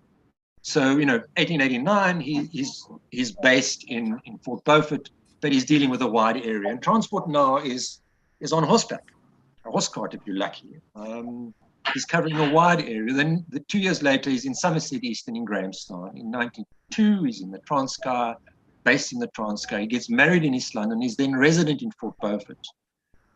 And so it goes on. He marries in 1994. He's working in the Transkei, gets married in King Williamstown. He's married in East London. King Williamstown is where his first daughter, Catherine, is born. The next year he's based in East London. The following year he's fighting rinderpest in Mafeking, the start of the longback, which sees him coming home. A son, I'm pretty sure, is born in Grahamstown and dies later that year, 6 months later, in Taung, up in what is now northern province, northwestern. Sorry. He's then in Herschel and then in Namakwe, fighting rinderpest. Doris, the second daughter, is born in Stutterheim. And it seems that at this point, things start going bad health-wise. And he leaves the public service, indications that he was forced out due to repeated necessity for taking sick leave, and established a private practice in the border area. In 1901, his wife and two children are recorded in the census in Scotland, and the third daughter, is born in March in Scotland. In October, Jotelo returns seemingly alone to the Cape from Southampton. In 1902, we find him working near Mgwali, ancestral home. He was born in Mgwali, as far as I know, on the farm of Carl Herman Malcolmus, who was a big businessman in King Williamstown. And he dies tragically in 1906. And I've just got I think 2 slides left. 3 slides left. Now, what Rinderpest did, it took its toll on a lot more than cattle. And a number of Cape Vets worked themselves to a standstill, to a breakdown and beyond. There's a strong suggestion in correspondence with Daniel Guilfoyle, who's done a PhD on the early Cape Veterinary Service, that the work pressures contributed to alcoholism amongst a number of the contemporary Cape Vets, which were expanded by 20 to the 3 when Jotelo joined. To fight expanded by 20 to fight Rinderpest. The head veterinarian Hutchian himself had to take time off to recuperate after the Rinderpest battle, and it died a year after, not many months after Jotelo. The Namakwe magistrate, William Charles Scully, required 7 months long leave and recuperation in the UK after spending a year or more in the saddle from village to village, working up his, support for culling and inoculations, etc. And there's a neat little tie in here. As a boy, he had accompanied Theo and Janet on annual holidays to the mouth of the Kobongabe River, and reminisced about how Theo had recited romantic English poetry to him. So Jotelo leaves the public service in 1899 after what I'm speculating might have been a complete physical and emotional breakdown. Very probable as consequence was the collapse of family life, with his wife and children returning to Scotland about the same time. I'm speculating here, and I'm hoping that other people can add to this, and we can fill in some of these gaps.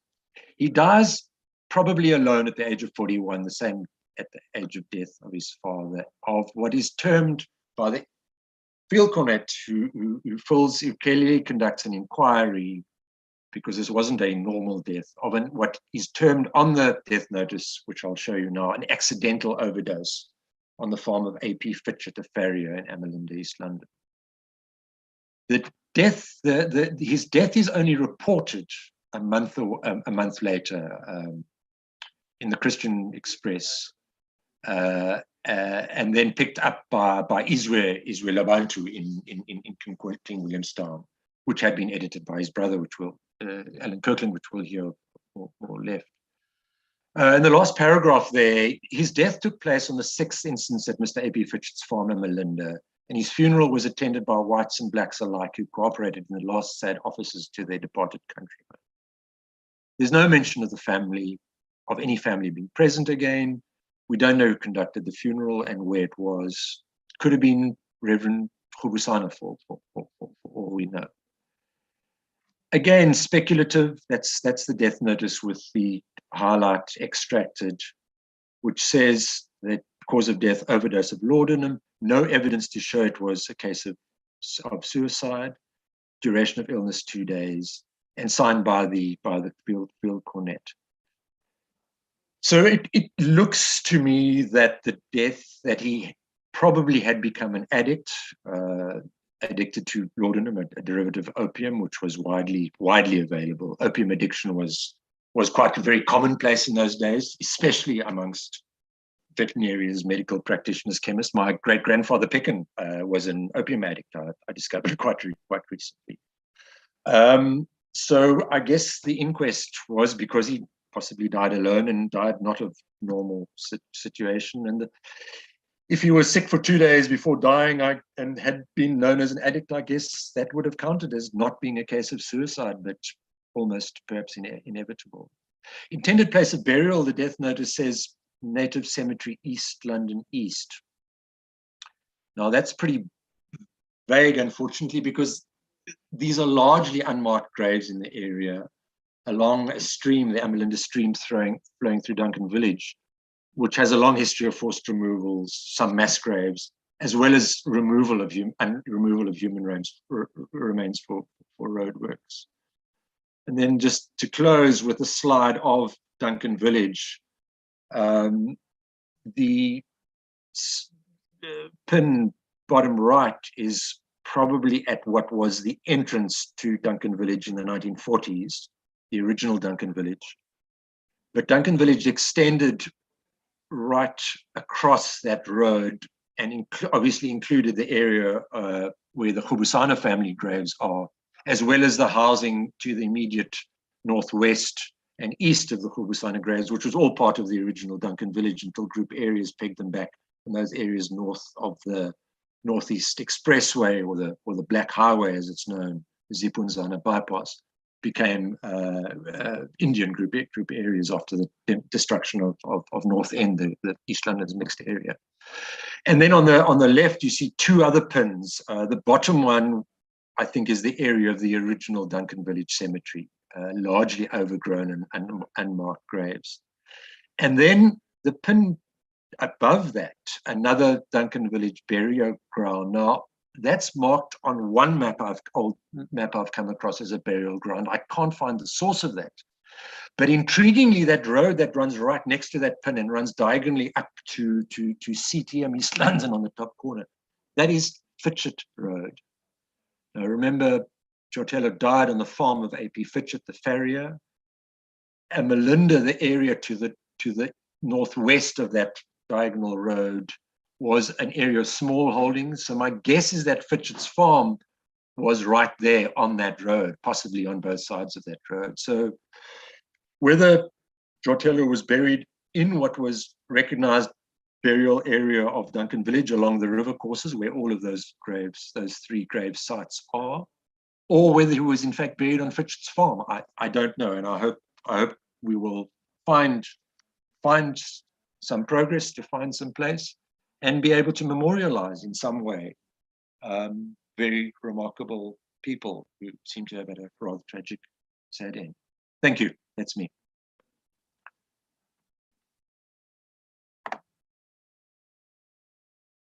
Thank you so much, Mike. Thank you for a brilliant presentation and for stepping in so immediately. I'm going to take other papers first before turning to questions. And it seems that Jesse is still not completely ready for us. So I wonder if we could pop straight across to Jeff Piers. Jeff, would you be ready to speak straight away? You need to unmute yourself if you are. And did I Jeff, do it?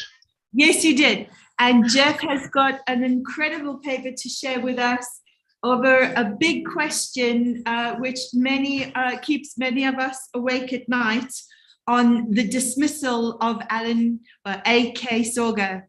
Take it away, Jeff. Thanks. There is a paper which will explain things at greater length, but it's an unfinished paper, which I hope somebody else will find time to finish and interest to finish. But let me explain I was drawn to A.K. Soga. Sorry to interrupt you. Mike, could you please stop screen sharing for us, please?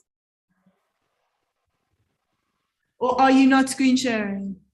No, I beg your pardon, Jeff. Start again.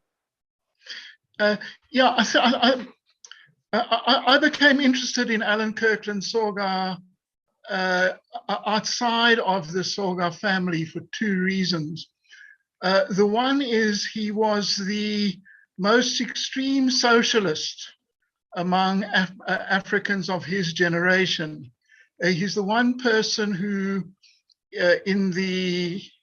just after 1900, starts to denounce capitalism, who is a friend of Keir Hardie, the British socialist who visited South Africa, who has got a radical critique, other than a racial critique, of South African society.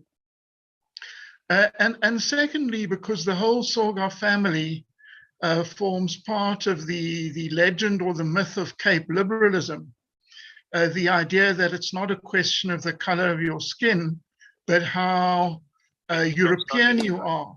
Okay, it's now unmuted. Hello? Can I continue? Say something? I just Can I- did, and I think I was heard because Jeff Berry stopped as if he could hear me and I'm interrupting him. Okay, so now it's resolved, so everyone can hear you now. So I'll turn it off. Apologies, Jeff. We're just miking Jesse, and he'll come on after you. Please do continue. I'll try and be quick because there is a paper, but the theory or the political myth which the Soga family inherited or inhabited was that it wasn't a question of whether you were black or white, but a question whether you were adopted the tenets of European so-called civilization. Therefore, the question of how did A.K. Soga, a black person, but also partly a white person biologically, lose his job, particularly as he'd been educated in Scotland, he had a law degree, he should have, as it were, been acceptable to white society, white-dominated society. And then it was well known in most of the literature, and thank you to Natasha Erlang if she's around, that he was dismissed from his post. He was the one African who was an acting resident magistrate of Trofimvaba. So it became interesting to me to know why was he dismissed? Did he maybe put his hands in the till? What was the reason? Did he question the racial status? What did he actually do to get himself dismissed? Was it just or unjust? Those were the questions. And when I started to go into it, I discovered that he was only on the bench for just over a month before his dismissal. And in that time, he presided over 4 cases, only 4 cases. And it must have been one of those 4 cases that precipitated his dismissal. And when I looked at the records of the Trofimvaba Magistrates Court, I could identify these 4 cases, which I explain more fully in the paper. The first one was the court interpreter, a Xhosa-speaking person, was called out for drunken behavior, for lolling around, for not taking orders, and so on. That didn't look very much like a reason for dismissing a person because he cracks down on liquor abuse.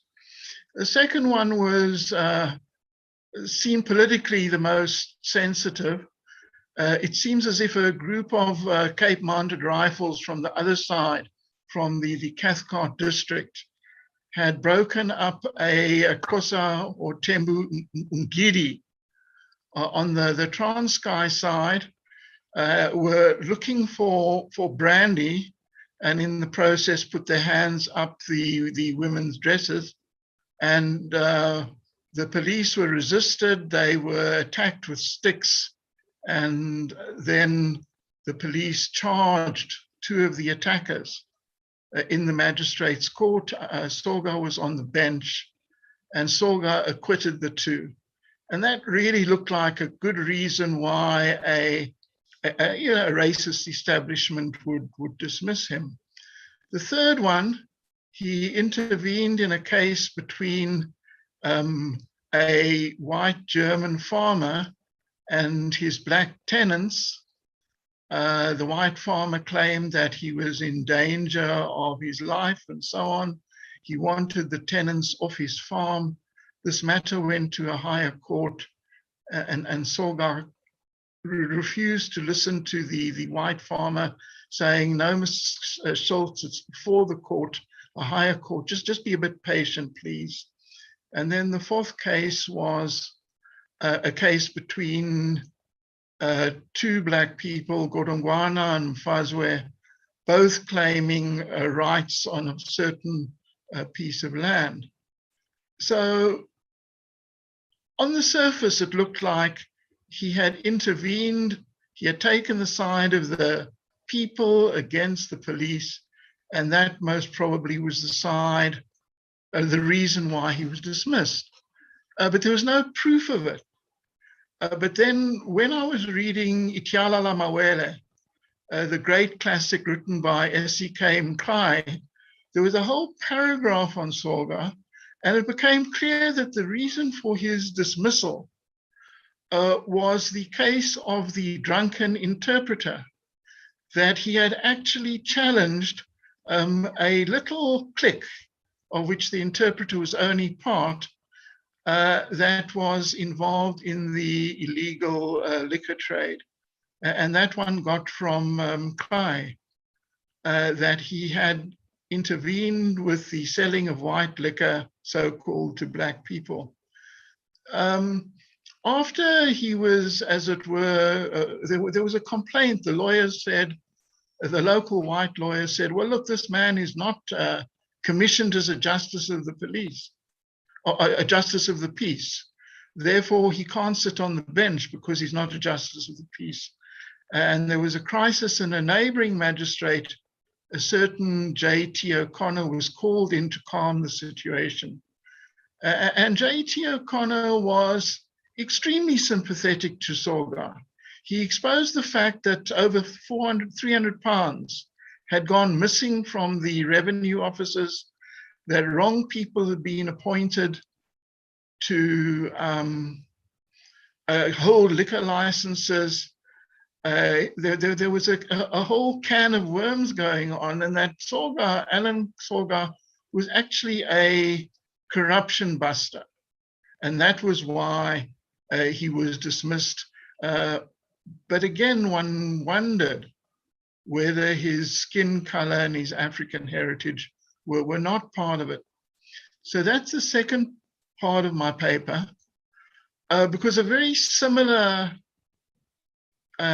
incident had just happened in Idutra, where the white magistrate, W.T. Brownlee, had cracked down on a liquor racket which was espoused by a certain famous headman, if you read Colin Bundy's work on Enoch Mamba. The difference between the two cases is that when the black corruption buster cracks down on the white corruption, he gets busted himself. Whereas when the white corruption buster cracks down on a similar racket in a neighboring district, he gets given a hearing, he gets reinstated, and so on. So the purpose of the paper, and I'll close now, is to try and disentangle the racial elements in Alan Soga's dismissal from the other social elements. And it also touches on, at the conclusion, it said that he was, after he was dismissed from Schoffenbauer Magistrates Court, he joined Cecil Rhodes's Labour Bureau, from which he resigned in protest.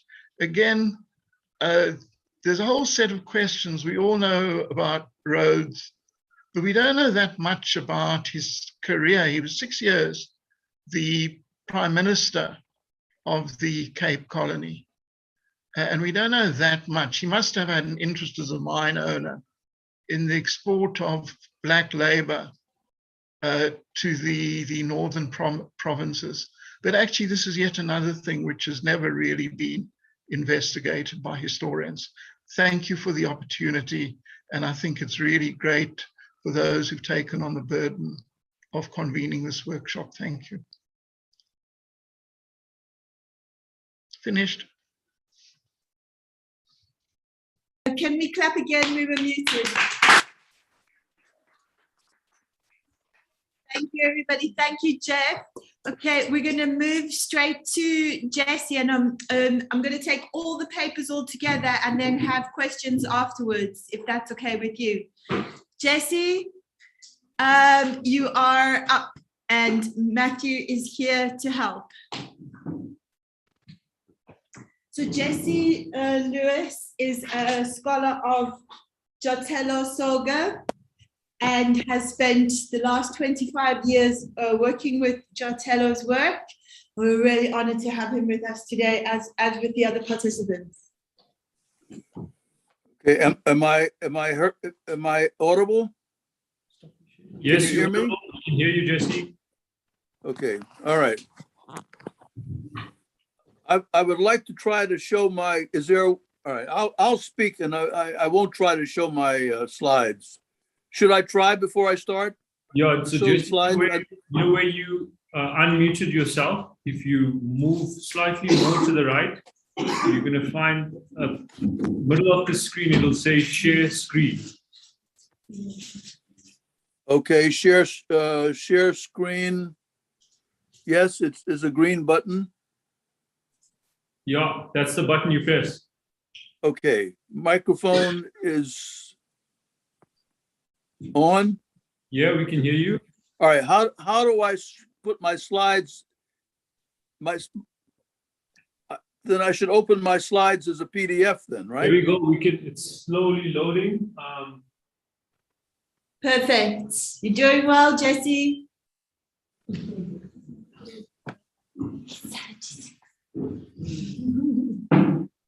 Jesse, you there? I'm still here. I'm just trying to get my slides. Cool. You switched your camera off. So on that same toolbar where you unmuted yourself, right next to the mute button, there's a camera. There's also. All right, can you see that slide with your photograph in the middle? No, we Not can't. yet. So just start your video first. Let's start there so we can see you.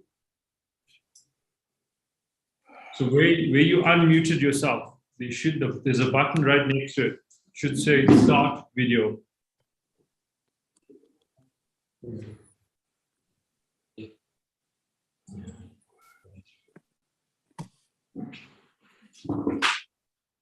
There we go. There we go. Right. Okay, I'm just going to abandon showing the slides. Okay. That's I fine. don't think I can do it. Go for it. So I'll just talk. Thank you very much, Joe and Sikumbuzo, as well as all the other persons, particularly the help I'm getting from we used to call people that did radio and things sparks, but this is a little bit different in today's world. Thank you. As well as the other persons in organizing this important conference. And thank you very much for inviting me to participate as a speaker. Dr. Jotelo Festiri Soga was the youngest son of Reverend Tio Soga and Janet Burnside Soga. In 1886, at the age of 21, Jotelo became South Africa's first veterinarian. Let me say it again. Jotelo Soga was South Africa's very first of any race to earn a university degree in veterinary medicine. And he was the only South African-born animal health professional for nearly 20 years. There were other vets in the country at the time, but none of them were South African citizens. Dr. Soga, as we all know, was Black, a Xhosa, meaning he was a member of the same ethnic and linguistic group as the late Nelson Mandela. Based on nearly 20 years of research in 3 countries, including meeting with Soga family members, historians of veterinary medicine, and of course online, Dr. Soga, in my judgment, deserves a permanent and honored place in the pantheon of world-class scientists. Indeed, posthumous citations by international groups that recognize significant achievements in both human and animal health ought to favorably consider honoring him. Not for being a first, not for being a first for South Africa. Jotelo Soga was also, and much more importantly, a key member of a widely dispersed group of scientists separated by 250 years of research, who worked on and eventually eradicated rinderpest as a global threat. Also known as cattle plague, rinderpest was officially declared eradicated in 2011 by the Food and Agriculture Organization, FAO, and by the World Organization for Animal Health, OIE. That's a French acronym, not an English one, as you can imagine. This has great significance because in world history, only 2 viral diseases have been extinguished. The other is smallpox. Only 2 in world history. When rinderpest struck South Africa in the late 19th century, it caused mass human death by starvation, as well as extensive social disruption and dislocation. Beginning in Ethiopia and moving down the East African coast, cattle were becoming sick and dying by the thousands. Like some belated biblical plague, it left a trail of bleached bones and poverty, wrote one observer at the time. Dr.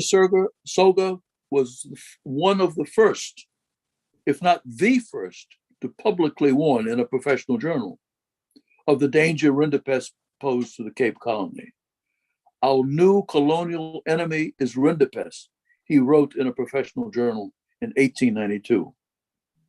With small teams of professional veterinarians as the frontline troops, the authorities in the old Orange Free State, South African Republic, and the Cape Colony, all part of British South Africa, instituted a twin-pronged operation to control rinderpest, killing infected animals and inoculation.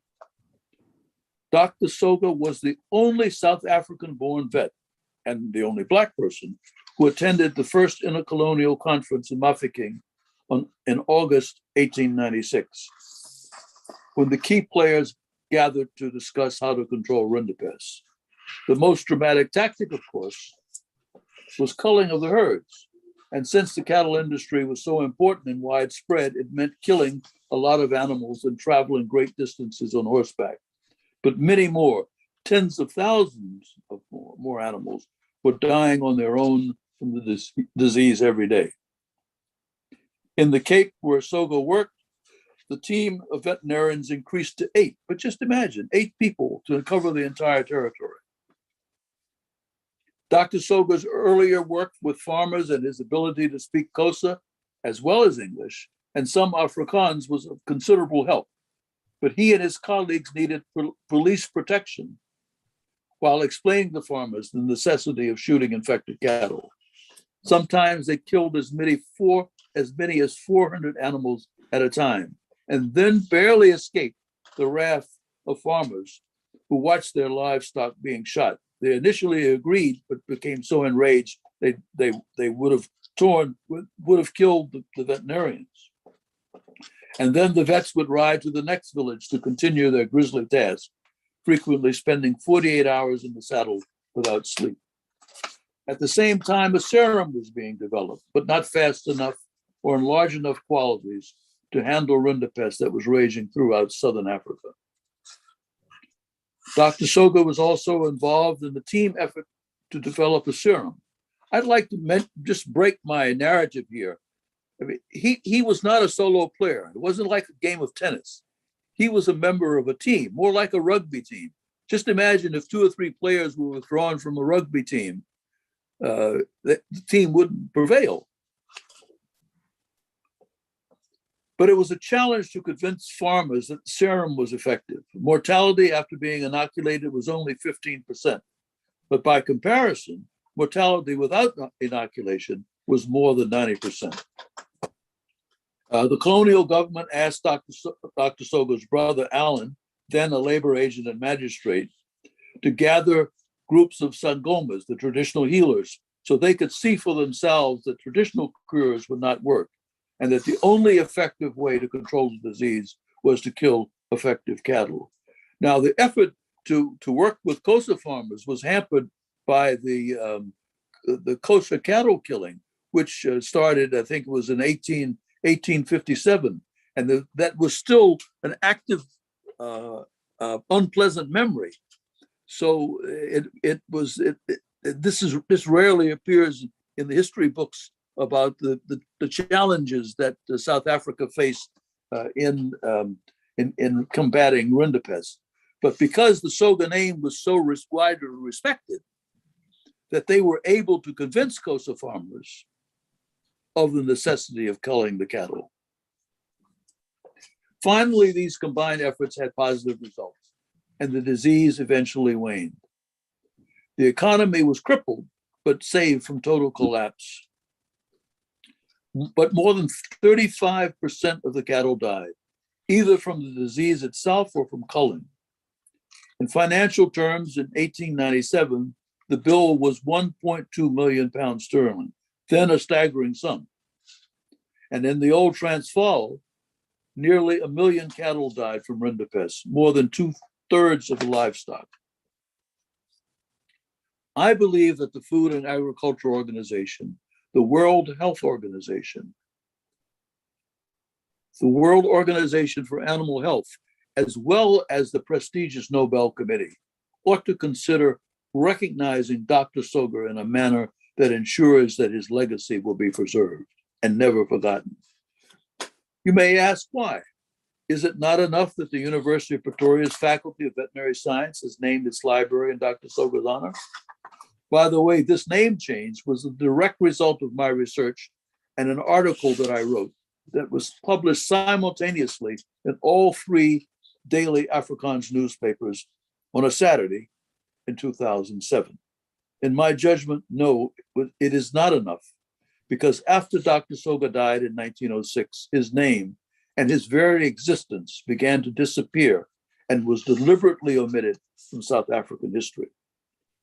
So much so that when my article was published in 2007, most South Africans veterinarians, nearly all of whom graduated from the University of Pretoria, and most of whom were Afrikaners, were stunned that their country's first vet was Black.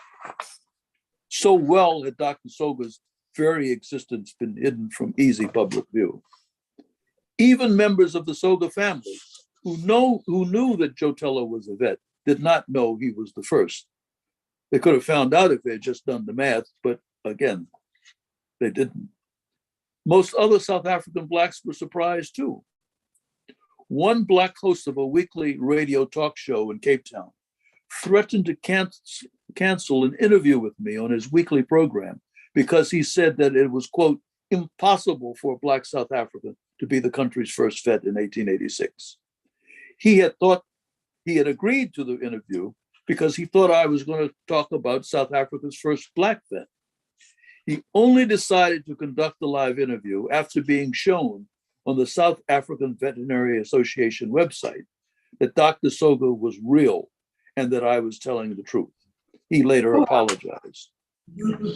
However, even today, that mention of Dr. Soga on the the Veterinary Association website has vanished. By the way, Dr. Soga was a founding member of the organization. As a member of one of the most illustrious families of South Africa's Eastern Cape province and of the entire country, much more ought to be done to preserve and widen Jotello's legacy. The same could be said about Tio, about John Henderson, about the others. Just the distinction of being the country's first vet suggests more national South African honors could be established.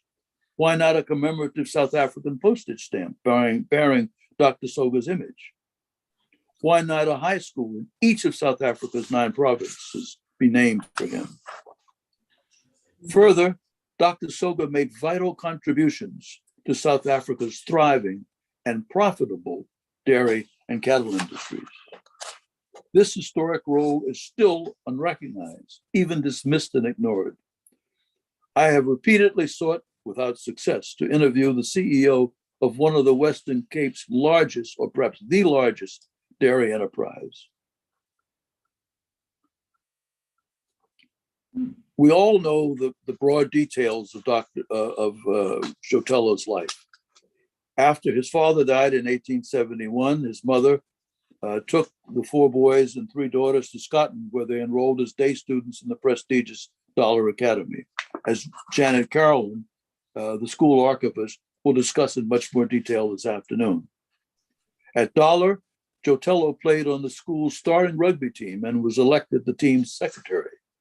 At the age of 17, after passing the entrance examination with credit, meaning with distinction, Jotello began his studies at the then Royal Veterinary College, also known as the Royal Dick, in Edinburgh. Now the Royal Dick is one of the professional schools in the University of Edinburgh's academic family. After completing his university studies and returning home, he was appointed a veterinary surgeon for the colonial government. And he worked in several places as the assistant veterinarian. He never received the colonial government any command position. Again, his race was always an impediment to his promotions and the assignments that he got. He went back to Scotland and married Catherine Chalmers, and over time they had 3 daughters. The previous speaker had mentioned this in more detail. Dr. Soga also lectured farmers throughout the Cape Colony and the territory that is now Botswana. In addition, he served as judges in horse shows in the East London Agricultural Show. He was regularly invited to give lectures to farmers groups, Black and white farmers, including English and as well as Afrikaans-speaking farmers. In some ways, his being Black was overlooked because he was so highly qualified. But socially, as a Black with a Scottish wife, he never socially fit in. His direct superior was Dr. Duncan Hutchin, a Scot and an earlier graduate of the Dick Vet, called Jotello a skillful and successful veterinarian. But in the late 19th century was a time when veterinary medicine was just beginning. Indeed, as a professional discipline, veterinary medicine only began, the study of veterinary medicine only began in 1761, when the world's first veterinary college was established in Lyon, France, with the endorsement, by the way, and grants from both the French king and the Pope. And its main purpose was to find a way to combat rinderpest. This was a disease that had ravaged the world for more than 4,000 years. And for some reason, luckily, it never came to the Americas. But by the late 19th century, apart from performing clinical work, veterinarians had a more strategic objective to introduce modern methods for managing and treating livestock, and it was not always easy.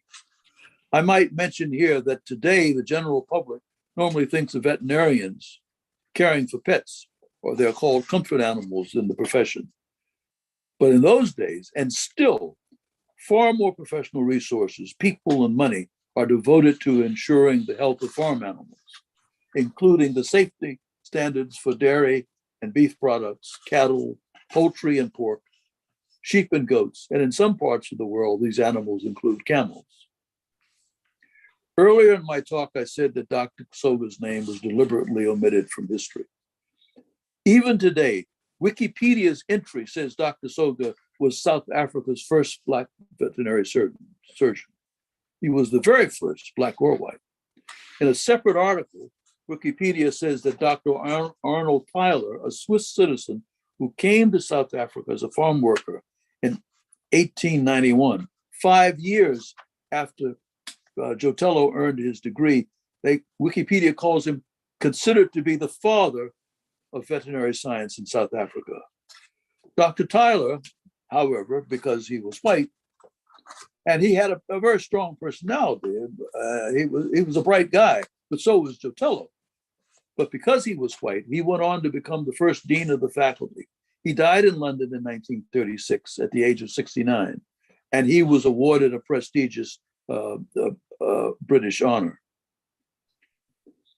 In her comprehensive 487-page biography of Tyler, published in 1979, South African author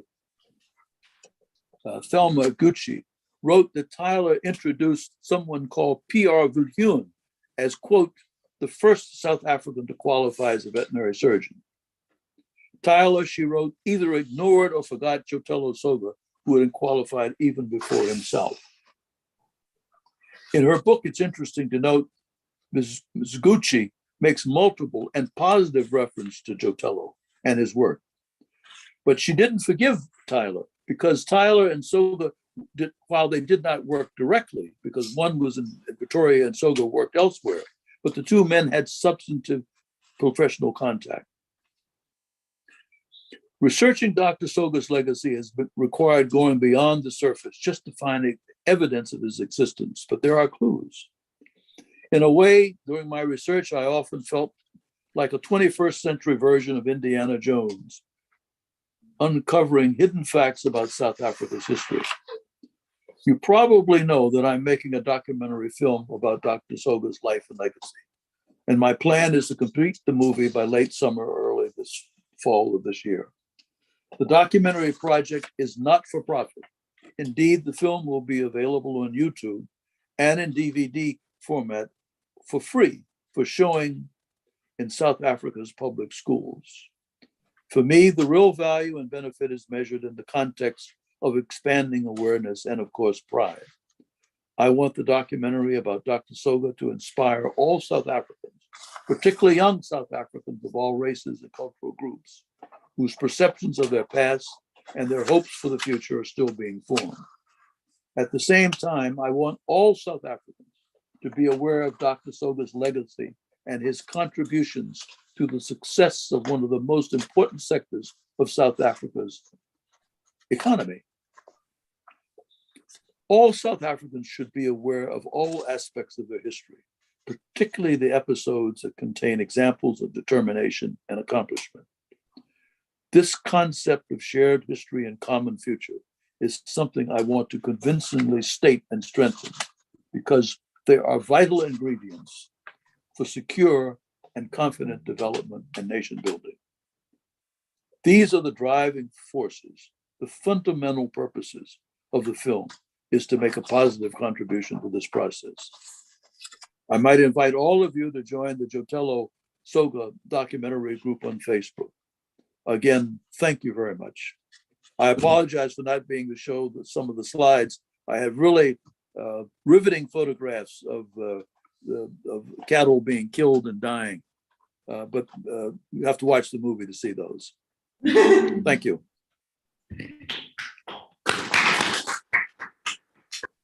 Thank you so much, Jesse. That was riveting already. I must say, we look forward to the film forthwith. And when you say it's going to be ready at the end of, in the fall, that means you're talking about October this year, doesn't it? Okay, good. I now would like to call to the podium none other than Thapelo Mokwatsi, who is also going to be speaking on Alan Kirkland, aka Kirkland Alan Soga, and his paper is entitled Like Father, Like Son, Theo Soga and Alan Kirkland Soga as Products and Skeptics of Western Civilization. Thapelo, over to you.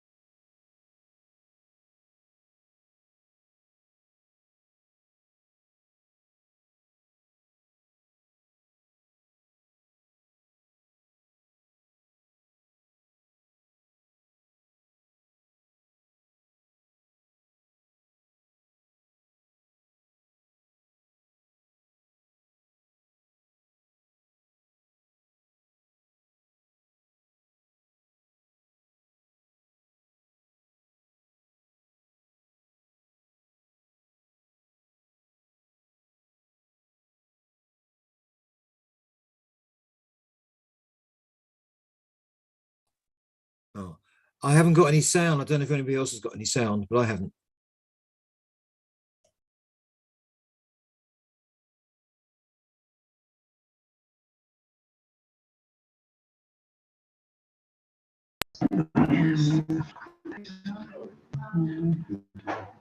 And I'm going to try and unmute. Come through. Just come help me and bring it.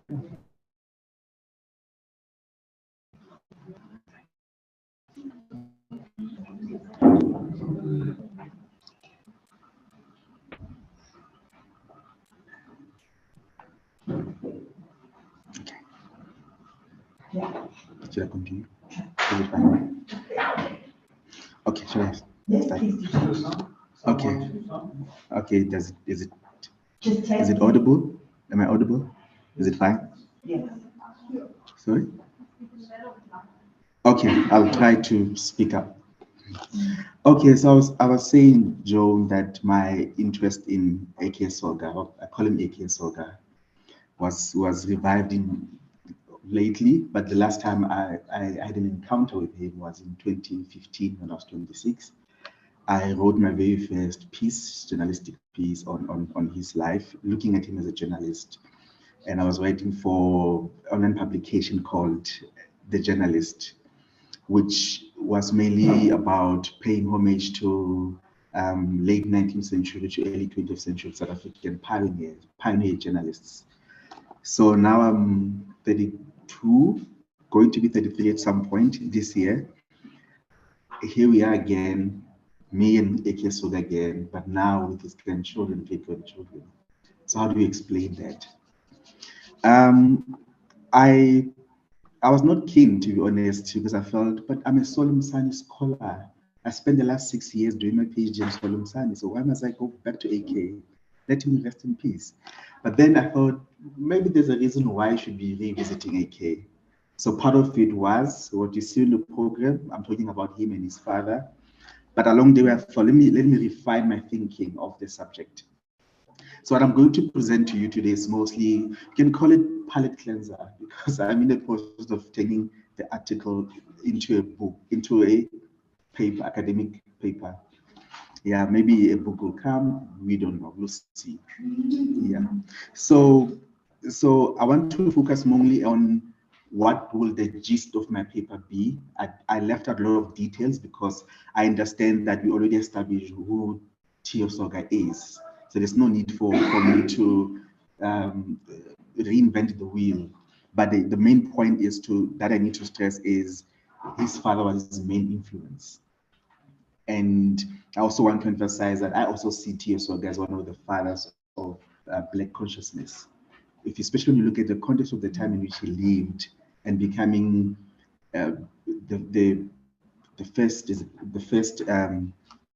becoming the missionary at the time when it was impossible for a Black person to become one. Okay, let me get to the issue. Let me get to the point for the day. So I stole your pick, Joan. But in the other one, I don't know whose credit must I give to, but this is Alan Kirkland Soga. I first saw this picture when I was writing this piece in 2015. So that's the only picture of AK that I know. Yeah, I don't know who should get the credit. So my notes, this you're not supposed to see as such, but I think I should pose them so that you get an understanding of where I'm going with this. So I've already established that I'm Solomsani scholar, and I look at him as an elite. I studied elite behavior, and I want to tie AK Soga into the same fold, and I'll show you why that was important for me. So you see AK Soga emulating his father in all fronts. Extreme socialist, as Jeff Perez said. That's also how I see him, by the way. And when you compare Msani, who was moderate, I'll also explain that as we go. And you compare him to his son, who was more radical. He was seen as radical by South Africa. South Africa saw him as radical. So because he spoke against the empire, the British colonial structure, that's what made him radical. But in a different sense Radical means he was a freedom fighter. He stood for what he believed was right. You cannot say the same thing about the elites of Msani's fold because they were moderate, they had to respect the order, and they were scared of being compromised if they don't respect the order. So that's basically what I'm trying to show you, or what will the paper be explaining or expanding on when I talk about how Theo influenced his son, and when you compare other father-son South African historical figures, you don't get to see the same understanding. Yeah. Okay, let's quickly run because I don't plan to speak for long. And the second point that I want to focus on is Cape Africans of the South African Native Congress versus Natal Africans of the who later became part of the South African Native National Congress. So the issue here is someone like A.K. Soga did not have to become an elite. He was already born one. His father was a larger-than-life public figure, historical figure.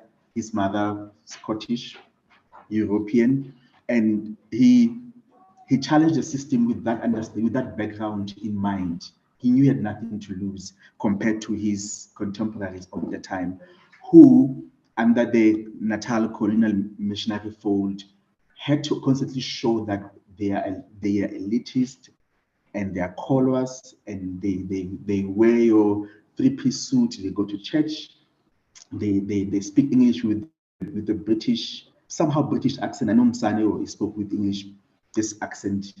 Instead of saying Ilokunjani, it would be like whatchamacallit every time he speaks. So Blackie called him Mr. Whatchamacallit in one of his letters with one of the daughters of Reverend John Collins.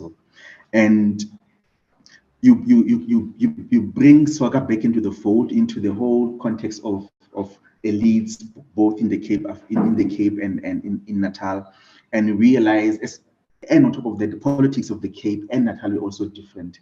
Natal was mostly, we have to back whiteness, we have to be welcome into the system, and like I've said, they had to constantly show that they are good elites, they are good Black aristocrats who had to decide whether they're going to continue proving that, or they're going to rather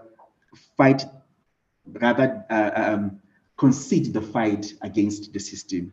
But on the other hand, with A.K. Soga, with his consciousness, he knew who he was, he knew what he stood for. When you look at his reading, when you look at his writing, you get to understand that this is the man who understood his privilege, but he did not use it. He used it to speak his mind. When his contemporaries in Natal could not speak their mind, they always had to tiptoe around the issue instead of challenging the issue and saying it, like, instead of calling a spade, basically, they couldn't because of the situation of the time.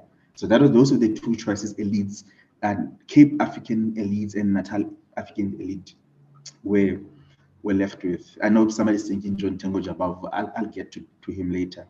So Soga used his position, as I've said, to constantly challenge the status quo, and South Africa called him as a result radical. Jeff Perez talked about him being fired. That's what South Africa felt about Black Africans who were radical. Remember, South Africa saw you as radical. That doesn't necessarily mean you were radical. Yeah. So obviously, Cape Africans allowed to vote. I have my reservations on that because they couldn't vote. The voting was not direct, so to speak. Okay, let me move to the next slide. So when you go back to beginning of at the turn of the century, of the 20th century, in Natal, you had a newspaper called Iphepha Lohlanga, which was formed in around the same time as Natal Native Congress in 1901. And the paper was always in trouble with the government because they were radical. They made it very clear that we are standing for the rights and freedom of Black people. Remember, this was during the Second Anglo-Boer War. So the likes of Msane and Dube, obviously, they would dismiss anything to do with Blackness or Black nationalism because they knew they had to take it. They knew that they had to choose a side between the Afrikaners and the British. So as a result, you get to a point where a paper like Iliso, I mean, not Iliso, Ipepa Lohlanga was condemned by the government. Around the same time, John Dube John Dube established Ilanga Natal, which for that reason was also called to order by the colonial government. And at that moment, Dube decided to change his political shift. He decided to remain neutral when it comes to certain matters. And that's not something that AK Soga did. So one of the main critical issues, one of the main case studies, or one of the main defining moment, as far as I'm concerned, was during the Selborne Memorandum. So the memorandum was chaired by Lord Selborne, and its content were mainly on considering South Africa at that time had two British colonies, Natal and Cape, and Afrikaners had Orange River colony of Free State and Transvaal. So the idea was to unite these four colonies, these four republics, into Union of South Africa. Remember, this is 1907. 3 years later, we have what we call Union of South Africa, which happened through this Selborne Memorandum in 1907 and the South African Act of 1909. So now, Dube, through his Ilanga newspaper, expresses his views on what he thought of the memorandum. So he says, well, at first he remained neutral because of how he was earlier reprimanded by the government. And they were like, you see what we did to Ipepa Lohlanga, we will do the same thing to you. So Dube thought, okay, I need to protect my legacy here because here I am, public figure, I want to establish my legacy and make sure that it goes through. So now that alone shows he was compromised, right? On the other hand, Soga, using Izwila Bantu in 1908, writes that he writes an article titled "People versus Capitalists." He was saying that the idea of the United South Africa, or the idea of the Union of South Africa, was basically the share of spoils between the British and the Afrikaner. Hence, he said people will be left behind, and it was clear who the people were: Black people. So it goes back to what Jeff Peters said when he said AK was extreme socialist. So the article that I've penned on AK Soga, it's available. If you type AK Soga, I think it will pop up. So you get the sense of who he was further than what I'm going to explain now, because of the interest of time. So I would like to quickly read. I'll try to be quick on what the extension of people versus capitalist for Soga meant, or what more did he say in that regard. So he says, and I quote, he says, we hear a good deal about federation, and Lord Selborne is being applauded to the skies for his interesting historical contribution to the scheme. But when we remember that those who were shouting so loudly for federation are the same capitalists who attempted to steal a march on the Cape Constitution to further their own ends, who set up spurious labor commissions, who shouted rather the glories of the Chinese from the housetops, and who showed us how a country could be redeemed by a native affairs commission, which strove to upset the orderly legislation of half a century and to throw the native franchise to the dogs. Last paragraph. And which is driving honest white workers out to Australia and elsewhere. So the idea of white people threatening to move to Australia, it's not new. We feel, as I continue, we feel sure that if federation was to come in on their pretensions, woe betide to the people. This land and other sharks hold all the public resources and utilize them as the trump cards in this great game of gamble. Scramble and beggar my neighbor, which is dignified with the name of government. Unless some miracles happen to fend off federation under their auspices, this will be a glorious country for corporation pythons and political puff adders, forced labor and commercial despotism, but not fit for not fit place or for free men to live in. This is what he said. Fearless, he had nothing to lose, he had no one to beg. He does not have to become an elite, he was already born one. So someone like Dube could not have said what Soga said, even if he wished to say so, because he was constantly working on the project of becoming an elite. So I'm talking about an elite who knows he's an elite and who spoke however he felt compared to his contemporaries. Again, we see Tio Soga multiplying, not dying in AK Soga, because the situation of that time dictated that if you're a Black South African who's Christian convert, mission educated, you have no place to challenge the status quo. You had to remain neutral or appease it. And that's what Dube did, unfortunately. Okay, let's go to John Tedro Jabavu. Through Imvo Zabantundu, he says, well, and I quote, the proverbial fly on the wheel trying to stop the wagon from going forward. Jabavu was nonchalant about whether Dube wants to be an elite or not. He was nonchalant about everything. And Atambile Masoala will tell you that Noni Jabavu, his granddaughter called Jan Smart's Uomian. So that should tell you they had a very good relationship with Afrikaner. And then his point was whether Dube writes for Ilanga or he doesn't, well, the United South Africa is happening. 1910 is happening. South Africa will be for the British and Afrikaner, whether Black people like it or not. That was his position. Okay, let me move. So the last slide, the third force, don't ask me who the third force is or what is the third force. But when you have South African Native Congress, your Cape Africans, who were radical, such as Walter Rubusana, and that's also questionable, was Walter Rubusana really radical? And AK Soga. And on the other hand, you have what would be South African Native National Congress in 1912, and you have moderates like Solomon and John Dube. Which African between the Cape Africans and Natal Africans would the third force back in consolidating its power post-1910?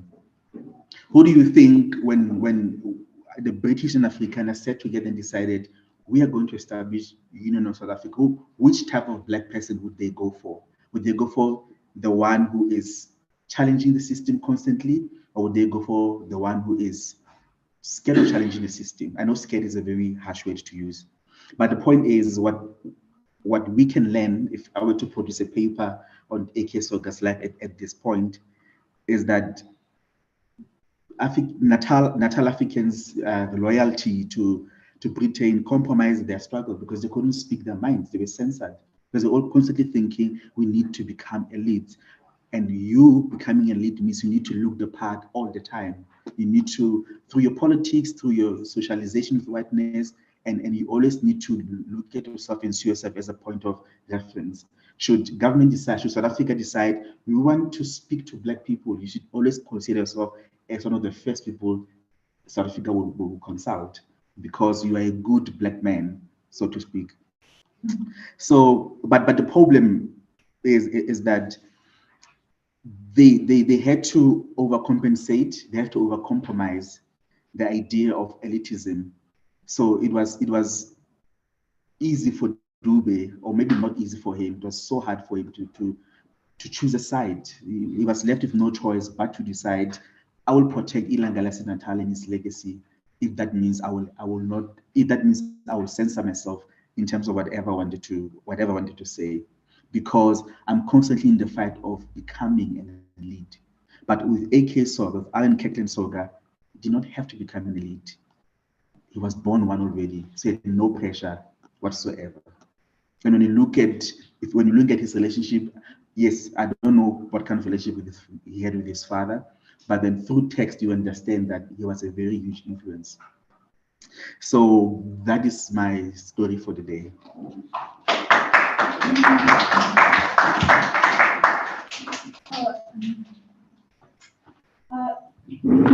Thank you, Father. And again, Will did not hear us clapping for you, so please come Our next speaker is going to, it's supposed to be, am I in the right place? I'm supposed to be here. Our next speaker is supposed to be Ian McCracken, who has, you okay there, Janet? Yes, I am. Introduce the speaker. I just had a quick. It's supposed to be Ian McCracken, who has researched is Jessie Margaret Soga, the seventh surviving child of the Sogas. However, Ian is ill, and unfortunately, he's in Glasgow, in Scotland, and he's been here for 2 days and he's not even able to participate as the speaker today. He has sent me his paper, and it's fairly long, and I will read it if Janet Carolyn, who is going to speak on the Sogas in Douala, would not like to go first. So I just want to check, Janet Carolyn, are you here? And if so, would you like to speak before me?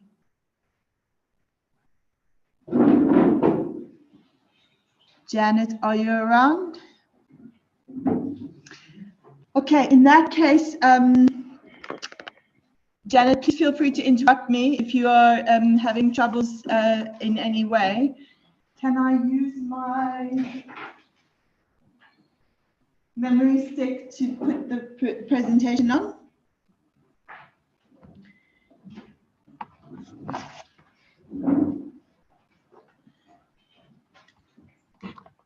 Oh, I thought that was part of the computer.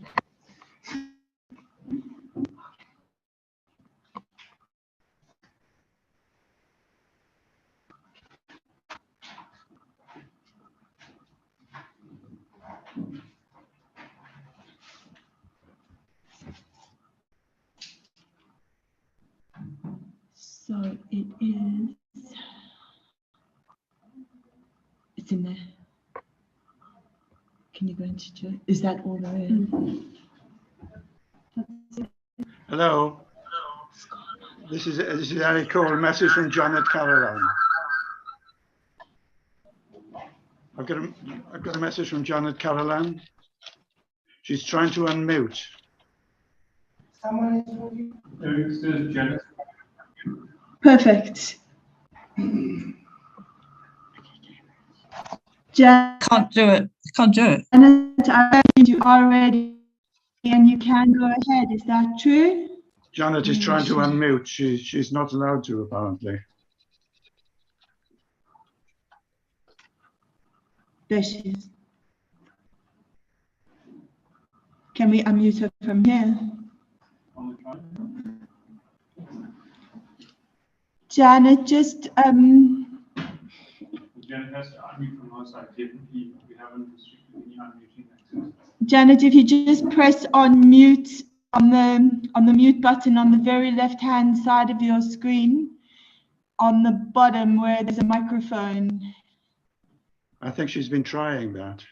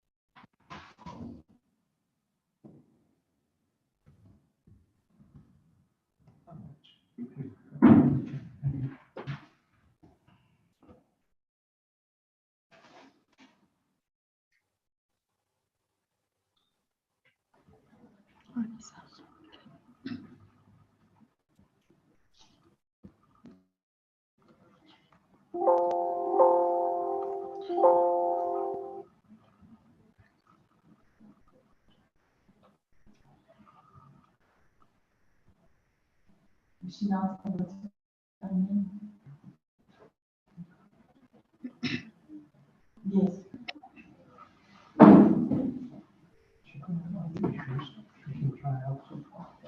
Yes. There's Eric on the line. Is that Eric Cole? He's with Hector. That's where, Hello. he's with Hector. So. Hello. Hi, Eric. Is that you? Message from Janet Caroline. Hi, Eric. She's going to get onto her other laptop. She can't unmute. Perfect. Yeah, so she Thank you. get on with something else, and then she'll come back to you, hopefully. Perfect. Okay.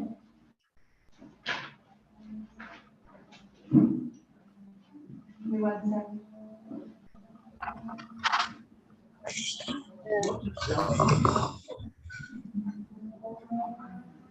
Well, she's trying to unmute herself.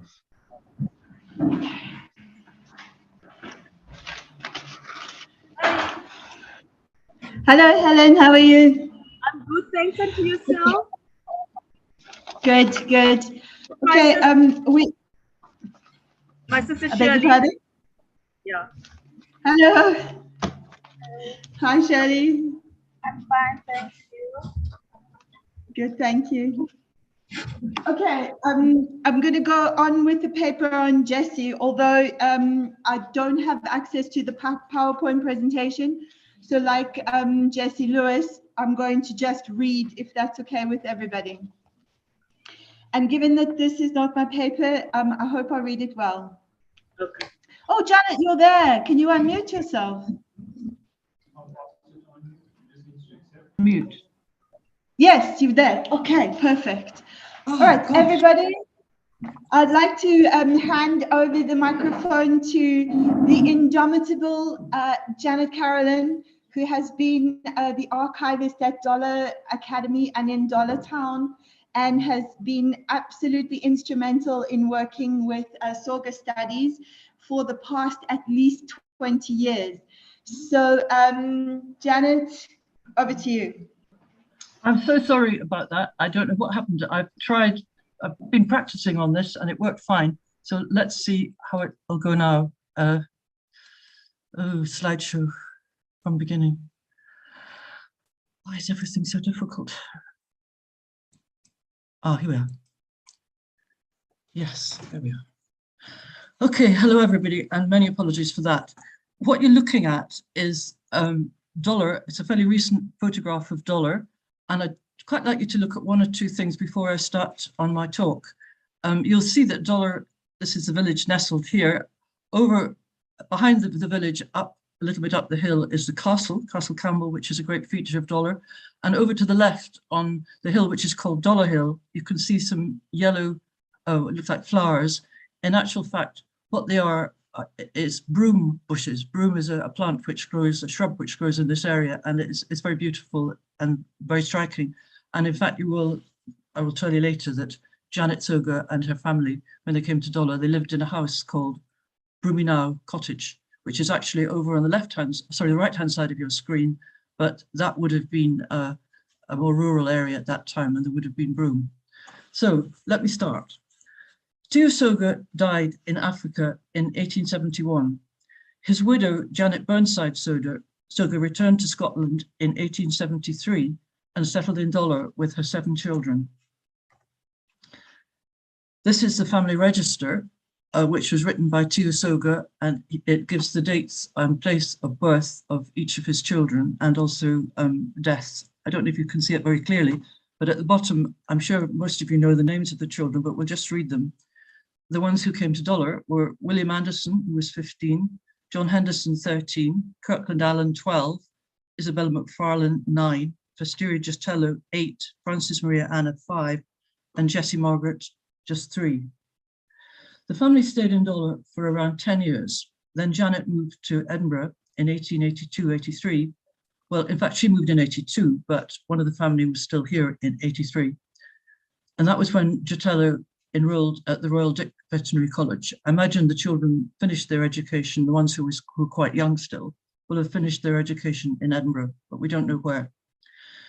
The Soga children had remarkable careers, and I thought it would be interesting to examine what effect living and being educated in Dollar may have had on their development. I also wanted to search for the link that led Janet to choose Dollar rather than Glasgow or the west of Scotland, which is where she had family ties. This is Dollar at the roundabout, a little after the Sogas had left, but it's an early picture of Dollar. The old town where Janet Soga lived, I don't know if you can see my cursor, but it's over to the right, slightly uphill. And the new town is down below. Let me explain that. In 1873, Dollar was an attractive small town set in a south-facing valley at the foot of the Ochil Hills. The founding of Dollar Institution or Academy in 1818 and the more recent arrival of the railway had led to an increase in Dollar's population. The town was still growing, with many families moving in to take advantage of the excellent and cheap education available at the school. It was also popular as a place for older people, particularly from abroad, to retire to. As a result, Dollar was a more outward-looking and cosmopolitan, and cosmopolitan than the average small Scottish town.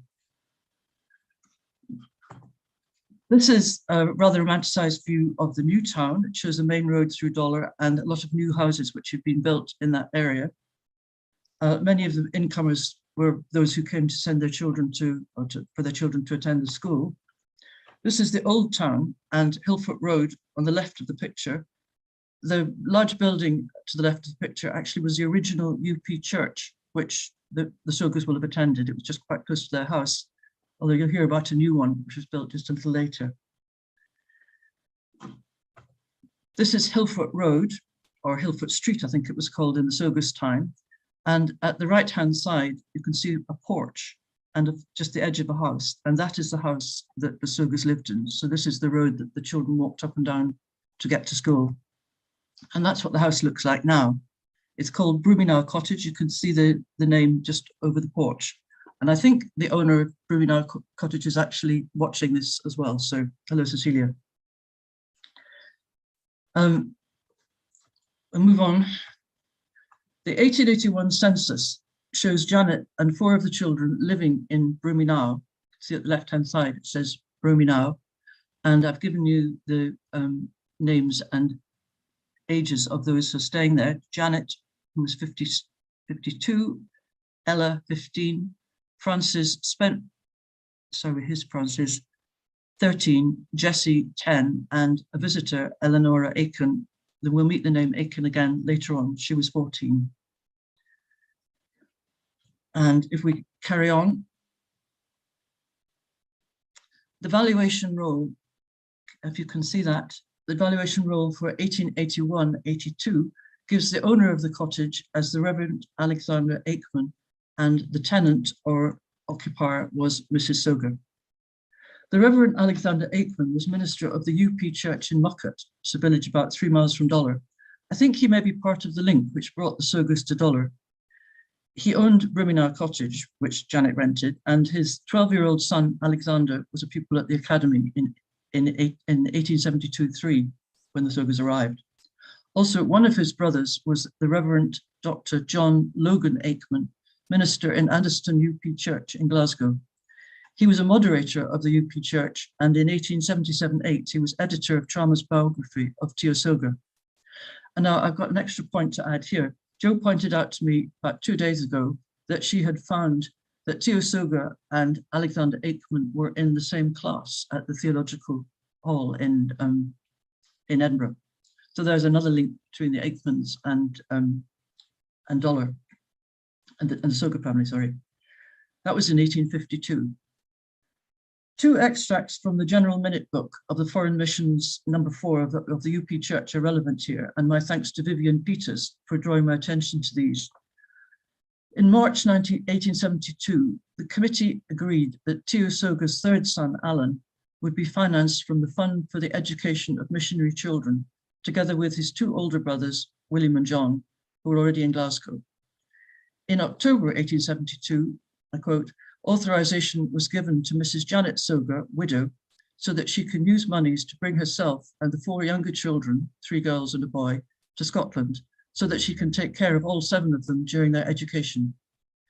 So the education of William and John in Glasgow was already being paid for, and Alan's schooling was also to be funded by the UP Church. They were to be joined by their mother and their siblings, who would leave Africa after October 1872 presumably arriving in Scotland in 1873. This agrees with Dollar Academy registers, which show the first entries for the family in September 1873.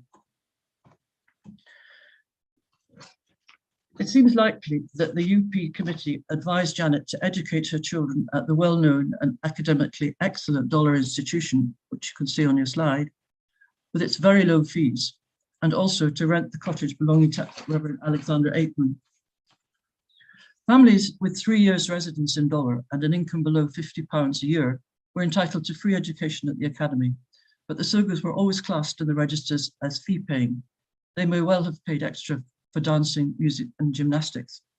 It seems that Janet Soga could afford for the younger children to attend a private prep school, the Mrs. Murray's, rather than the Academy Infant School. Frances, Giotello and Jessie were not enrolled in the academy until they reached the age of about 9, when they entered class 1 of the lower school. It is possible that their mother wanted to spare them the rough and tumble of the Academy Infant School. Oh, this is the library at Dollar Academy. The school is a very fine one, designed by architect William Playfair, and this was the library he designed in the original school. Unfortunately, it was lost later in a fire. Going back to the school was very large at the time, as compulsory primary education had just been introduced. This slide shows the numbers in the school. You can see there were 1,022 pupils, which is almost the size the school is now. It's a little bigger than that. 621 boys, 401 girls, and 441 of these were free scholars. You can see from the slide that the school was divided into upper school, lower school, infant school, where all of the pupils, you can see, were free. They were not fee-paying, and Sheerdale School, which was a small satellite school, which saved the children having to come over the River Devon in the winter. And that also had free pupils and an evening class. So it was a very big school at the time. In the upper school, 1/6 of the total attendance consists of free scholars, while in the lower school, nearly 1/2 are free scholars. That is, they receive education and books, everything required at school, without paying a single penny, and many of them also receive clothing from the trustees. So it was a truly comprehensive school, educating children from 3 to 18, both boys and girls, and day and boarding. Some left with a good basic education as soon as they legally could, but those continuing up the school benefited from excellent teachers and a wide curriculum. In 1883, the rector reported that about 40 boys finished their school course at the close of last session, and they are accounted for as follows. 9 continue their studies at university, 8 have begun their apprenticeship as engineers, 4 have taken to farming, 18 have entered banks, law offices and commercial houses, and 1 has gone abroad.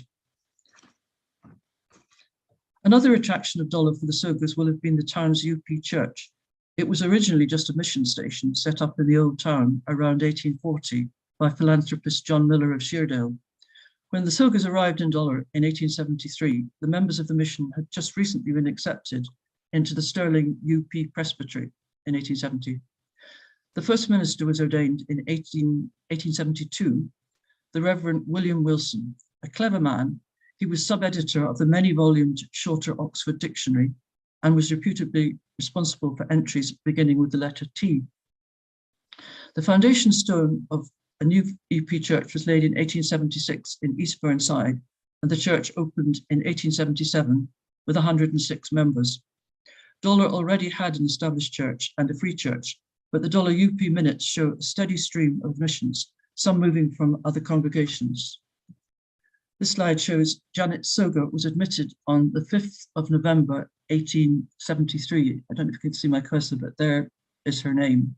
And there's another name I'm going to talk about. This is kind of. And 2 more entries from the UP Minute book. Here we have July, this is 1874, Tauza Soga from Africa, which was one of the cousins of the Sogas who was staying with them. And we have down here, Ella Soga in July the 10th, 1883. That's quite interesting because we heard earlier that she went to Africa to teach in 1883, so she couldn't have gone presumably until after July. So was Ella still in Dollar at that point, or had she just come back briefly? I don't know. She could have been teaching perhaps in the Mrs. Murray's school before she went out to Africa. Others joining the UP Church at this time were Mrs. Dr. Legg, the wife of a missionary and translator in China, who later became the first professor of Chinese at Oxford University, and whose children attended the academy. There's more information about them and many of the other things I'm talking about in Dollar Museum. There was also Mrs. Kynoch, who was admitted at the same time as Janet Soga. She was a widow from the northeast of Scotland with clever children, one of whom became a professor in St Andrews, and another was the first woman to become a Lady Licentiate of Arts, also at St Andrews University. And then there was Mr. Spence, who was a master in the lower school and taught singing. At least one of the girls, Soga girls, was in a choir run by him. So these were the people that the Sogas were meeting in their church and presumably around the village.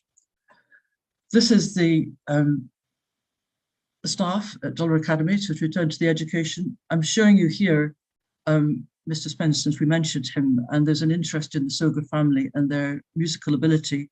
Mr. Spence is second from the right in the top row, and the rector or principal is second from the right, just underneath where it says Dollar Institution and Teachers.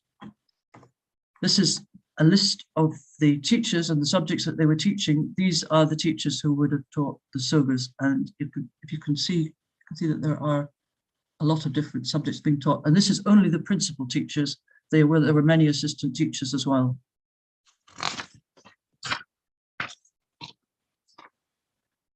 The Soga children's academic progress may be followed from records in the school archive. For this period, there's a fees book, several lower school registers, and 3 miscellaneous marks books. The Sogas first appear in a fees book in 1873, when John and Alan were in the upper school and Ella was in the lower school. The following year, John, Alan, Dina, and Tauza, again relations of the Sogas from South Africa, were in the upper school, and Ella and Jotella were in the lower school. In 1877, sorry, this is 1875. In 1875, Ella joined Alan and John in the upper school, and Francis and Jotella, you can see their names at the bottom of this page, were in the lower school. If you can see to the right, you should be able to see, sorry, I think I've gone too far. There's this one I want you to see. Francis and Jotella are at the bottom of the page here, and you can see the class that they were in, 1 lower, 2 lower. You can see that they were paying 10 shillings and 6pence in fees. That was their annual fee for the school, which is really very remarkably low. This is on to 1877 and 78.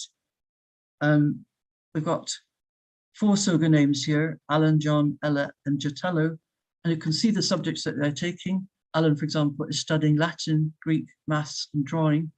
John is doing arithmetic, probably advanced maths and drawing. Ella's got a full schedule of English, writing, arithmetic, French, drawing, sewing, and Latin. And you can see that Jotella is also taking Latin. The dots, or the dashes, probably mean just English, maths, and something like geography, something like that. The fees book ends in 1878, and the next fees book doesn't start till 1882, but the Sogas don't appear in it because they had left for Edinburgh by that time. The Academy also has some marks books for the period when the Sogas were in Dollar. They cover mainly arithmetic, maths, English, and geography. I've sent various inquirers detailed information on the Sogas marks, and I'm happy to send them to anyone else who's interested. Jessie Lewis is one who's benefited from some of the information that I've sent. If you search the Alloa Advertiser in the online newspaper archives, you can see Dollar Institution's prize lists for the annual exhibition days in late June or early July each year. Soga children won various prizes. In 1882, Ella won 10 shillings in a prestigious annual National Beer Foster writing competition. Also in 1882, Jessie won a prize for sewing, and she will have produced a sampler which had looked something like this. All the girls at Dollar sewed samplers, and many of them have kept them. So we have quite a number of either photographs or actual samplers in Dollar Museum. At the Mrs. Murray's prep school, Giotello won a prize for improvement in arithmetic in 1873-74, and Francis won a prize for reading in 1874-75. So I think all the children are mentioned here as having got good results in one way or another. At Dollar, the Soga children received the excellent academic education that both their parents thought was vital. However, life at Dollar was not all work. The boys enjoyed sport. As Jessie has mentioned, Giotello was in the first rugby 15 and was elected secretary to the club. It was reported that he was greatly missed when he left school. John won a prize in gymnastics in 1877. Very impressive for a boy with a damaged leg who limped all his life. The newspaper report on his fencing match says, "The closing contest was watched with interest. It was conducted very cautiously and skillfully, but the greater height and strength of Soga had at last to give way to the superior skill and activity of his opponent amid excited cheers of the spectators." Awarding the prizes, the rector said, "Fencing and gymnastic exercises were of great importance in promoting muscular development, in giving quickness of eye, activity of movement, caution, coolness, and watchfulness, and above all, in giving a boy power to keep his temper." This slide shows the school gymnasium, but this was just after the Sogas had left.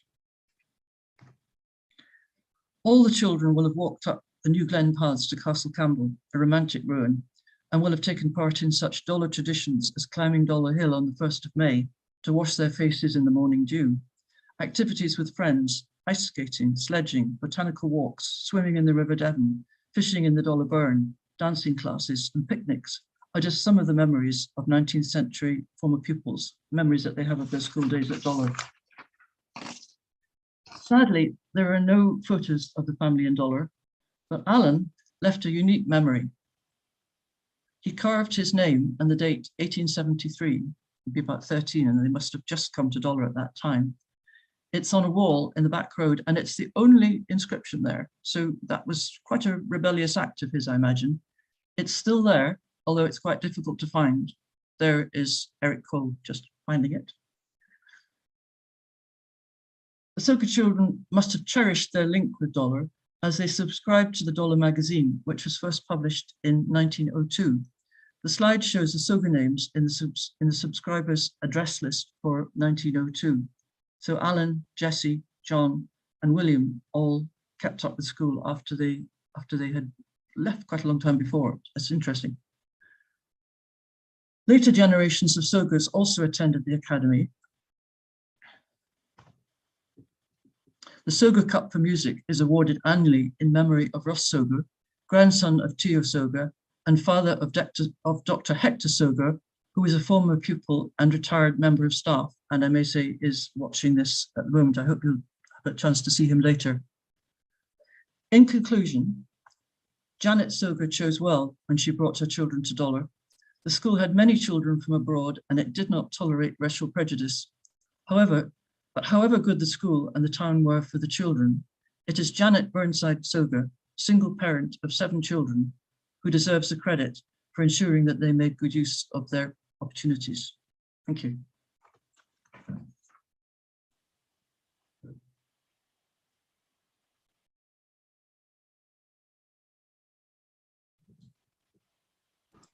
Thank you so much, Janet. That was absolutely interesting. It's fascinating, I should say. And we're going to read Jessie's Ian McCracken's paper on Jessie Soga, Jessie Margaret. And Ian, I hope you're listening to me, and I hope I do you proud, and I hope you feel better soon. I'm just starting up the PowerPoint, and the amazing Vanessa is going to save my bacon. Okay.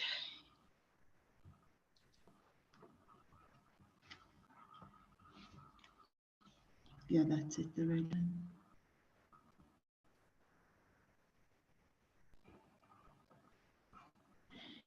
And to that, we'll take questions.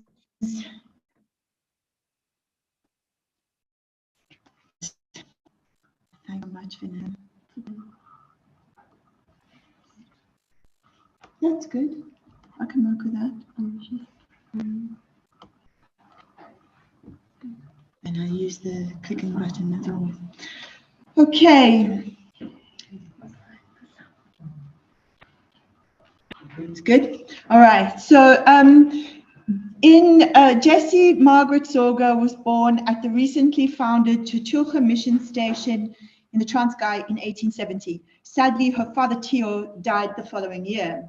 By the time of the UK census in 1881, she, her mother, and other members of the family were living in the town of Dollar in Clackmannanshire, Scotland, in Broomy Knowe, the house that Janet Carolyn has just showed us. There follow a few years in which the Soga family's whereabouts are unknown. None are in the 1891 census. Jessie was obviously very musically talented, as during 1894 and 95 she attended the prestigious Royal Academy of Music in London. In November of the latter year, she sang in one of the regular Saturday evening concerts in Glasgow City Hall. In the newspaper advertisement of the concert, she is described as a new contralto.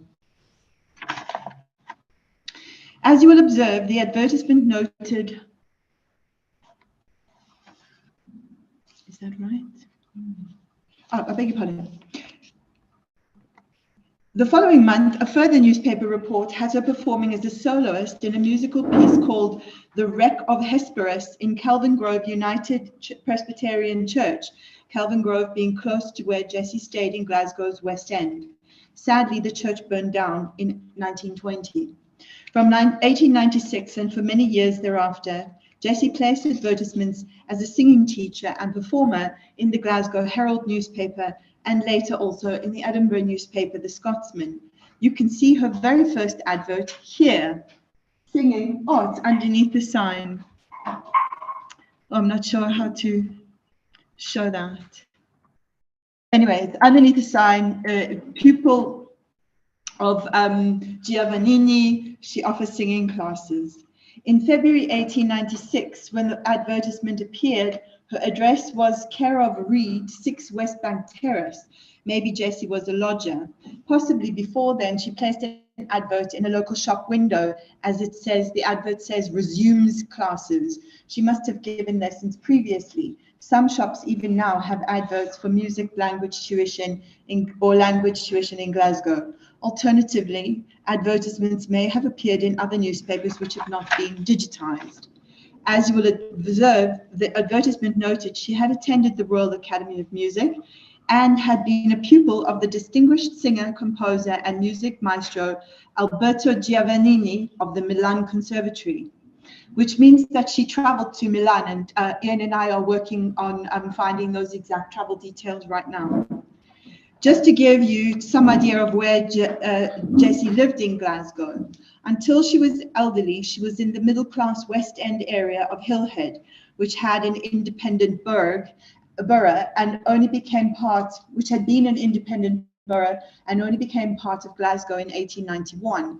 It included Glasgow University, the city's botanic gardens, private swimming baths, a railway station, and a subway station, amongst other amenities.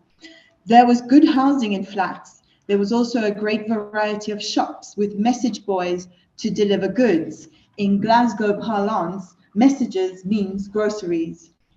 In 1899, Jessie was one of the performers of Beethoven's Mass in C with the Blairgowrie and Rattray Choral Society.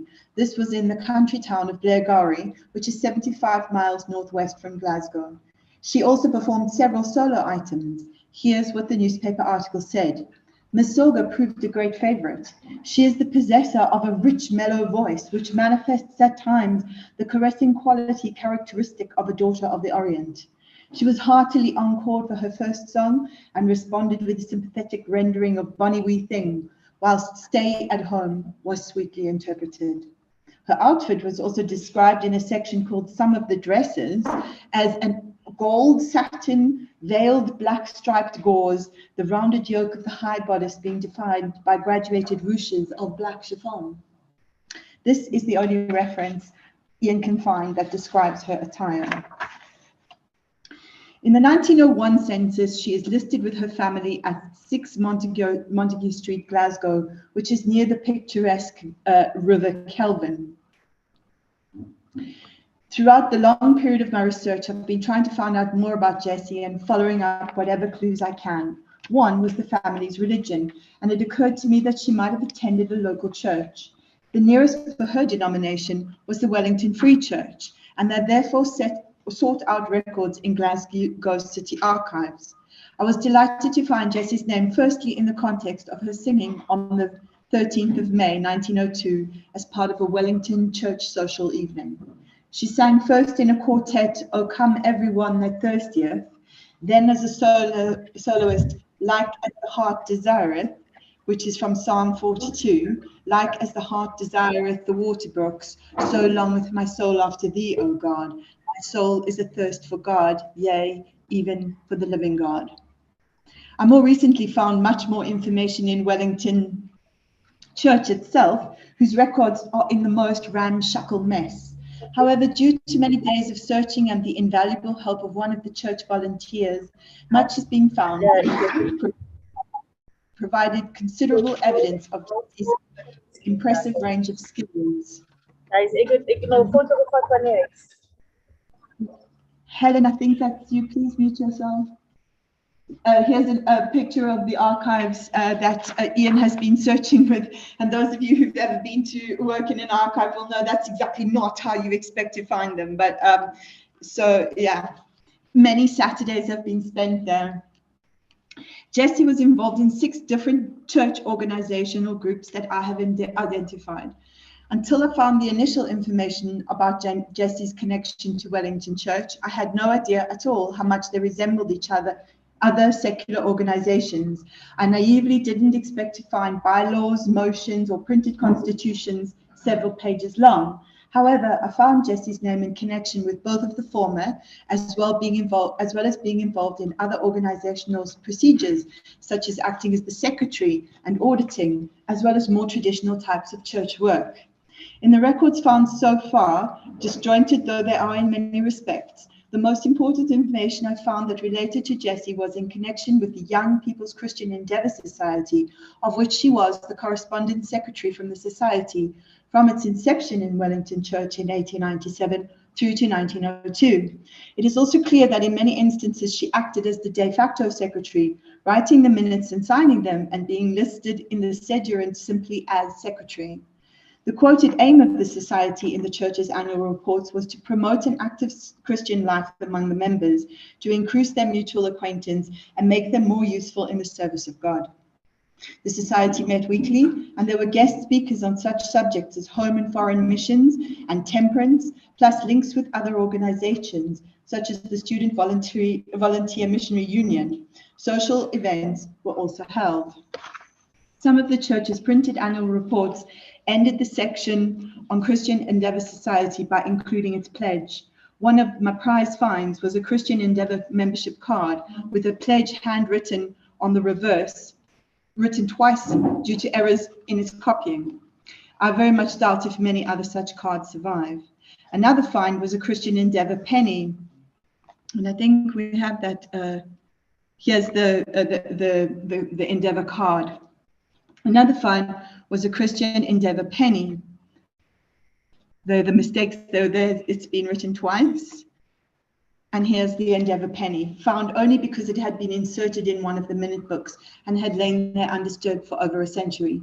There were numerous inserts in all of the books, and it was very painstaking to unfold each one, but it was worth the effort. Neither of these related to Jessie herself, but I did find the tiny handwritten attendance roll book of the society, showing just how diligently Jessie attended. And her attendance is actually, oh wow, you really can't see that. It's number 11. You can see in this roll down here, Soga is number 11. So she's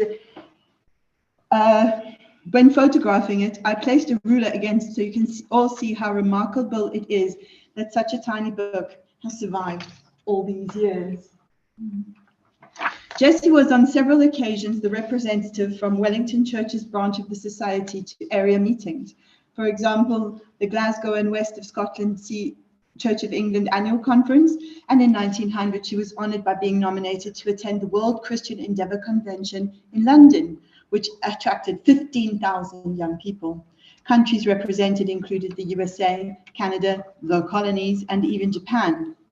Jessie was active too on a much more local level, being a member of the charmingly named Sunshine Committee.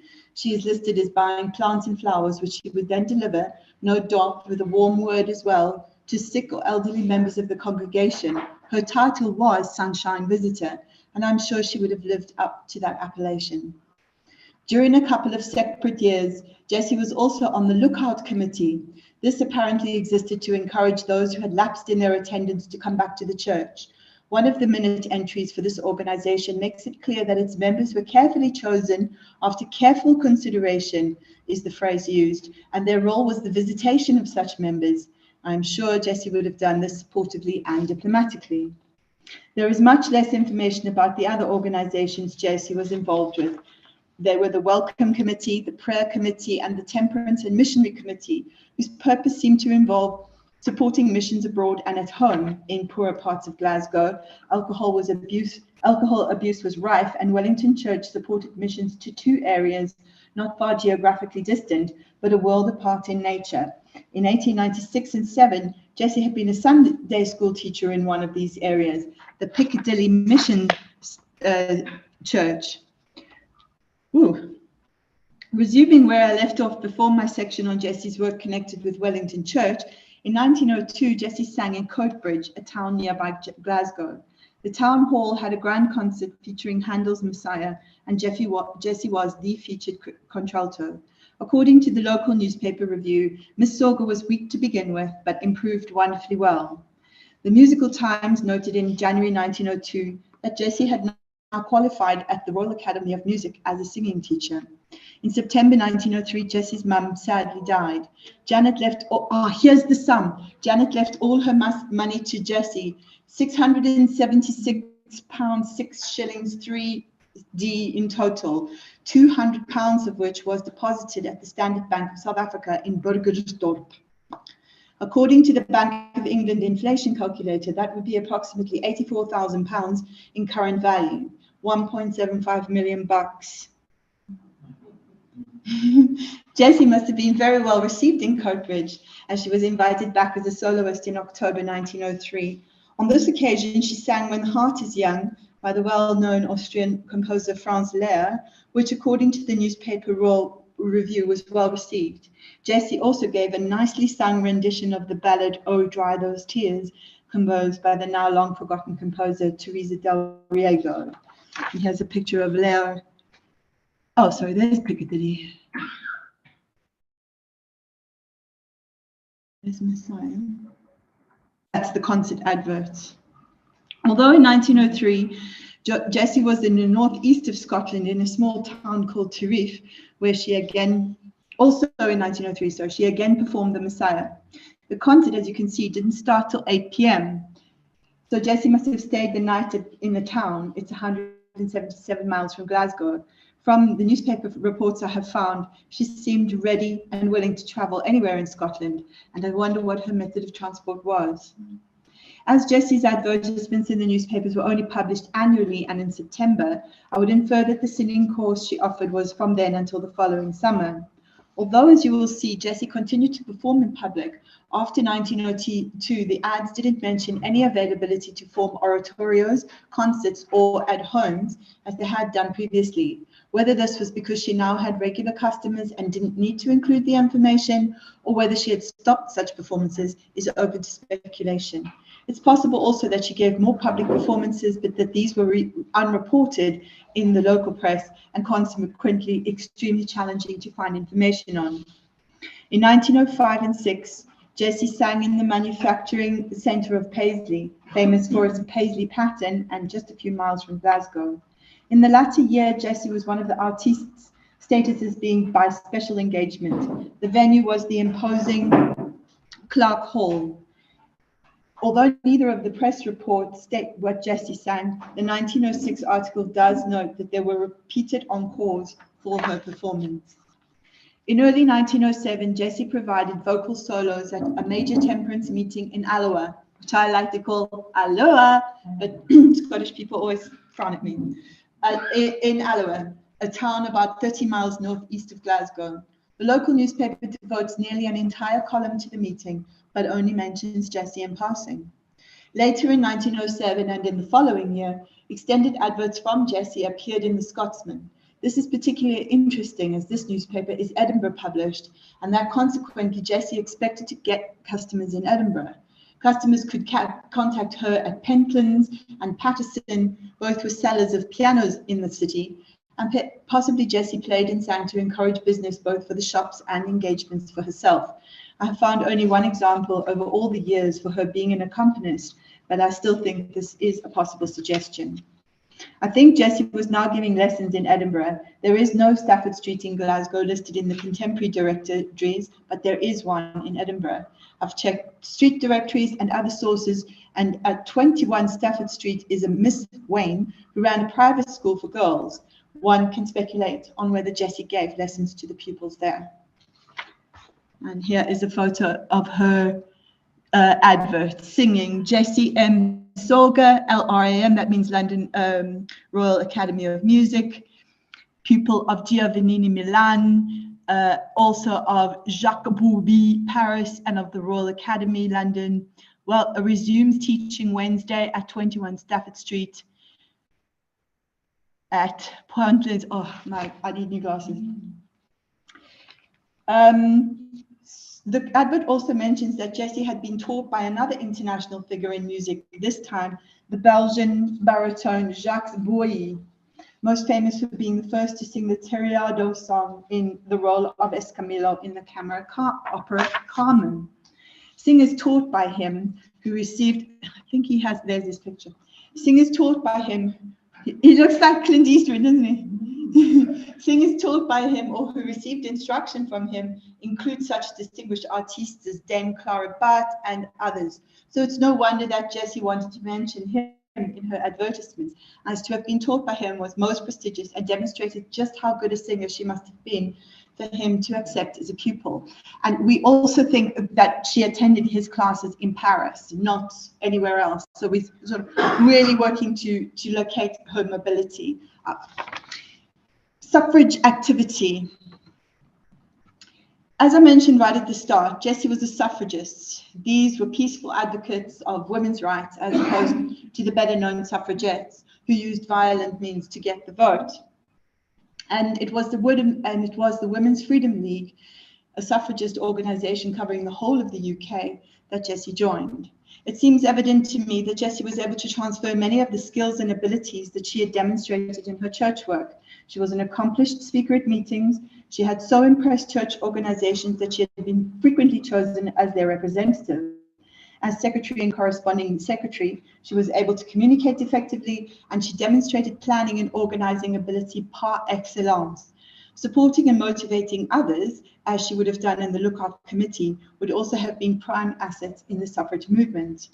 As I've already noted, the church organizations Jessie acted in an executive role, had detailed bylaws and organizational procedures such as motions, so running a suffrage organization later would have had many familiar aspects, and perhaps, more importantly, everyone else in this educated area of the city would be able to see just how suited she was to her role.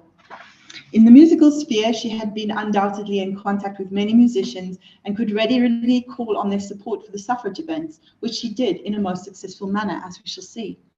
When a new branch of the Suffragist Women's Freedom League was started in Hillhead, in an overfilled Burgh Hall and Second Hall, such was the local interest, Jessie's qualities must either have stood out to be recognized or she had already been handpicked, since she was immediately appointed to the highly responsible position of Joint Branch Secretary. The Secretary was the main organizer for each branch, and would be responsible for the effective running of the branch, encouraging membership and organizing activities and many other challenging tasks. The first very well attended meeting took place in January 1908, just 2 months since the League itself had been founded, and Jessie's role as prime mover and her energy both were commended in the suffrage newspaper Women's Franchise by the national leader of the organization, Teresa Billington Greig. I should note that at the time of the meeting, Jessie lived about 10 minutes walk from Hillhead Burgh Halls, but was soon to move to a flat literally around the corner. A brief item in the suffrage press about the next Hillhead meeting in February 1908 noted that the main guest speaker was Margaret Owen, who, as well as being a suffragist, founded the Scottish Trade Union Congress and was the chief organizer for the Scottish Council for Women's Trades. The fact that the branch was able to attract such a nationally prominent figure again demonstrates Jessie's capabilities. You can also see her influence in the presence of well-known musical artists. Mary Dixon, for example, was a soprano who performed frequently with Jessie in contemporary concerts. Jessie also arranged the musical program for a meeting in the Prince of Wales Hall in central Glasgow the following month. As secretary, Jessie would have undoubtedly personally welcomed guest speakers Anne Munro and Margaret Farquharson. The former was the Scottish Secretary of the Women's Freedom League and the latter the National Political League Secretary for the whole of the UK. Interestingly, although Jessie was, as I've said, non-militant, the Prince of Wales Hall event was to celebrate the release of suffragette militants who had been imprisoned in London's Holloway jail. Amy Sanderson, for example, had been imprisoned for accosting Prime Minister Asquith at his home. Throughout her time in the suffrage movement, Jessie would donate time, money, and expertise to it. The first recorded instance of the monetary aspect was a very publicly spirited one, when she paid for a copy of Women's Franchise newspaper for the local public library so that all women in the area could read it freely. The news item about Jessie's generosity appears on 23rd April 1908, so that would probably have been one of the first newspapers donated by Jessie. Its front cover looks like this. Later in the year, Jessie successfully organized a café chantant, which is like an evening, which took, an event, which took place over 2 days. Oh, a café chantant is a musical entertainment, but also on this occasion involved a public meeting, guest speakers, and a sale room. The café itself was staffed by waitresses into what the suffrage newspaper report described as bewitching early Victorian costume to add to the overall atmosphere. Also, most unusually, a replica of a prison cell with supposed prisoner and female warden in costume could be visited. Altogether, the event was attended by more than 1,000 people and raised £75, £9,500 approximately at today's value, which is 100,000 rand, isn't it? 9 times 2 times 10 is 200,000 rand. The event was on Jessie's initiative, the most successful of its kind, and Jessie's inexhaustible labours have been crucial and recognised by the Women's Federation League. By the time of her music advert in 1909, Jessie had now moved to Vinicum Street, around the corner from the Berg Hole. I actually grew up, this is Ian's paper, so this is Ian's eye. I actually grew up in the 1960s in the very next street, whose flats were identical. So I can give you a good idea of the flat's appearance from my personal experience from just a few years after Jessie died. Each flat had an attractive front door with an inlaid multicolored glass panel, a wide L-shaped entrance hall, 2 bedrooms, a spacious lounge with an impressive mantelpiece with niches, ornamental stucco work on the ceiling, kitchen, a bathroom, and even a cloakroom for pegs for coats and cloaks and a shelf for hats. Many of the flats in that era had a living maid who would sleep in a recess in the kitchen. A series of bells would be situated in each room so that the maid could be summoned. The distinguished architect and author Fiona Sinclair had described them as mansions up a stair. Jessie was resident there from 1909 until the 1930s and had great amenities very near, even in her own small side street, a cinema. The city's botanic gardens were a few minutes' walk with its Kibble Crystal Art Palace. It's even possible that Jessie sang there, as it could accommodate hundreds and did hold musical events. There was also a great shopping area just a couple of minutes from her door, Byers Road then, and now the premier shopping street in the West End. Many suffrage campaigners changed allegiance from one organisation to another for a variety of reasons, including dissatisfaction with tactics. Jessie was no exception, and from 1909 she was associated with the Women's Social and Political Union, the WISPU, led by probably the most famous suffragette of all, Mrs. Pankhurst. Although this organization was militant, it still very much depended on organizational work for its success. So I'm sure Jessie would have been welcomed into its ranks. There is no record of her ever having been involved in militant activity. In November 1909, in response to an appeal by the WSPU, that's WSPU, Jessie donated a rug, some curtains and a screen and was thanked in this newspaper. It would be very repetitive if I were to include every monetary donation that Jessie made to the WSPU, but its annual report 1909 to 10 notes a cumulative total of £5.14, over £700, nearly 15,000 rand. That's just in 1 year that she donates. Spring 1910 was a very busy period for Jessie. She first helped organize the musical entertainment for a grand suffrage bazaar and exhibition in central Glasgow. The headliner was Decima Moore, who was most famous for her performances in Gilbert and Sullivan operettas. The advertisement for the event notes that there were many local artists, no doubt many of them thanks to Jessie's contacts. In May, she had a leading role as a soloist in St. Andrew's Hall, Glasgow, the most renowned hall in the city at the time. The occasion was the World Convention of the Women's Christian Temperance Union in association with its British equivalent.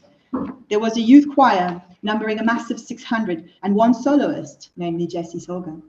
What an honor and unique occasion, singing to a considerable international audience. And a challenge it must have been, knowing her singing would have been evaluated and no doubt admired by the hundreds of choristers.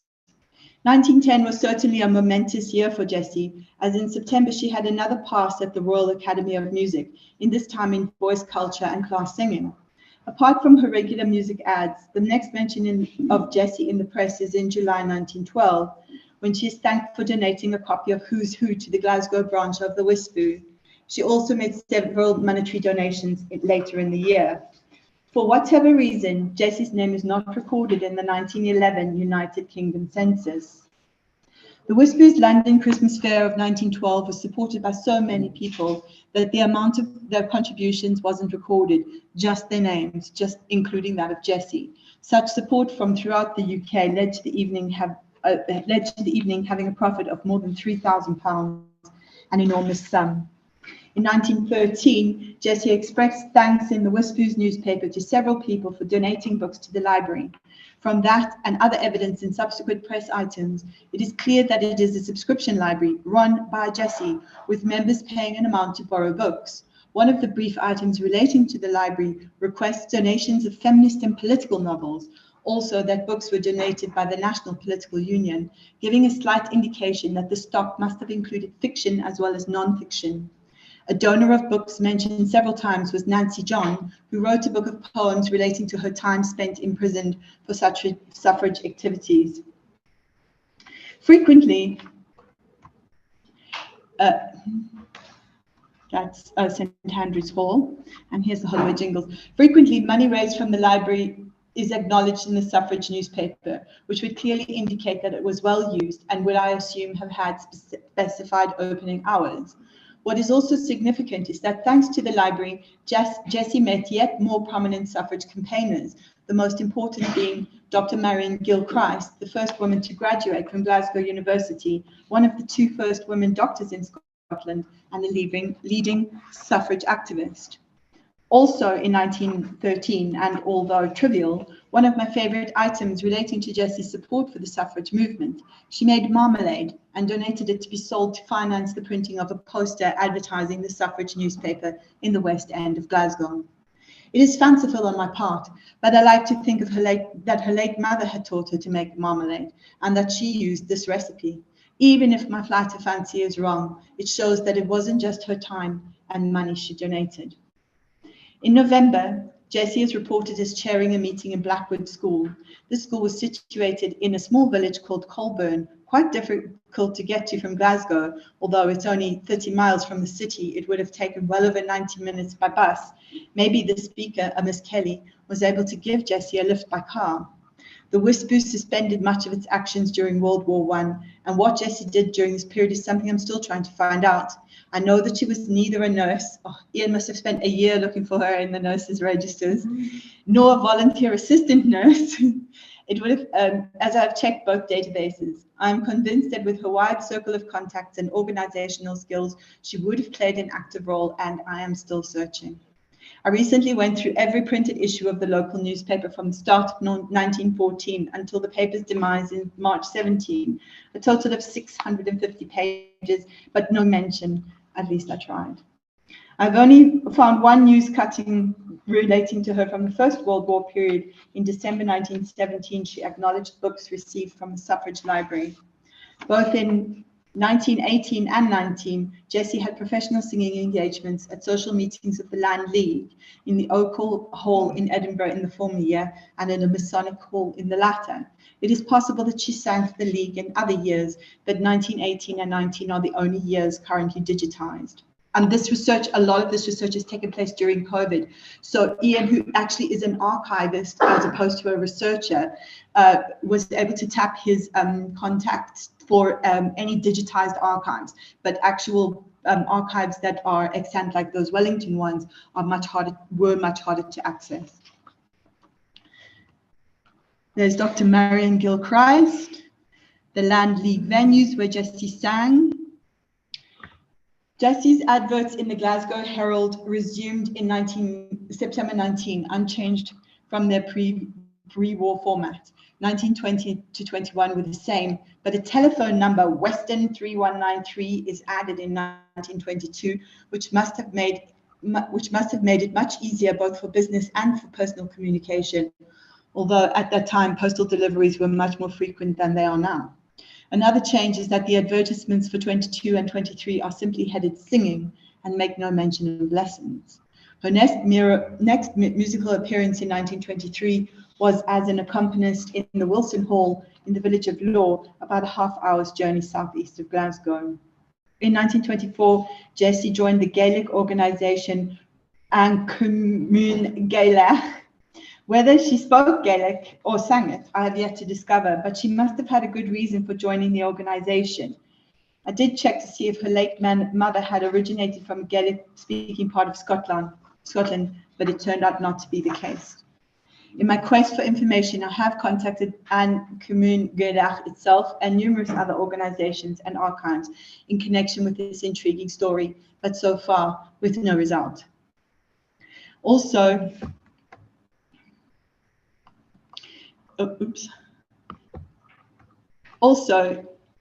in 1924, her advertisements reverts to offering singing lessons, but again changes simply to the singing heading in 1926. As there could be many reasons for these frequent changes, I am not going to speculate. I only recently found more information about Wellington Church's connections to Jessie. She is in the choir as a soloist singing Rose of Sharon, a choral tone poem by William Billings. This is in 25. The untitled and handwritten volume, which even on its first page gives no clue as to its subject matter, has only recently come to light. I intend to devote much more time to seeing if there are any other further mentions of Jessie. I can only get access to the church on infrequent occasions and only for limited hours. As you saw earlier, the records are not easy to find, and so or sort out once found. The same annual report also lists her nephew Richard as joining the church, which must have been at Jessie's encouragement, and so nice for her to have another member of the family in the church community. With the exception of adverts, the next mention of Jessie is in 1928 in relation to a Woodside choir. The item, which is about the Renfrewshire Choir Festival in the coastal town of Greenock on the Clyde, names Jessie as the person responsible for the choir at the festival. Incidentally, Glasgow and Paisley choirs were commended for their very high quality. I will try to find out more about this, but my efforts are being impeded by the fact that there is an identically named choir in Aberdeen. In 1930, there was an article in California's Sierra Madre News about a former student of Jessie that confirms that Jessie herself definitely studied in Milan. This was African-American Helen A. Moore of the Fisk Jubilee Singers, who had actually toured in South Africa as well. As you can see, the newspaper describes Jessie as one of the leading vocalists of the country and shows how far her influence extended. By 1932, Jessie had finally moved from Winnicombe Street, residing instead in Belmont Crescent, still in the Hillhead area. The advert also mentions a studio in 6 Napier's Hall Street, but the post office directory for that year, curiously, does not list the studio.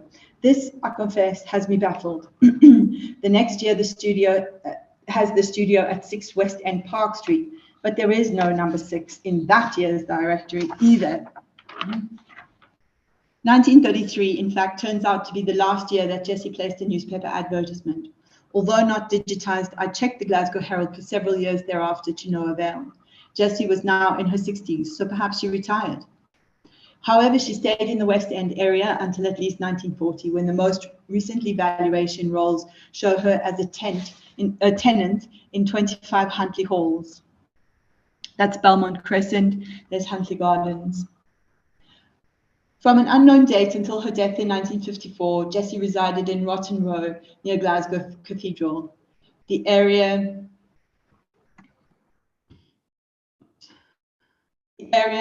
was totally demolished some years ago, but I have found that there was an old woman's home at number 81, the address given on Jessie's death certificate. There is no will recorded, so perhaps all her money was used to pay for accommodation and care in the home. I was sorry to read in the Glasgow Herald announcement that Jessie was cremated, as I would very much have liked to pay my respects at her grave. As you have heard today, Jessie was a truly remarkable woman who deserves recognition from us all. I will continue my endeavours to discover more about her, especially any photos, and we've been really looking for photos. And any suggestions or ideas from those attending today would be very much appreciated. Thank you for listening. Thank you, Ian. Thank you, Ian, for your scholarship. Okay, so you may well know that Jessie is the last born, and nobody knew anything about her at all until Ian discovered her and contacted me, and we started working together. And there is actually a published paper on this that Ian and I co-published in June of last year in the National Bulletin of the Bulletin of the National Library of South Africa, edited by Sandy Shell. I think Sandy's online. But so if you are interested, that is a stable source. But if it is now it's now 3:35. So if you would like to have questions, we have almost an hour for questions before we're going to have a screening of a film by Alette, who is here. So I would like to open for questions, and I'm wearing many hats today, as you can see, because I'm chairing and delivering, but that's okay. We spoke about the need for embodied dancing, Temminkosi, so I'm now about to do it, but I'm not Reverend Soga. Any questions in the audience or online, please unmute yourselves and just say, I would like to speak, and then we'll know, and if we can schedule those accordingly. And also questions addressed to all of the panelists who've spoken on these most incredible siblings, Alan Kirkland, Jotella Fisteri, and everybody else. Hello, Hector.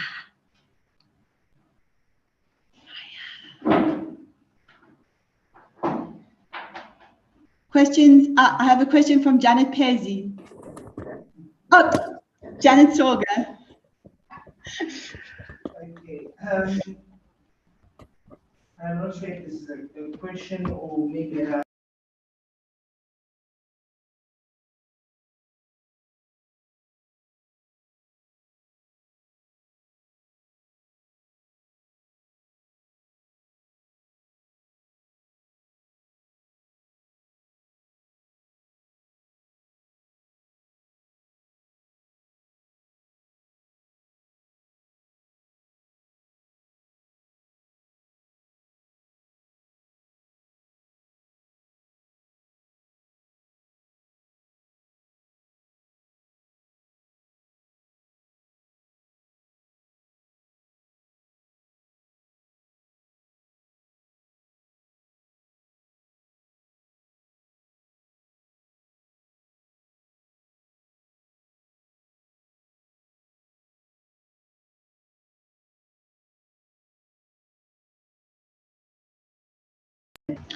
Our computer people are saving our bacon. All right.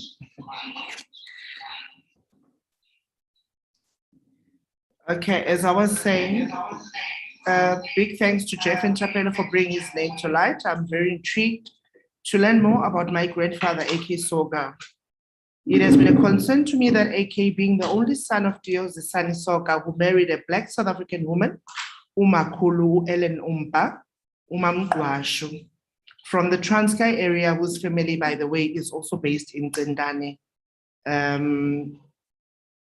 in the Tsendane region. A.K. is the son with traceable family based in Tsendane, East London, and Cape Town.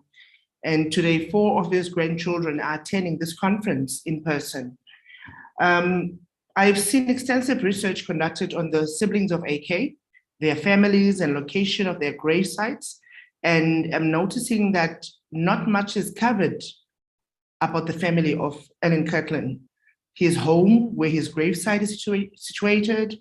I do not know or have not heard of anyone who has asked or shown interest in his home or where he is buried or where he was buried. Perhaps this can be a point of research in the near future.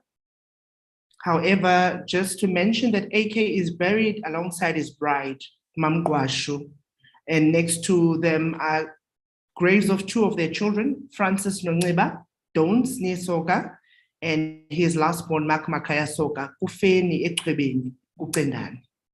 Unfortunately, I do not have any pictures at my disposal to share with the panel today. Is it? Okay, maybe you can share later. Thank you.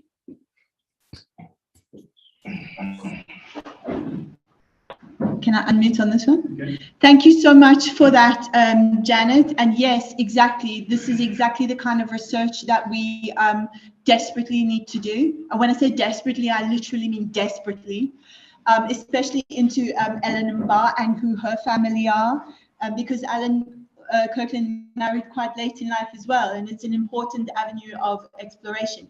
I also sometimes have worked on Alan's poems. I have found 6 of his poems that he's published, and I expect that there will be more. But that is the subject for another day's research and another day's. We could have had a week-long conference, you know. Any other questions, observations, or interventions of any kind? Please unmute yourself and just identify yourself. This is Alistair Roger, phoning from Cape Town. Can you hear me? Yes, Alistair. Yeah, thank you. My question relates to Janet Soga. I understood that Jessie Margaret went to Scotland with her, as all the others did, but remained there to look after her mother. Now, she's had a most fascinating career, but I'm wondering how she fitted in caring for her mother, or if that was a wrong story in the first place. And could you also just remind us of the date of Janet's death, please? Thank you. Certainly. She and her mother did, Jessie Margaret and Janet Soga did live with each other until Janet's death. And Ian didn't mention the holiday in this paper, but we recorded in another paper that they went on holidays together. They recorded in August, I think it's 1907, on holiday together in St. Andrews. So they definitely were together for the rest of Janet's life. Janet died in 1903, and Jessie Margaret Soga died in 1953. Alistair, is there anything you'd like to come back on? Thank you. That answers my question. Thank you.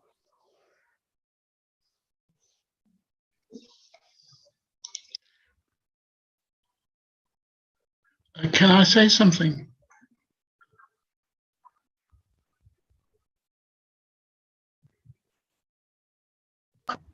Of course, Jeff, you're welcome. No. I'd like to thank the descendant of Alan, who raised very important points. I do know Mr. Petros Soga, but we have not yet met, ma'am. I'm very sorry. I just wanted to say, as somebody who has spoken about A.K. Soga in this forum, that I only looked at one incident in his life, but his life was continued for many decades afterwards. And there are many interesting aspects, especially the reasons why and how he faded from the public eye after his journalistic career ended, and the reasons for it.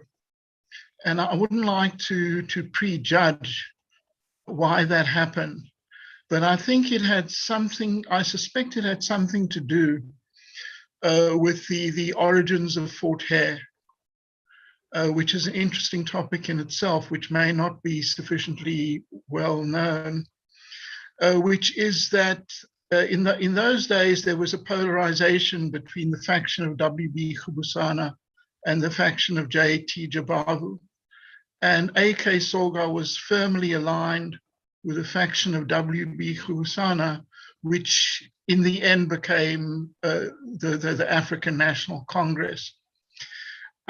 So when J.T. Jabavu and the missionaries started on the process which eventually culminated in the formation of the University of Fort Hare, Khubusana and his followers didn't want to have anything to do with missionaries, and they had a plan for a Pan-African Black University, which, funny enough, they were going to name after the late Queen Victoria.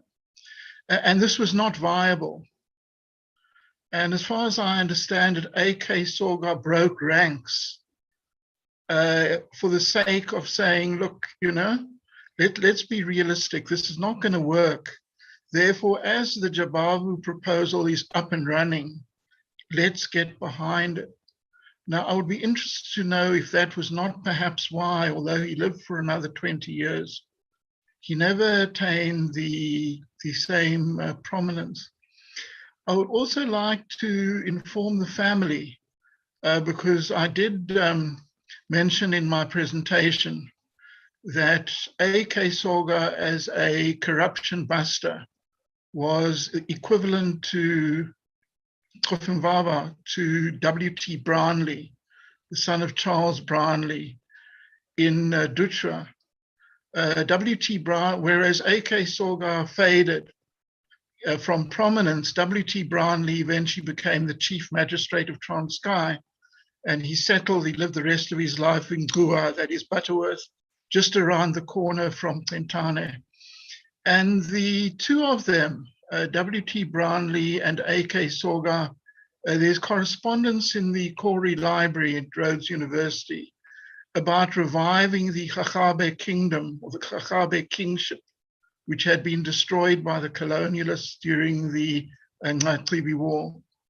So there really is, I'd like to thank the contribution and say I'll be very happy should a member of the family or somebody else, it's unlikely that I will follow up what I've just presented, but I really think that this conference will have succeeded to its full potential if others pick up the spears, the many spears that have been thrown, and I would really like to contribute, because the time for old white professors is limited, and there needs to be a new generation picking up these things and driving them forward.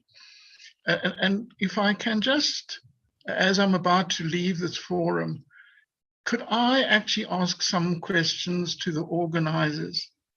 Because one wouldn't really like to see this simply as a reminisce, because it's a question also of what was the legacy of the Soga family? What is the relevance of the Soga legacy in today's South Africa, 2022? And I would like to talk to that, but I don't know if now is the time. Maybe we need to have some more questions. Thank you, Jeff. There's no time like the present, except for right at the minute, because I have on the line from from Dollar, Hector Soga, who would like to greet us. He is waiting to speak, and so we'll go to Hector, and then I can't believe I'm talking like some kind of, we'll go to Hector and we'll come straight back to you, okay? Hector? Hello. Hello, I'm talking from Dollar in Scotland. My grandfather was John Henderson Soga, and my father was Richard Ross Soga. I don't have any children.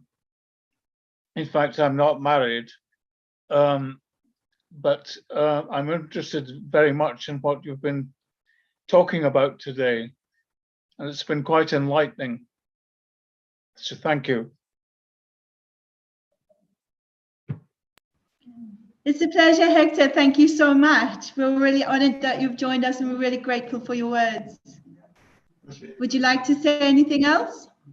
Anything else? I think, no, I think I've said what I have to say. Perfect. Thank you very much, Hector. I wonder, Eric, if I could say thank you to you as well for helping Hector this afternoon. Okay, then in order to come back to Jeff's question about the legacy, you can rest assured that neither Sikumbuzo nor I will sleep until this is a formal, academic, and non-academic enterprise. Sikumbuzo is just on the other side of the hall here, looking at me with a big smile on his face.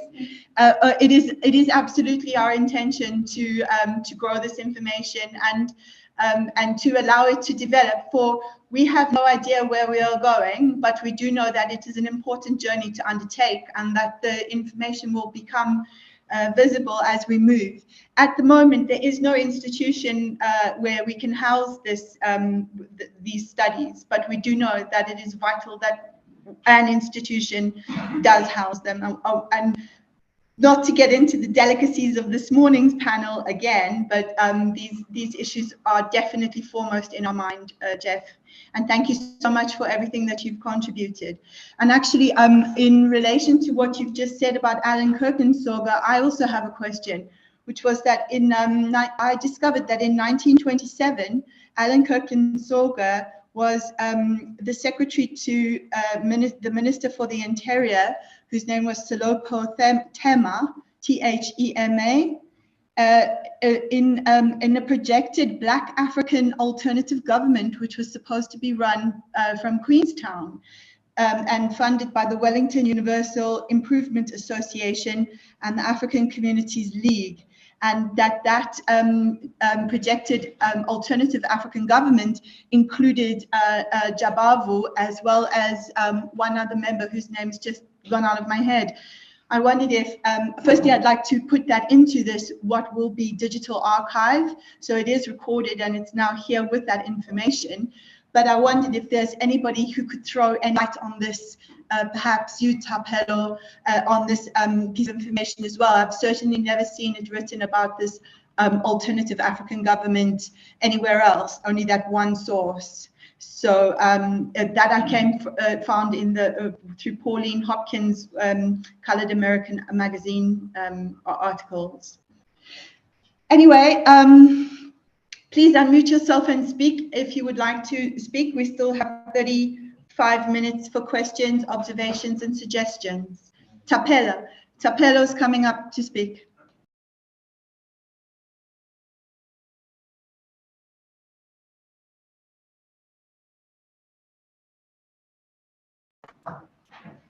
Okay, on the issue of alternative African government, to be honest, I do not know much, but I think the best person to talk to about this is Peter Lim, because yes,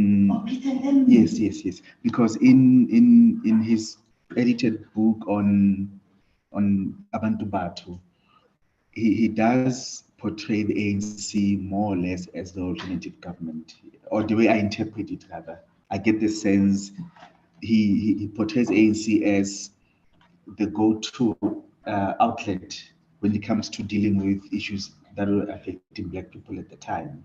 And they also positioned it themselves, or it also positioned itself as that kind of body in the Transvaal at the time. So I think he might have a wealth of information in that regard. Yes, and I thank you for. I also like to send my, how do I put it? Say that I'm also grateful that I got a chance to be in the presence of AK Soga's grandchildren.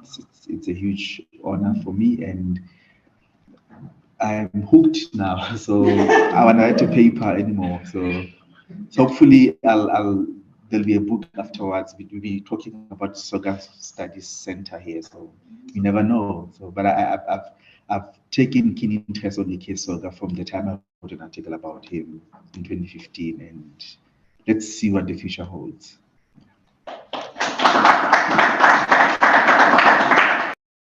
Excuse me, Chair. On a point of information, that last contribution, I think you have to remember the context of the late 1920s, and you have to look at the recrudescence of the Garvey movement, which particularly in the Eastern Cape featured a rather colorful character named Dr. Wellington.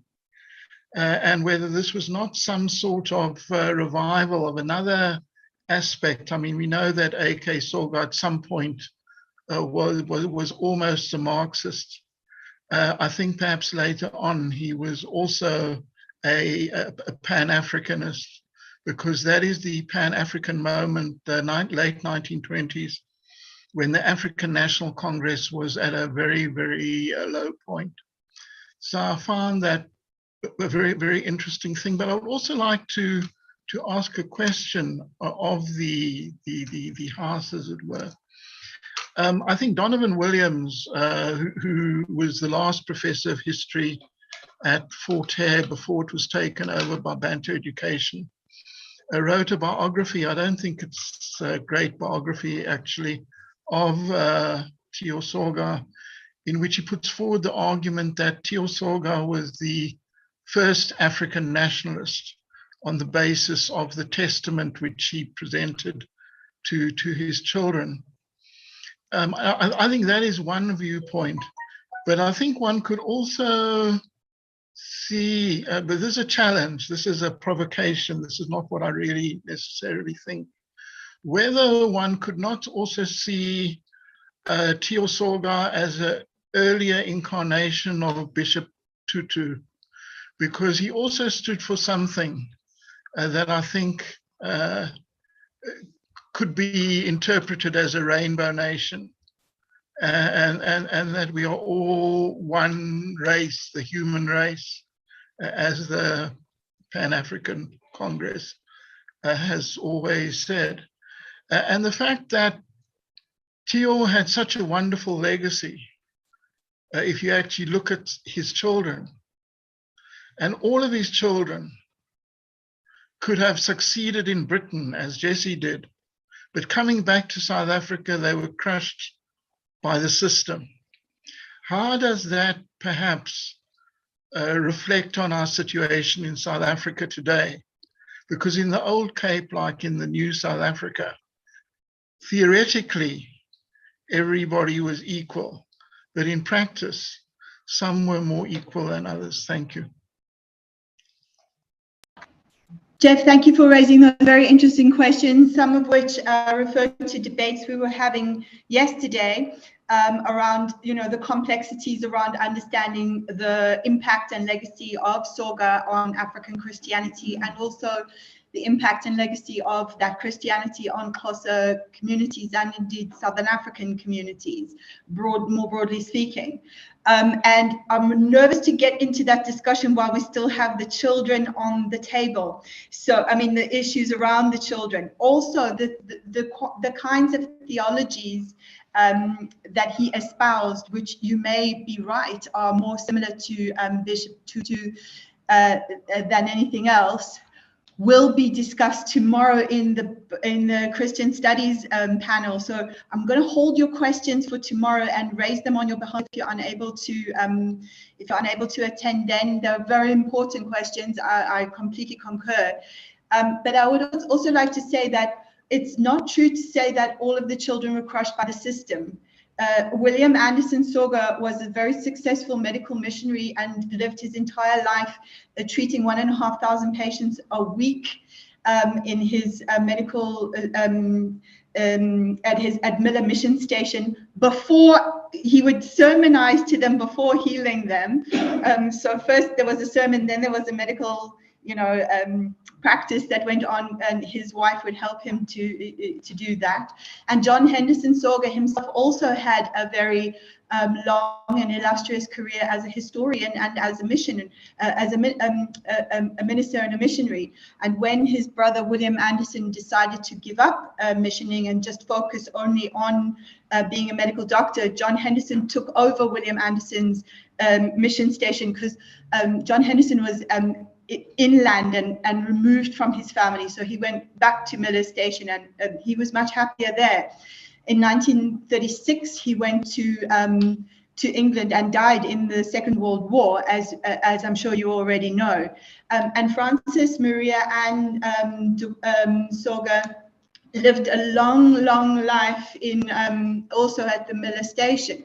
So it's not true to say that everybody was crushed by the system. There is as much a situation of perseverance and what do you say, we will come through this, precedence. So I think that sort of, I'm not saying that there weren't problems with racist doctrine, but it didn't necessarily mean that people were buckled by it. Anyway, anybody else would like to speak, please unmute yourself and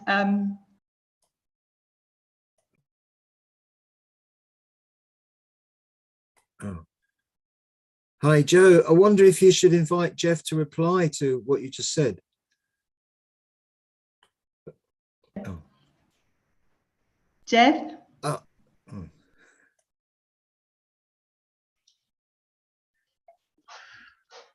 I think the whole point of a debate is to have an argument. If we all agreed with each other, we wouldn't have to have this seminar.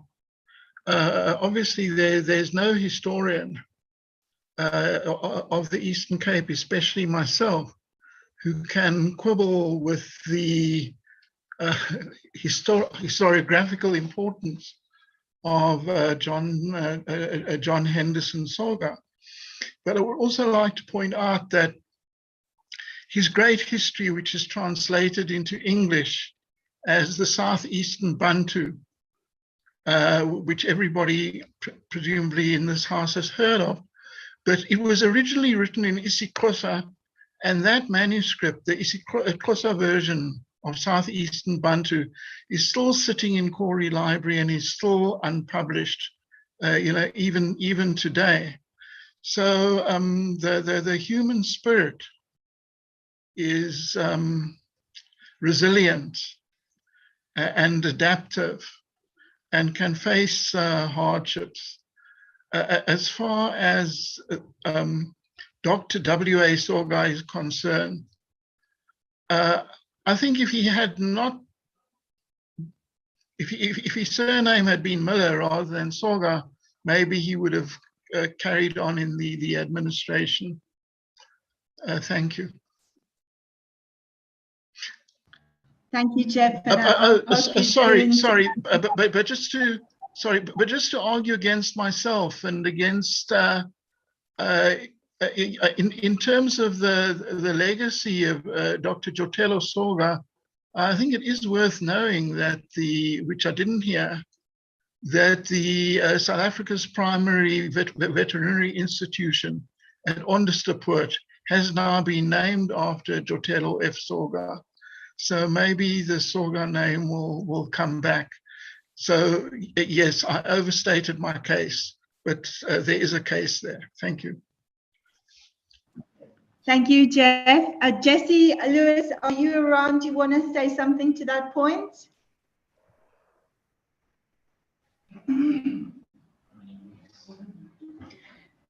Any other questions or observations? We have still 20 minutes for questions or participations of any kind. Please feel free. Okay. Can I just also get in?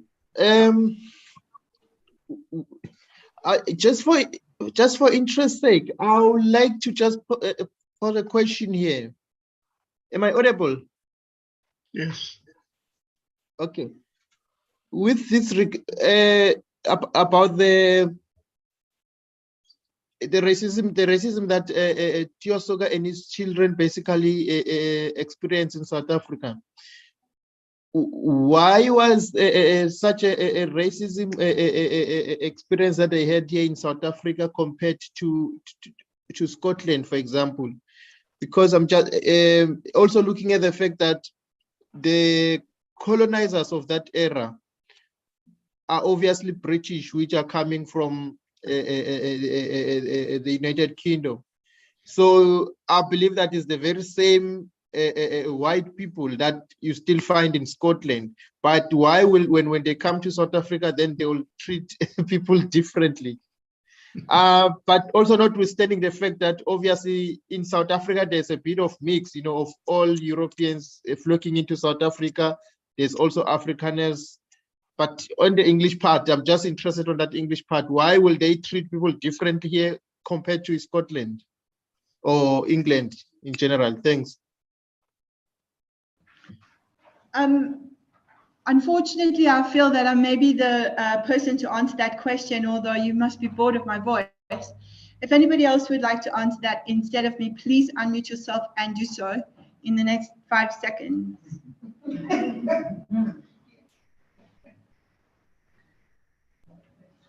Right, it's down to me then. Actually, Scotland has a long history of anti-slavery and anti-Black racist organizing, and from as early as the 1840s and the 1830s, they would bring huge rallies of people together, and those people had to pay £2 or something. They had to pay money to, I can't do numbers, they had to pay to gain an entry to those discussions, or to talk about the end of slavery and bringing of world peace. And they even had such a thing as the Send Back the Money campaign in Scotland, in the Scottish churches, in which Scottish churchgoers and congregants feared that because they were somehow complicit in the slavery of other mortal souls on the planet, they would be condemned to hell. So there was this thing that even money that were donated to the church by people who even had a small investment in slavery or plantations or slave owning had to return that money. It was called the Send Back the Money campaign. They brought Frederick Douglass several times to Scotland. He spoke to packed audiences. They brought Reverend Henry Highland Garnet, who we were talking about yesterday with the love affair with his adopted daughter Stella Vimes, who was a fierce anti-slavery firebrand who he made a speech in 1843 where he said, "Rise now and fly to arms," right? Exhorting slaves to actually kill slave owners and rise now and fly to arms. Very similar debate to the Mkhonto debate in South Africa in the 80s and the 90s. You know, do we do the walk of the sort of bringing everybody together and a peaceful protest, or do we just go for like outright revolution? In fact, the same debate had been debated in South Africa since the murder of Hintsa in 1836. So to answer your question, MacDonald, there's a huge difference between Scottish British experience of racism and English British experience of racism. And I'm not saying that there is no racism against Black people in Scotland, or has never been, but Blackness and Africanness is a completely, it's not a pathologized identity. Racialization as Black, if I can put it like that, in the 19th century in Scotland doesn't look anything like it does in England or in other places. I'm trying to like track my brain to make sure I'm not saying anything that could cause offense to anybody at the same time. But it's a different situation. And you know, in Chalmers' work, he records instances where people try to scratch off Soga's black skin to see if it's dirt and stuff. But as I said yesterday, I do not trust Chalmers as a source on Soga at all. I've decoded, and Soga himself does not record those instances. So until I have the actual records of their own experience of racist treatment by Scottish people in their own hands, by Soga or any of his children, or indeed his wife, Janet, whose children are mixed race, I can't say that they experienced it there. Sikumbuzo is raising his hand. McDonald, while Sikumbuzo comes to the front, if you would like to respond in any way, you are most welcome.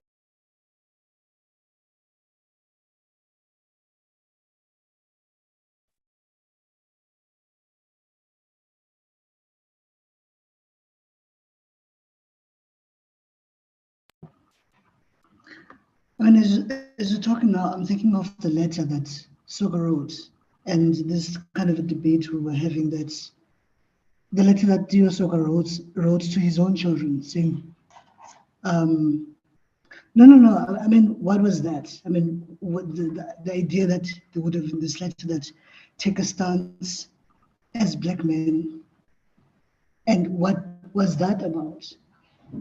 And no, I don't need answers to you now. I'm just saying it as something that maybe we should think about that as to politically what was the stance. It's not about the letter. I think for me, it's not about the letter having been written by him or not.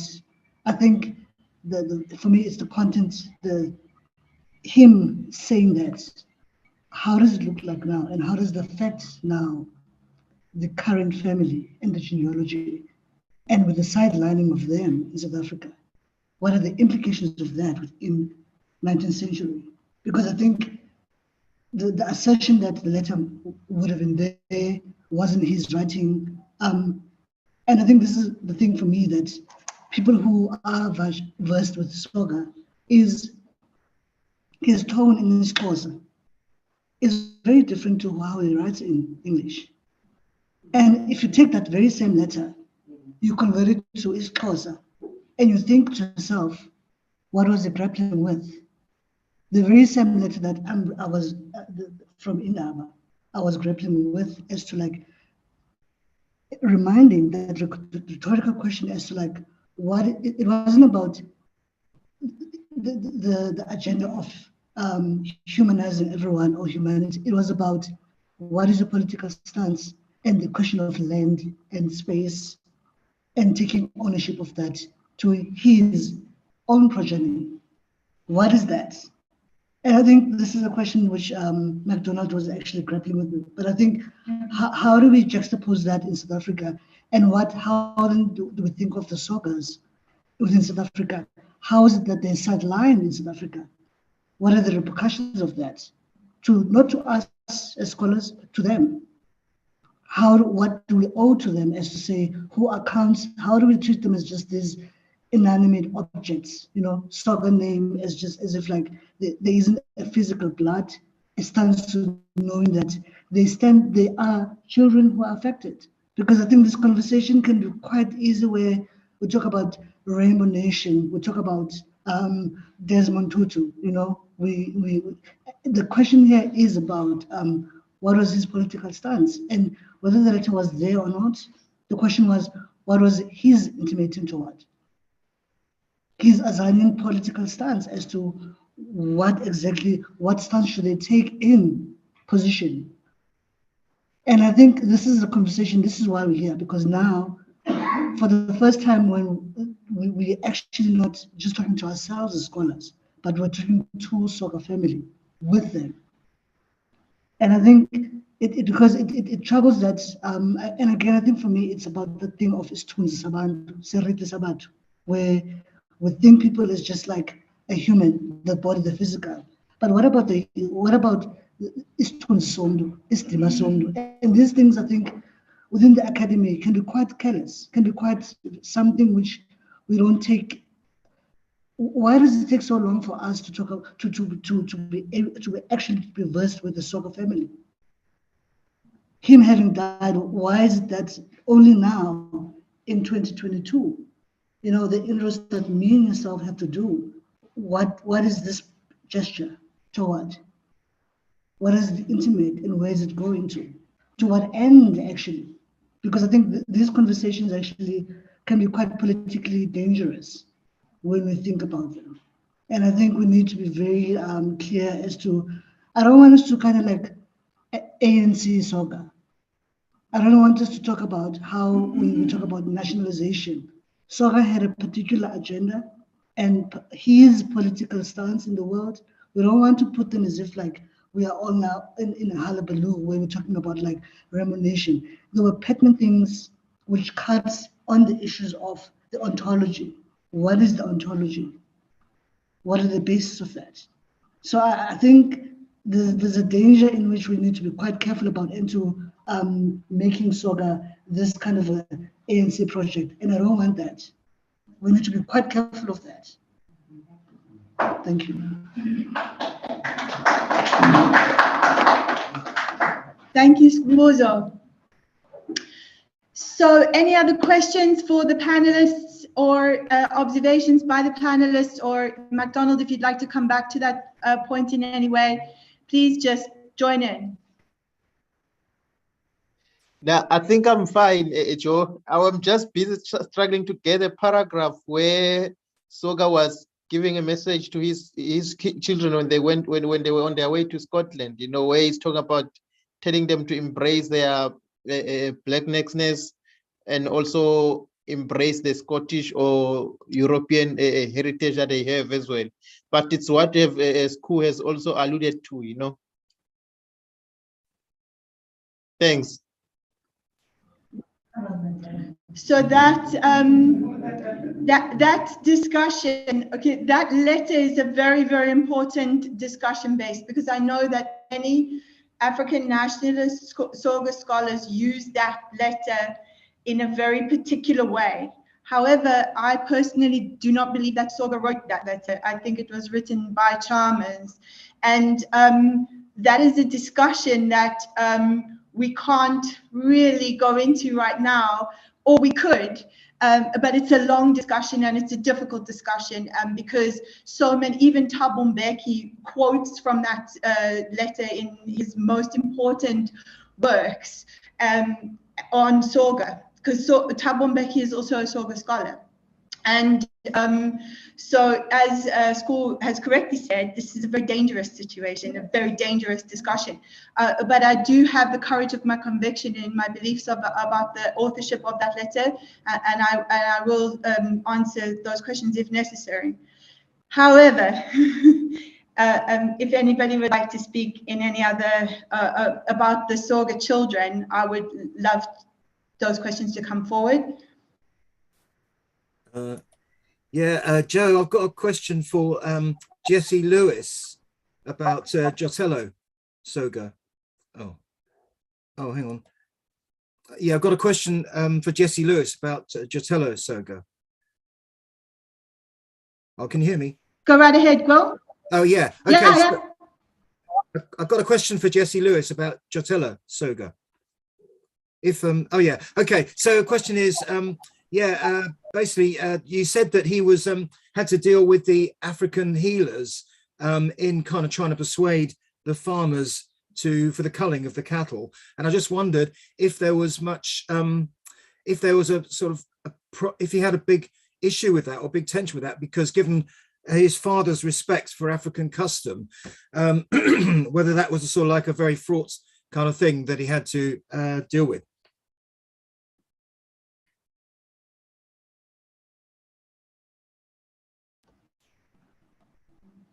Jesse, are you still with us and able to answer? Is he out? I am able to answer, but I'd rather not. The reason being that they're in Namakwe, where Jotello Soga was stationed at the time of the Lenapas. The magistrate at the time was the well-known author W.C. Scully. And Scully says some very nasty things about, not nasty, but unpleasant, basically, if you read his book, Further Reminiscences of a South African Pioneer, it would appear as if Jotelo had a complete breakdown out of the trauma he experienced watching cattle die and watching people's entire wealth disappear overnight. And in the end, there was a very, very fraught relationship between Jotelo and Scully, and they both reported each other to the higher authority. It's something very unpleasant. And I think some of the problems that Jotelo had were hinted at by Mike Kenyon. Problems with, let's say, exotic substances. So, I mean, I think this is something that really needs to be looked at afresh. I don't think that there can be absolutely no doubt to try and answer a little bit of that question, that when Jotelo, and this is what Scully himself says, that when Jotelo started inoculating cattle against the wishes of almost all African people in Namakwe, which are very progressive and educated, almost in Natal terms, the Kolwa district, he was very, very pro-inoculation. But as the pandemic continued, he just couldn't handle it anymore. And according to Scully, who is of course prejudiced, because he had a big fight with Jotelo, he had a breakdown, Jotelo, but I wouldn't endorse that. But I'm just saying it's something that somebody needs to look at with fresh eyes, because I'm sure there's material in the Cape archives from both sides that has never come to light. Oh, yeah. I wonder if I can just say on that. Do you think that was, pardon me, because him having to sort of assert Western science as overriding traditional values, kind of thing, and that was a kind of tension for him? I wonder. I think. Well. Personally, I don't see any. I don't see any contradiction between indigenous knowledge and Western science. I think what you have is, because you have a colonial situation, there is a huge distrust of government among the governed, and I think that does, in other words, make people question Western science.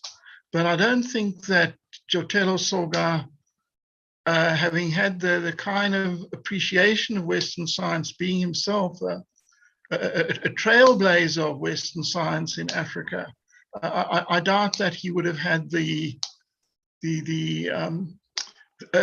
kind of distrust that you could expect from the cattle owners on the ground. But personally, I've always felt that this is a false distinction. Western science and indigenous knowledge are not contradictory whatsoever. In my view, they go hand in hand. Okay. Joanne, thank you. Just a very brief point is that pastoralists of no matter what color or no matter background were very hesitant to listen to the advice of the veterinary surgeons and other colonial officials who were advocating inoculation and culling. Full stop. Okay. So just as an overriding consideration, it was about hesitation to destroy your own capital, or to be seen to be destroying your own capital. Whether there was an alternative was another question. Whether it was logical, of course, was another question.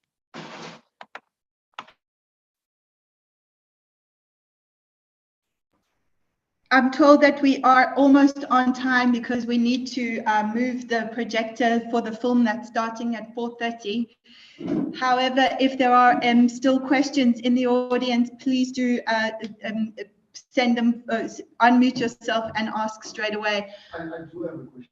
Oh, here comes Tembing Horsey. He has one question. Janet, did you also want to say something? It's not a question. Okay, hold on a second. It's not a question. Can you hear me? Yes, we Can can you hear hear you. me? Go ahead. Yeah, it's not a Yes. question. In fact, compared to the serious discussions that have been going on, it's a little bit frivolous. But I just thought you might be interested to know, particularly after the very good lecture on Jessie, that Jessie Soga is remembered in Scotland as an activist, as a suffragist, as all the things that you mentioned. She's remembered on a pack of playing cards. I don't know if you can see this. This is, yes, thank you. It's a game that the children play called Trumps, and you can play it with, you know, cars or Supermen or something like that. But a group of women in Glasgow got together and they produced a pack of playing cards which are used in Scottish schools now in the history departments, and they are about women who were suffragettes or suffragists or in some way were activists, try to change things. It's called A Card Game for Change Makers. And it comes with a pack of educational material. So Jessie is still remembered. It's really nice. The unfortunate thing is they don't have a photograph of her. You can see that's just a kind of silhouette drawing. So we do want a photograph of Jessie. Anyway, I just thought people might be interested in that. Thank you, Janet. That's gorgeous. Right, Tim McCarthy, over to you. And Maybe then it's a comment. Jeff, you mentioned that there's no difference between science and indigenous.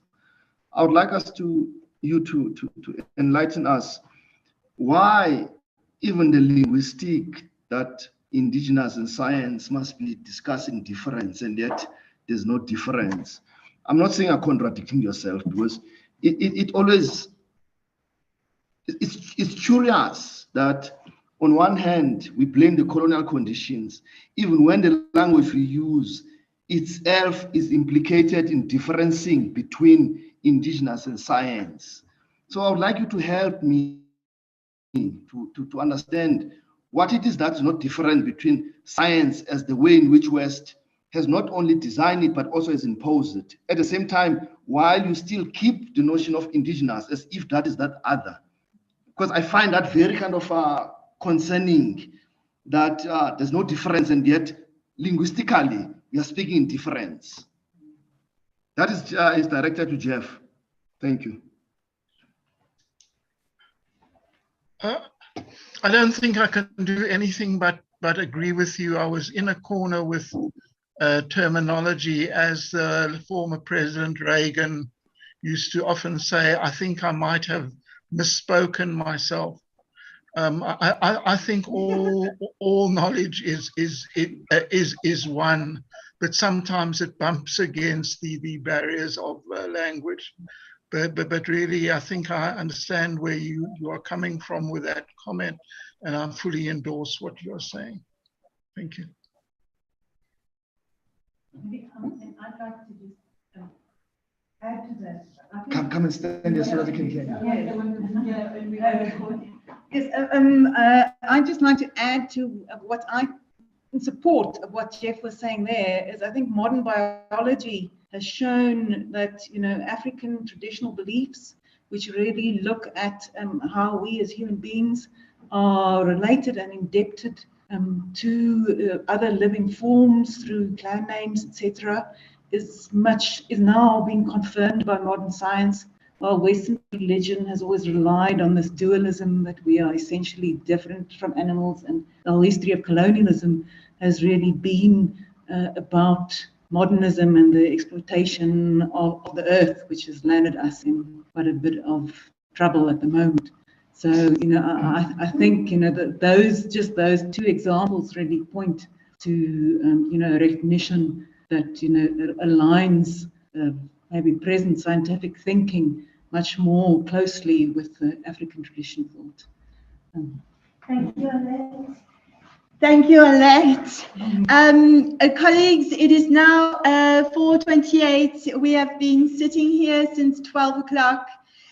We definitely need a comfort break. In my wildest dream, I never thought we'd ever get to this point, but I need to say, please let's unfortunately close this panel. TBC, to be continued. And thank you so much to everyone who has joined us from around the world.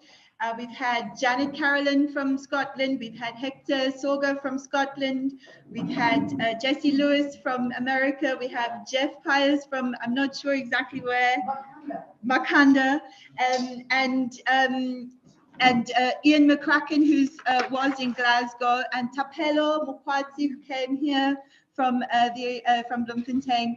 My utmost gratitude to everybody. Thank you very much.